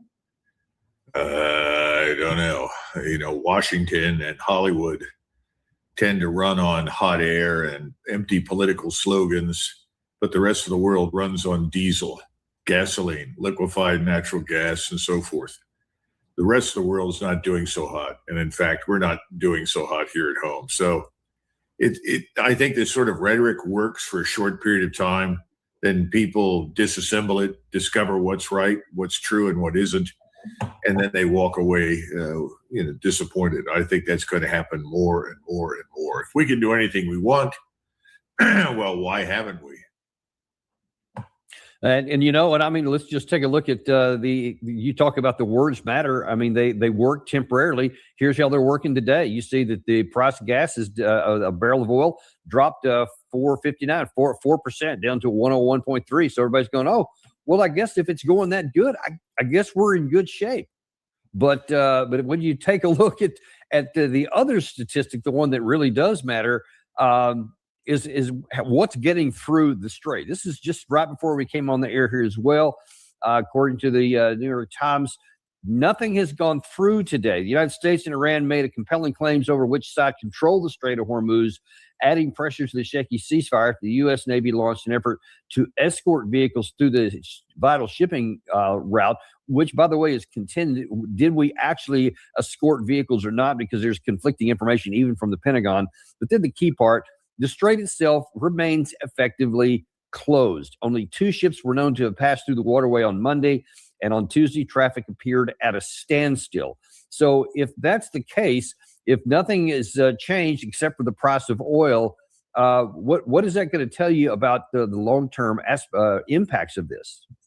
Well, we know that the price of crude oil has risen by roughly 82% since the war started. I don't see that coming down anytime soon. In fact, I think it's going to get worse. The other point is, it's interesting to me when the New York Times decides to tell the truth and when they don't. And they decided to tell the truth, which means the CIA must have said, go ahead and publish this and tell the truth. Why? Are they trying to harm President Trump, undermine him, or are they trying to push him into escalation? Because the only thing you can conclude after that particular analysis is that, well, we need to escalate quickly because we're not getting through. We're not achieving our aims, assuming that our aim is to open the strait. Well, and let's actually get to it. This morning there was another press conference with Secretary of War Hegseth and Chairman of the Joint Chiefs of Staff Kane, and both of them look at a couple of different things. One is basically the strategic intent of this so-called operation or Project Freedom, not even an operation. Then the other looked at the operational impacts. I'd like to have you weigh in on both. Let's start with Secretary Hegseth, who said, here's what it's intended to accomplish. We're not looking for a fight, but Iran also cannot be allowed to block innocent countries and their goods from an international waterway. Iran is the clear aggressor, harassing civilian vessels, threatening mariners from every nation indiscriminately, and weaponizing a critical choke point for its own financial benefit, or at least trying to. For too long, Iran has been harassing ships, shooting at civilian tankers from all nations, and trying to impose a tolling system. Iran's plan, a form of international extortion, is unacceptable. So it's all about keeping them from doing extortion, and they can't do it. But I mean, let's just start with one of his first premises there, and because he's trying to, again, using words here to paint the Iranians like they're just the aggressors, like there's no reason for them to have shut this down, and we're just trying to set things right. What do you say, Doug? Well, Israel began the war with its strikes on Iran, and we followed rapidly behind Israel. Ultimately, at Israel's insistence, or it's the insistence of its agents in the United States and the Israel lobby. So we can say pretty conclusively, we are the aggressors. We started the war. Now it sounds like Mr. Hegseth, on orders from President Trump, is sending a new message. Well, we really don't want a war anymore. We really want to just get along. But if you want to get along with us, you have to accept our demands. And most important, you have to open the strait. Well, what are we doing with a blockade? If the strait is closed by the Iranians, why do we need a blockade? It seems like a silly notion. If they've already closed the place, why are you blockading it? Oh, well, we want to keep ships from getting in. Revolutionary salute to our brother Vincent Brown Scott for the donation to the war chest. Revolution is a way of life. Absolutely appreciate the love, soldier salute. That might help or assist Iran in some way. Well, that's another aggressive anti-Iranian action. Look, this whole thing defies logic. There is no rationality. There is no strategy. The only strategy we had was, whoa, look, people are rising up in the streets. What we need to do is bomb in support of those rising up against this evil regime. Well, that didn't last long. They did not kill 30,000 people. There were only roughly about 3,400 dead, of which 400 were policemen. And we now know that the Mossad and the CIA were intimately involved in forcing that and provided weapons to the people in the demonstration. So after that failed, we decided decapitation was the answer. We'll kill the regime by killing its leadership. So we did that. That didn't work very well. Iran came rolling back into action and punished us greatly for what we did by destroying our bases in the region. Then we said our bases really weren't destroyed. Now we found out they really are destroyed.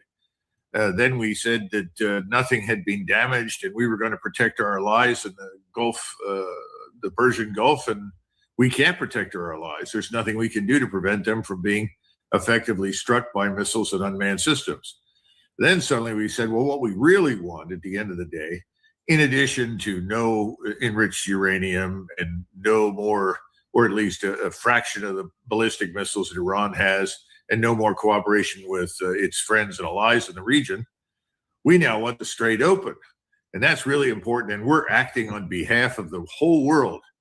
We're trying to create a dome over the Strait of Hormuz that will stop Iranians from launching missiles or unmanned systems against any ships that go through there, because it's those darn Iranians that are causing this. This is all nonsense. There was no problem with the Strait of Hormuz until we started the war. And inevitably, it was not Iran, but Lloyd's of London that shut down the strait. And right now, it's very difficult to get insurance for any of those tankers. And most of the insurance is being provided by the nation states themselves, insuring these vessels. Otherwise, frankly speaking, they couldn't move. But in the meantime, the Japanese, the Koreans, the Indians, Chinese have all made separate arrangements with Iran to move tankers out of the Gulf. So who's keeping them in there? What's really happening? What is this blockade all about? I think, last week, I think I said that President Trump was deciding not to decide. This week, I think he decided on a blockade until he decides. So that's where we are. And eventually, what is he going to decide? He only has two choices. One is suspend all operations, say, gosh, guess we were wrong. Military power won't work. We're going to find a different way forward. And until then, we're disengaging so the rest of the world can get on with the business it needs, and it needs energy. Choice number two is we go back to trying to destroy the Iranian state. Which one? Where are we headed? And listening to Secretary of War Hegseth, I'm not really sure which one we're headed for. I think Well, I we're going to escalate, but I think he's leaving it ambiguous, don't you? I do, yeah, and because I think it's important, when. I mean, as of 8 a.m. this morning, that's where they were. But by now, it's it's noon right now, so it's 4 hours later, so it could be completely different. And this stuff you just talked about how it's been ping ponging back and forth. So who knows where it's going to end up? But let me. There's a couple other things I want to point out here from this morning's press conference. General Kane, if Hegseth was kind of talking about quasi what this was supposed to accomplish, General Kane talked a little bit about how it's supposed to be accomplished. Project Freedom is designed to protect commercial shipping and help restore the flow of commerce through the strait and sustain freedom of navigation. CENTCOM has established an enhanced security area on the southern side of the strait that is now protected by U.S. land, naval, and air assets to help defeat further Iranian aggression against commercial shipping. I'd like to share a little bit more about U.S. capabilities, but for operational security purposes, I'm not going to get into specific details out there. On the surface, guided missile destroyers and other warships are detecting and defeating Iranian threats. This includes fast boats and one-way attack drones. In the air, more than 100 fighters, attack aircraft, and other manned and unmanned aircraft synchronized by the 82nd Airborne Division are in the air 24 hours a day, providing defensive overwatch for the enhanced security area and its approaches that I discussed.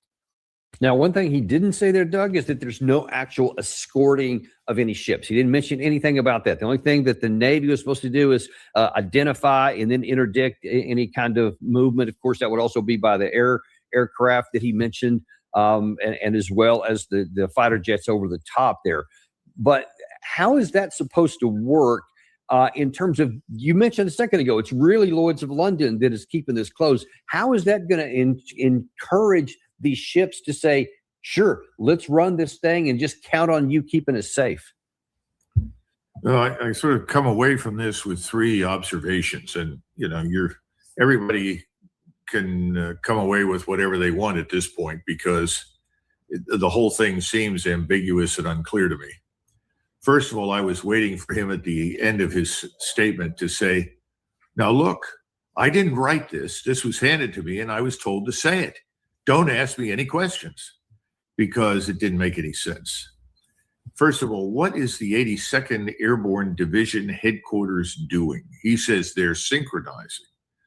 Well, last time I looked, in an operation like this, it would be the Combined Air Operations Center that would be handling all of this, deconflicting all of the flights, making sure that the various aircraft, manned and unmanned, don't collide, keeping an eye on the strait, every inch of it at all times, and integrating that with the Navy picture, which we can do. I'm not sure what that means. And again, why is the division headquarters from the 82nd doing any of it? It's very strange.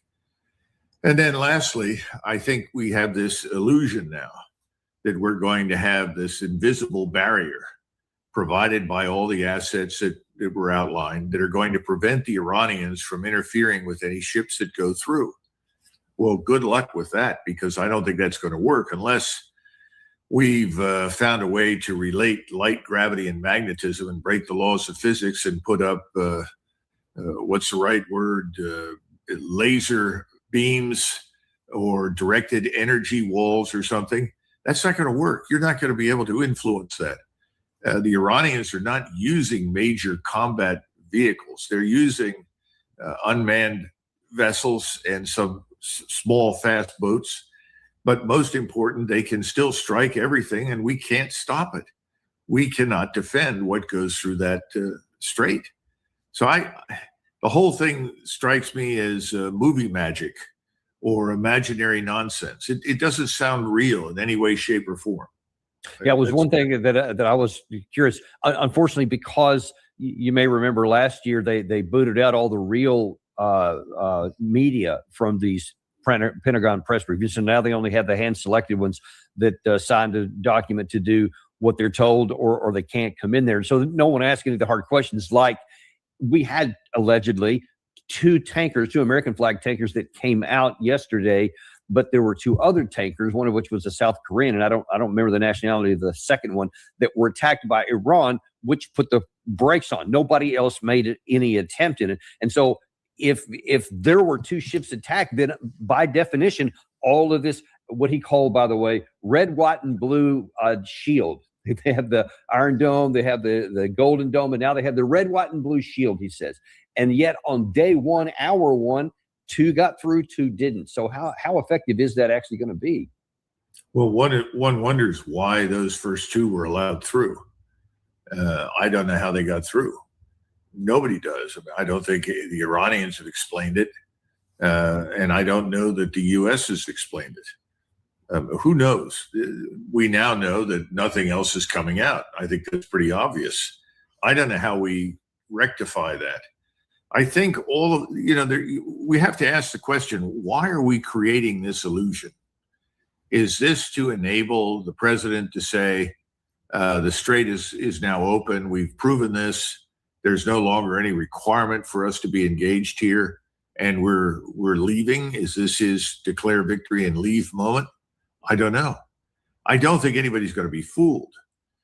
How many ships went through on a daily basis until the war began? Well, we know that. We're not even close to it. We're not going to get close to it. How many barrels of oil came out of the strait every day? 13 to 15 million barrels a day? We're not even close to that. And then we have the problem inside the Gulf of oil production itself. I think what everybody is learning is a very hard lesson, Dan. Remember, we used to hear everybody talk about just-in-time logistics. I think that's going to change now. We're talking about just-in-case logistics, where boardrooms become war rooms, and everybody is going to stockpile everything from oil to rare earths, preferably refined rare earths, and all forms of liquefied natural gas and other things, uranium. We go down the list, phosphates, aluminum, so forth. I think everybody is going to start down this road of just-in-case logistics, because if you don't, you have no control over the destiny of your own country, because the countries all run on the same thing. It's called energy. And for energy to be efficient and effective and keep your society healthy, it has to be cheap. It was cheap. We've now made it prohibitively expensive. And watching the price of oil on a given day fall back is a reflection of people on Wall Street that are out of touch with reality. They don't understand military operations, and they believe whatever the president says. That's the only way to explain it.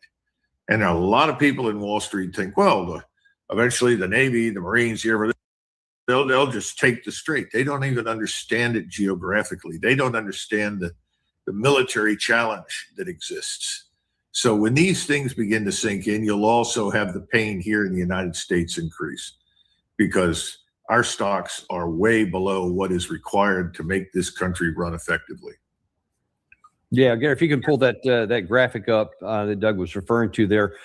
This chart here shows a range of gasoline stocks in the United States and how they performed over time. And that gray area there is the range. It's what it was at its lowest and what it was at its highest in any given year. And you see that the trend here is going down. It's now already at the bottom of what it has ever been at this date, and the strait is still closed. So what does that tell you about what we can expect this summer? Well, look at this is in thousands of barrels. You read up there, weekly ending stocks of total gasoline. So we're down at 2026 right now to 220,000. This just before you go into the summer, when people drive more than they drive through most of the year. This is not going to get any better. It's going to fall below that. It's going to take a long time to recover from this. And we know that California in particular is very, very vulnerable. They're dependent on foreign oil imports. We don't have pipelines that run from the East Coast to the West Coast to ensure that we can provide gasoline inside the United States to places like California. We don't have it. The bottom line is everything is going to get worse. Prices are going to rise. Inflation is going to increase. And pretty soon we're going to have shortages in food as well as the energy. And remember, the economy runs on cheap energy and cheap credit. If energy isn't cheap, credit's not cheap, because yields go up. When bond yields go up, you've got a problem. We can't afford them. That's where we're headed. I don't know what the magic number is. I've long thought that 5% on the 10-year bond yield was probably the ceiling that would collapse the whole system. We'll see. I'm surprised we're not already there, but we'll get there. And in the meantime, keep in mind, the rest of the world is de-dollarizing. They're dumping dollars. China is dumping dollars. Japan now is in a currency crisis. It's trying to defend the yen. Pretty soon to do that, they're going to have to sell off our treasuries. The world then is going to go in what direction? To the yuan. That's where business is going to be done. Now, we can scream and holler and protest. We can threaten and cajole, but that's where we're headed. And suddenly China is going to become a safe haven for wealth, which is something that I didn't expect to see in my lifetime. Yeah, nobody did, and nor should it have. We should have remained this stalwart, safe place, except for incredibly foolish policies like this war of choice, which is now just shredding all of that. I want to look at well, actually, before I did, since you brought up China, even before I go to the next section here, would like your view on something that happened recently, and I think this is maybe related both to China's continuing to rise in the eyes of the world, as well as this potential de-dollarization move, in that Scott Bessent said, hey, you know what? I'm going to put more, what do you call it, Operation Economic Fury on Iran. So I'm going to sanction more people, and that included some Chinese. Anybody who buys anything that does get out through the blockade, we're going to put some sanctions on them. And China says, yeah, no, you're not. These 5 Chinese companies, they said, no, we're going to back that up, so that's not going to happen. I'm not aware that the Chinese, who have historically been kind of risk averse and have been unwilling to directly contradict things, was pretty direct in that. What do you make of that? Well, it's not just China's resistance to what we're trying to do to them and to the business partners they have around the world. You've also got the port, and I'm not sure about the pronunciation. It's on the Pakistani coast that lies on the Indian Ocean, called Gwandar or Gwandahar. And this port was built literally at the cost of several billion dollars by China. And this port is top of the line in terms of its modernization and its capability. The port is outside of the Persian Gulf, and it's roughly 54 to 55 miles from the border with Iran. Trucks can move anything that comes into that port in Pakistan along that road straight into Iran. And that's what's happening. And at the same time, trucks can also come out of Iran, go down that particular road into that port. Have you got it on a map somewhere? Yeah, it's right there. This is it. Okay. Right, this is what you're talking about. And I'm not sure about the pronunciation, so I apologize to people who know more about this than I do. Guanrat or Guanrar? I can't quite see. Yeah, Gurat, I think. Gurahat. Something, yeah. I can't get it right either, but that's it. Yeah. But the bottom line is, you see how close it is to the Iranian border. Yeah. And they're going to be able to do business through that port and along that road. Now, the question that will come up undoubtedly is the United States Navy going to now blockade that port, which is a Pakistani port, or are we going to actually attack that lifeline that is being built from that port up into Iran? I would say those are very dangerous things to do, because that could bring you into direct military confrontation with China. But the bottom line is that China is not abandoning Iran. China is going to continue to provide Iran whatever it can. And that's not simply because Iran is an important business partner in terms of the resources, particularly oil and gas and so forth, that it exports to China. But I think the view in Beijing, and increasingly the view in Moscow, is that if you don't stand up to the United States at this point, and you don't back the people who are resisting them, the United States are going to turn on others, and eventually the United States is going to turn on you. So I see no end to this that is going to be profitable or advantageous for us. But we know the president and the way he thinks, and I don't see him willingly disengaging from this unless he can call it, quote unquote, a win. Well, and let me show you what he is calling it, because he's saying it's actually, it's more of a mini war. We have a war right now, and we're to like, what, 6 weeks? They said, what's taking so long? We were in Vietnam 19 years. We're in Iraq for many years, 10 years, 12 years. Our country's booming now, despite the fact that we're in I call it a mini war, because that's all they are. They don't have a Navy anymore. Think of it. They had 159 ships. How many do they have left, Kelly? Out of 159, take a guess. She's very smart. 0. Yeah, she's very smart. Whoever that person is, they can count. But one other thing we can also count is that during the Vietnam War, during the Iraq War, the Afghanistan War, the global supply of energy was never cut off. Now then we're at whatever it is, just past 60 days. And you just showed that, talked about that chart with gasoline. And of course, we can talk about fertilizers, helium, aluminum, just global energy across the board. And those things are all stacking up now. And it concerns me when his thought process is, oh, we can go a lot longer, thinking that those other wars went years, so we can too. That reminded me of something I saw earlier today in The Economist. This is one of the Economist authors here. He writes that in several recent conversations with aide, Trump expressed frustration that the U.S. blockade in the Strait of Hormuz, while effective in crushing Iran's economy, hasn't forced Tehran to meet his nuclear demands. Basically, the story of the whole war. People convinced Trump that a particular military action will drive rapid political change in Iran. The military action predictably fails to do so. Trump gets frustrated, rinse and repeat. And if this is a guy who's frustrated and he wants an action right now and he doesn't want to wait, what does that tell you about where this can go? Because as you said, a week ago when you were on the show, we were kind of in this wait period. Now we did this blockade, and where are we now? Well, we're nowhere. That's the bottom line. He doesn't seem to understand that you can print money, but you can't print energy or materials. You can't print minerals. In other words, you can't conjure up these things out of nothing. We're conjuring up wealth out of nothing. We just print money. And he thinks that that's the same thing that he's dealing with right now. It won't work. It's dangerous, and that's going to crash us at some point. The other thing I think that we have to keep in mind is that if you're President Trump right now, you're trying to convince everybody on Wall Street, as well as everybody who's willing to listen to you anymore, that this is a mini war. No, this is not a big war. This is a small war. In other words, don't worry about it. We've got it under control. We'll manage it. There's nothing really that the Iranians can do anymore. This will end when we decide to end it.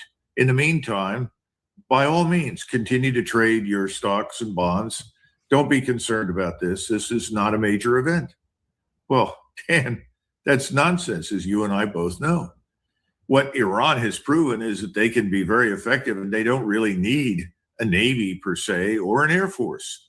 They've got the ability with terrestrial-based and space-based intelligence, surveillance, and reconnaissance to see persistently everything that happens in the Gulf region and around their country. And they can target instantaneously with data that comes from satellites right down to the weapon system. And that is deciding the outcome.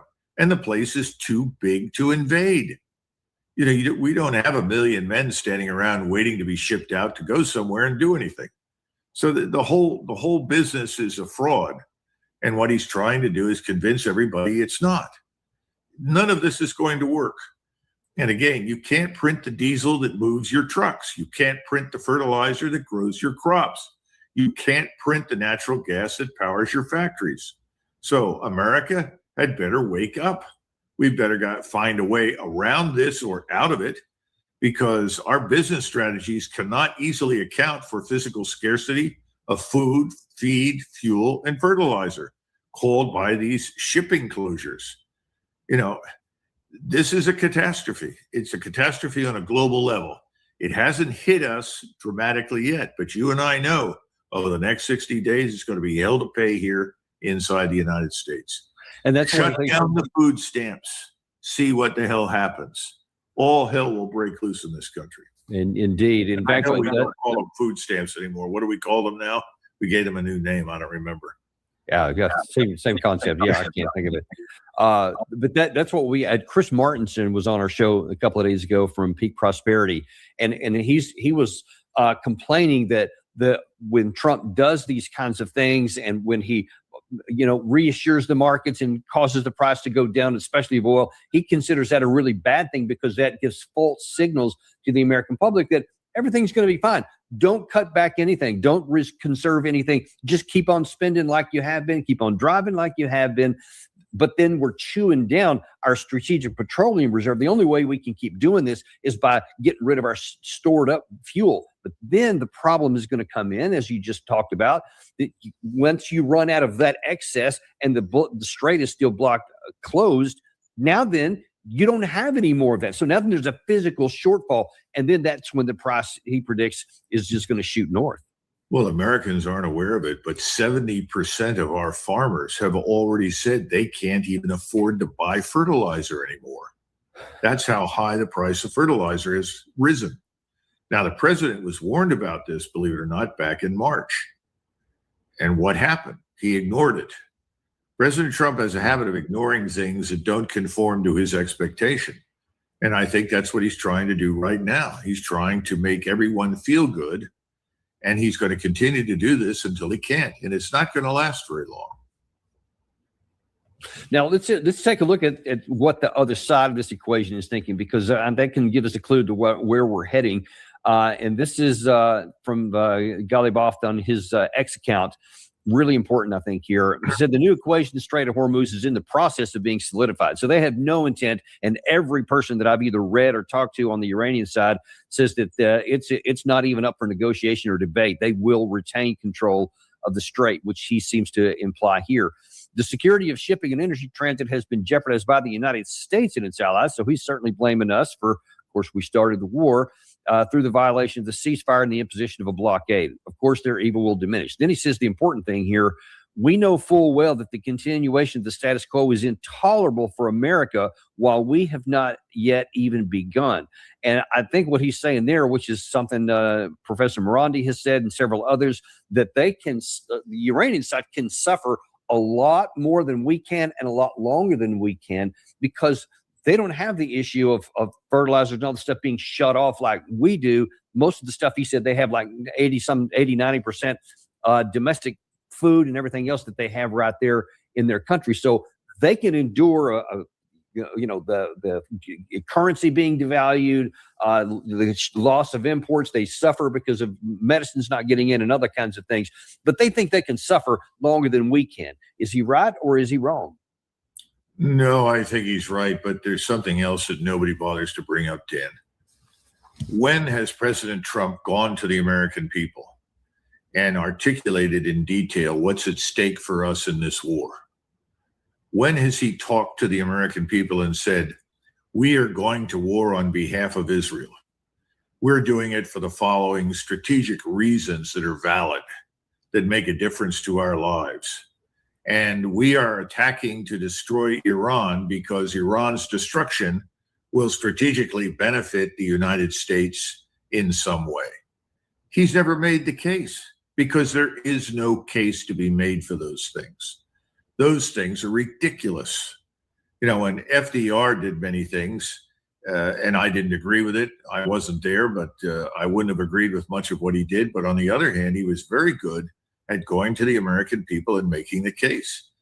Even Lyndon Johnson made a stab at it. He wasn't very good at it, but he made a stab at it. Certainly President Nixon found it necessary, and he did it, and that's one of the reasons he was reelected in a landslide. What's this president doing? He's not doing his job as president, leading this country. That's the biggest issue right now. You know, making ridiculous statements in the Oval Office about reducing the people that you don't like to ruins or rubble. Those kinds of wild statements may, appeal to a few people in your base who like filthy language or, boasts and bloviation, but it doesn't do you any good. And again, where is the strategy? What is the strategic framework? How does this fit in with the larger strategic interests of the United States and its friends? And our friends, by the way, in Asia are the people who are being hurt badly by all of this. I predict that before this is over, the Koreans and the Japanese will be inviting us to pack our things and get out of their countries, just as the Germans now are effectively saying the same thing. Yeah, and then of course Trump is talking about getting out of the of 5,000 or so out of Germany, maybe out of Spain, and I think Italy too. He's just tossing these things around. I doubt he gives any thought to any of this stuff, but I'm pretty sure it's been landed on open ears on the other side, maybe moving them down the path of asking us to do so. Well, you and I know from experience that leaving Europe, frankly, is long overdue. We should have gotten out of these places a long time ago. Our presence there has been somewhere between a crutch for many of these countries and their economies, and frankly, a burden. You know, how much of each it is depends on where you are. But the point is, it's unnatural. It doesn't have to happen anymore. There's no strategic justification for it. But if you're going to do this, instead of making nasty statements and justifying your actions on the basis of an insult, why not come up with a plan? And why not sit down with all of these allies and say, look, it's time for us to go. You know that, we know that. So let's see, how do we do this? How long will this last? Can we do this in 24 months, 36 months, 96 months? You know, let's sit down and figure it out. That hasn't happened. That's because there is no strategic framework. Yeah. And everybody keeps saying, you know, what do you think the president's doing? And then you have these poor, pathetic souls sitting on the sidelines like, it's part of a plan. It's a plan. We're harming China. China is the big loser here. Really? I don't think so. I think a lot of people are losing, but China's not one of them, and certainly not Russia. Russia's, profiting from a cash bonanza. The only thing in Russia that the Russians want to know is why the hell Putin isn't ending this war once and for all. They're all sick of it. They want him to crash all the way to the Dnieper River, cross it, take Odessa, seize Kharkiv, march on Kiev, and get it over with. He really ought to. It makes sense for him to do that. He's not going to have a partner in the United States. We're not going to help. The Europeans are sick of it. Their governments are teetering on the edge of disaster. They're going to fall. So Russia should take advantage of this. But they're not thus far. They're sitting around waiting to see what happens next. Big mistake. And these little incremental moves of 40 kilometers, 50 kilometers, come on, that's not how you win a war. You may win a battle that way, but you're not going to win the war. So it's really strange right now. But the notion that somehow or another we're coming out of this smelling like a rose must mean that no one has a sense of smell, because the whole thing stinks to me. Yeah, there's a very different smell. What we're shoveling, you know? Right. Yeah. I think that's what the being confusion is. Now, so all the stuff that we've talked about so far has been over the Strait of Hormuz. And by the way, this is an interesting map here. This shows in the green on the bottom. This is what General Kane talked about. This is the path that he wants. We want to protect people moving through. The one in the red is kind of in the center. That used to be the path, but it's apparently mined right now, so nobody's using that one. And then in the blue one in the up, that's the approved path for the Iranian side. So you have dueling blockades. You also have dueling safe zones for people to get out. But right now, nobody's getting out on anything.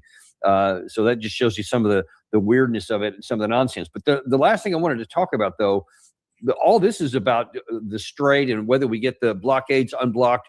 But what if we don't? What if we get back to more conflict? One of the things that was asked at the press conference this morning was, has the ceasefire ended because of these attacks? And General Kane said, well, we've been attacked 10 times, our ships, but it's been kind of low level. None of them have succeeded. So stays below the threshold. That's a political decision anyway. So no, the ceasefire is still in effect. But when you look at some other folks, and let's go back to Ghalibaf.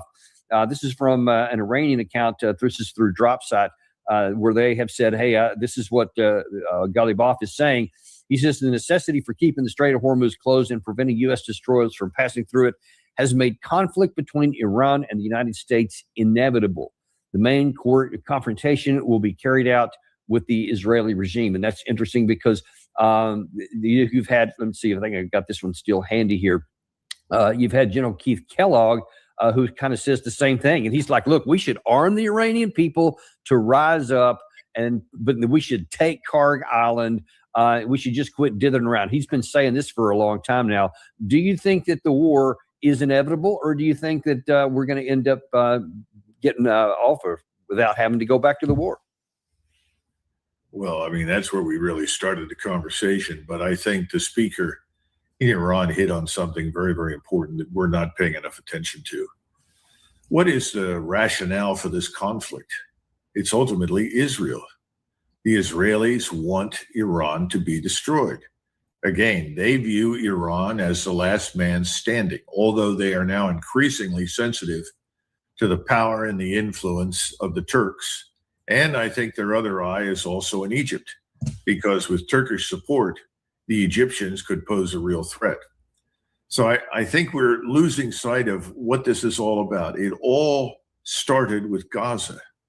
Remember the 7 October attack, which is largely being discredited now. It's widely understood, even in Israel, this was allowed to happen, right? That's certainly what a lot of the evidence says, yeah. Yeah, so the problem we have now is we allowed it to happen. The Israelis struck back, and then they essentially demonstrated this was their trigger for a plan they already had on the shelf. This is the plan called Project Greater Israel. So Project Freedom has nothing to do with the Strait. It's all about the Project for Greater Israel. Well, that's falling apart in a number of different ways. We could talk about that on another occasion, but I think Ambassador Freeman was on recently and talked in greater detail about how that's collapsing. It hasn't worked in Lebanon. It's not going to work in Jordan. It's not going to work in Syria. And in the meantime, the countries, the two big players, Egypt and Turkey, are acutely aware of what the Israelis are about. And they're on the edge right now of intervention. That's what people don't understand. The entire world is aligning against Israel. And because we are unconditionally supporting them, the world is largely aligning against us. And this is going to get worse unless by some miracle, President Trump realizes all of the dangers that we talked about during this session economically and where we're headed. And if he understands that, he'd end this immediately and get out. And I'm not sure he really understands it, not based on those remarks that you just rebroadcast on your program. Yeah, and that's supposed to be puzzling, because that's supposed to be his one area of actual expertise about the economics and the business aspects, and yet somehow that seems to be missing. But then we're still left with what next? And actually, let me zero in on this Israeli situation, because I think in the last show we talked about, when we were talking about the first effects of the first 40 days of this war when it was active, and there was allegedly somewhere around 14,000 targets that we had serviced, et cetera. And that had brought us really low on interceptors, whether it's STAD or PAC-3, on our offensive, whether it was JASM or the Tomahawk cruise missiles. And if we go back into another active phase of fighting, I mean, we're going to dwindle down into the red or black in terms of the stockpiles. We just can't keep going on. Israel is embarked on a path, especially now in Lebanon, just adding to the rest of them. There's no easy path to military success here, and they can't even maintain that unless we keep shoveling out more cash and more bombs and munitions to allow them to keep going on that. Do you think we'll be able to continue giving Israel that so that they can even try to do these things? Well, what you're saying is which happens first? Do we collapse financially here at home first? Or do we essentially recognize the futility of our military operations overseas first? I don't have an answer to that. I have this terrible sinking feeling it's going to happen simultaneously. We're going to have an example of this coming up shortly. We're going to wake up. I don't know if it'll be in June or July or maybe earlier. We're going to wake up and discover that the stock market has lost 40, 50, 60% of its value. And anybody you want to pick will talk about this, whether it's Luke Groman or Ray Dalio, any number of people that have looked at this carefully and they know it's coming. So that could happen anytime. And at the same time, you're right. Most of these exotic munitions, these precision-guided weapons and missiles, they're going to be exhausted in the space of anywhere from 5 days to 10 days, unless you start ratcheting back or reducing your operational tempo. So you want a clear answer which is going to happen first? I don't know, but they're both going to happen, I think. because I still don't see how President Trump does not escalate at this point, because the alternative for him is humiliation. Well, that's kind of the last question I wanted to ask here, because if last week you said Trump was just going to wait and figure it out mode, and then he figured out, okay, well, we'll do this blockade, and now we'll do this Project Freedom. Well, that's clearly no more than that's paper deep, because it hasn't resulted in anything so far, despite the claims of success there. So the question is, where are we going to be next week when you come back on the show? Because you just can't sit on this. He successfully, I checked again just a second ago, and the price of oil has continued to drop. So he's had a significant effect on the market today. But there's still 12 million barrels that didn't come out of the Middle East today again. And those stocks in the U.S. keep dwindling down. And so he can't just do this out. I've heard some experts suggest maybe 3 weeks is about all that we can keep the fiction going. And then the actual price of a barrel of oil and the paper price are going to start coming back into alignment. And that's going to be going higher. So where can Trump go? Because and then here's the problem, Doug. I mean, and in his business mind still, if he sees this is a problem here and it's not working, then to give in to these guys and say, let's go back and hit them one more time can only exacerbate it, because now then you're going to lose in oil infrastructure, which is just going to bake in long-term problems and probably a depression. How does he navigate that? Well, you're talking about the physical reality versus the paper reality. And I think he prefers the paper reality. He prefers to think that it will be managed, and that he can come out and make statements and persuade people of something that is not true, that it really is true.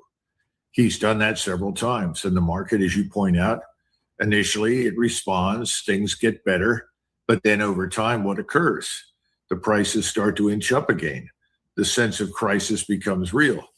It's going to become more real in the future if he presses ahead, and I think he will. The other thing is this blockade is really kind of interesting, because he's imposing the blockade and then he's blaming it all on Iran.